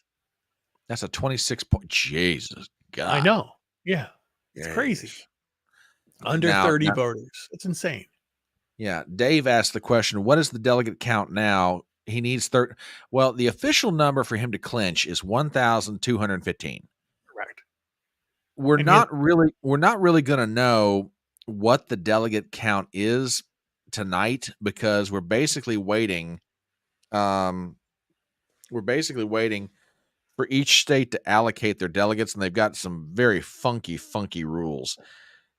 I'll put it this way: he's either going to be able to clinch this thing next week, and if he doesn't clinch it, then he'll clinch it by the 19th. Yeah, but after tonight, he's going to have a monstrous lead. Like what, 890?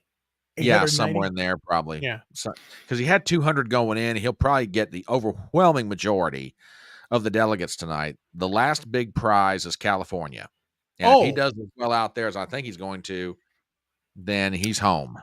Going back to what the Supreme Court did recently in the Trump decision 9-0, Trump won Colorado, so they were trying to stop an election duly by the voters, and then Trump beat it twice.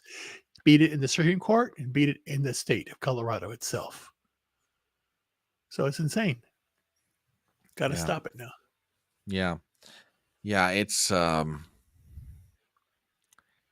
Trump alluded to something in his victory speech, and it really, and again, it's a long way to here in November, but I'll tell you what, it doesn't matter if you like Trump, don't like Trump. Everybody is picking up on it. I have, Rich Barris has, anybody that's watching Trump. He's running probably one of the most disciplined campaigns that I've ever seen him do of the three of them. This one has to be, he is, to borrow Steve Bannon's phrase, maniacally focused. And the Democrats, I was reading an article today in Axios. The Democrats are going to try and throw him off his game. Biden's strategy now is get under his skin. Oh, yeah. Get under his skin, provoke Trump to be like 2020 Trump. I don't know if that works. I mean, it could, but I'm not sure that it will, because Trump's just going to bring him back to, okay, how'd your 4 years in the presidency go compared to mine? That's why I'm saying I am dying to watch the first debate. That's going to be record-setting ratings. Will he debate? I mean, who Biden? Yeah. I don't see how he can avoid it. I mean, he might try and get out of it, but I mean, if he doesn't debate, I mean, okay, I know where you're going with this. I know exactly where you're going. Well, Trump didn't debate DeSantis and Haley and Christie. And No, not me. Not me. I'm just saying. I'm just saying. Biden is it his best interest not to debate? Is it in his best interest not? Yeah, it'd be absolutely in his best interest not to debate. He can't avoid it, though. Correct. He absolutely cannot avoid it. Okay, so it's past 11 o'clock. Polls have closed in California. To no one's surprise, we have a call on the Democrat side. Joe Biden wins California, and yep, they've called it for Trump. There it is. Yep. There it is. Now, by way of our fancy schmancy little chart, let me throw this back up here. It's 169 delegates. It is, and it's a closed primary. It's just Republicans. Oh, this is funny. Hang on. I got to put this up here. First of all, because it's a super chat. And second of all, because it is absolutely hysterical. This is from Commander. Not financial advice, but after seeing that 20% in Minnesota, I threw $60 on Trump winning the Electoral College by. Oh my God. There you go. Commander, if I wind up being wrong, I hope you're not mad at me in November. That's all I'm saying, dude. I don't feel too, and thank you for the super chat. I'm standing on it, dude. Trump's winning Minnesota in November. Yeah. I mean, if the one big factor that'll make that happen, if there are multiple candidates on the ballot, a Cornel West, a Jill Stein, a Robert Kennedy Jr., Trump's winning Minnesota. He'll do it. Yes. Do you know how long it's been since the Republicans won Minnesota? Oh, geez. Wait, 84? No, didn't I do it? Further back than that. Oh my, yeah, it was further back than that shit. 1972, Richard Nixon against George McGovern. Wow. Yeah, it was Minnesota that won. He didn't win. Jesus, 84. Yeah. 84 in 84, Reagan told his people to let up on Mondale. And that's the only reason that Fritz Mondale won Minnesota. Minnesota, yeah. Yeah, that's it. Much like Nikki Haley tonight, the only two places in America that voted for the Democrat nominee was Minnesota, which was Mondale's home state, and the District of Columbia. Reagan swept everything else. Right. But then again, Haley couldn't even win her own state. Yeah. Okay, all right. Well, all right. Then maybe Commander's not going to be too mad at me. So there you go. Just saying. Okay, so California's been called for Trump. Let me update the fancy schmancy little map. And it's a closed primary, so there's nowhere for Nikki to go. And Robert, that's funny. Yeah, right. Yeah, Robert's got a pretty good memory. Yep, that's exactly what they called that ticket. Because his running mate was the late Geraldine Ferraro, who was a congresswoman from New York State, and that's what they called it, Fritz and Tits. So, see, I've always said this audience is the smartest audience on the internet, and you know what? It's moments just like that prove my point. So there you go, folks. But okay, they've called California. The only thing left now, well, there are only two places left: Utah and Alaska. And Alaska. The only two places left, and everybody's got lives and they got jobs to go to. So I don't want to keep everybody up because, I mean, the result, it's a foregone conclusion. The only thing we're waiting to find out is how many delegates Trump hauls out of this whole thing. And, what's Nikki going to do? And the other thing that I want to see, and this will be tomorrow morning, I want to go through each of these states on the Democrat side. Mm-hmm. And after all the votes come in, I want to see how much Biden's losing. Now, like I said, in some of these states, it won't make a difference. Like Massachusetts, he's going to win Massachusetts. He's going to win Vermont. Right. Virginia, Minnesota.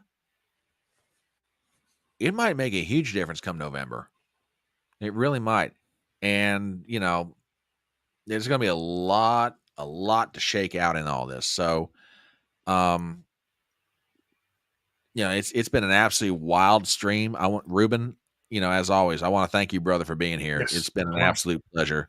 And also I want to say again, thank you to Brent Lee from the Dangerous Rhetoric podcast, Christian Watson, Chad Manley, everybody in chat, all the super chats you guys have given, the comments, the fact you guys have been here as much as you have. You guys have been absolutely fantastic. Ruben, have you got any closing thoughts? Oh no, it's just a wild night. Super Tuesday's always been important to me because again, I've always loved politics, and this is basically this is the day every 4 years we solidify. We basically know who the nominee is going to be. We already this is solidified, so that the headline should be Trump is lock in as the Republican nominee. He should be focusing on Biden now and should be focusing on what his record was for his last 4 years and what the last 4 years have been, which is the exact opposite. And he started leading that today. You heard what he's been saying in the last few days. And like you said, he's been very maniacal in his rhetoric, getting things done and showing the difference between what he can provide and what Biden has done to destroy America. So let's make America great again. That's what's the point of thing. So it's fantastic. It's a fantastic night for Trump. Yeah. And thank you guys so very much. You guys are just absolutely awesome. You guys are very kind to me and very kind to this channel. Like I say, it's an amazing night on so many different levels. And I don't think we're going to be able to appreciate the historic nature of Trump's win. And there's going to be a lot written about it over the coming days. So keep your eyes open from there. For my part, tomorrow I've got comedian and podcaster Chrissy Mayer on my channel at 4 p.m. Eastern. And please, if you've got the ability, watch that one because Chrissy is a load of fun. Even though right now she's going through some problems with her health, not necessarily related to the baby. That's not what I'm talking about. Huh? Pink eye. Oh shit. Yeah. Oh no. Pretty bad case of it. Oh yeah. Pretty bad case of it. Yeah. Mm-hmm. So say some prayers for the girl. She could probably use it right now. Yeah, we gotta share out that stream tomorrow because I'm gonna do the same thing because again, Chrissy's hilarious. She's a funny woman. Yeah, absolutely. She was there on January 6th. She's doing her part. She's she's in New York and she's proud to be there. Yeah, and she was recently attacked by a stink bomb and pepper spray. Yeah, somebody pepper sprayed her at a comedy gig she was doing. So we got her at 4:00 tomorrow. On Thursday, we're going to watch the State of the Union address on my channel, and I would love to have you guys here for it. I'll send out the tweets and the messages, but that will be absolutely hysterical. So, yeah, and then Friday evening, I'm appearing on the Indian Jesus's channel as his guest, and then Saturday morning's brunch. So, yeah, I'm going to be kind of busy for the remainder of the week. There you go. Oh, my gosh. And by the way, for everybody who's been subbing to my channel over the past few days, because you guys are just as much a part of this thing as I am, I'm like within like 125 subs of 1,000. Yeah. You got to get it out there. Yeah, I'm doing everything I can. Tomorrow we got to do it. That's what I'm saying. Tomorrow, and again, Chrissy's got a good following, so we can get everybody out there. I'll tweet it out. Let's put it all over the place. Get out there because again, that could take it over the top. Yeah. So you guys are completely awesome. Thank you so much for being here tonight. We're going to go ahead and bring it in for a landing. On behalf of Brentley and Christian, Chad, Ruben, and myself, thank you so much for being here for our live stream coverage of the 2024 Super Tuesday primaries. For those of you who will be able to join me tomorrow with Chrissy Mayer, we'll be back at 4:00 Eastern. We love you guys. Thank you so very much. And you guys have a great night.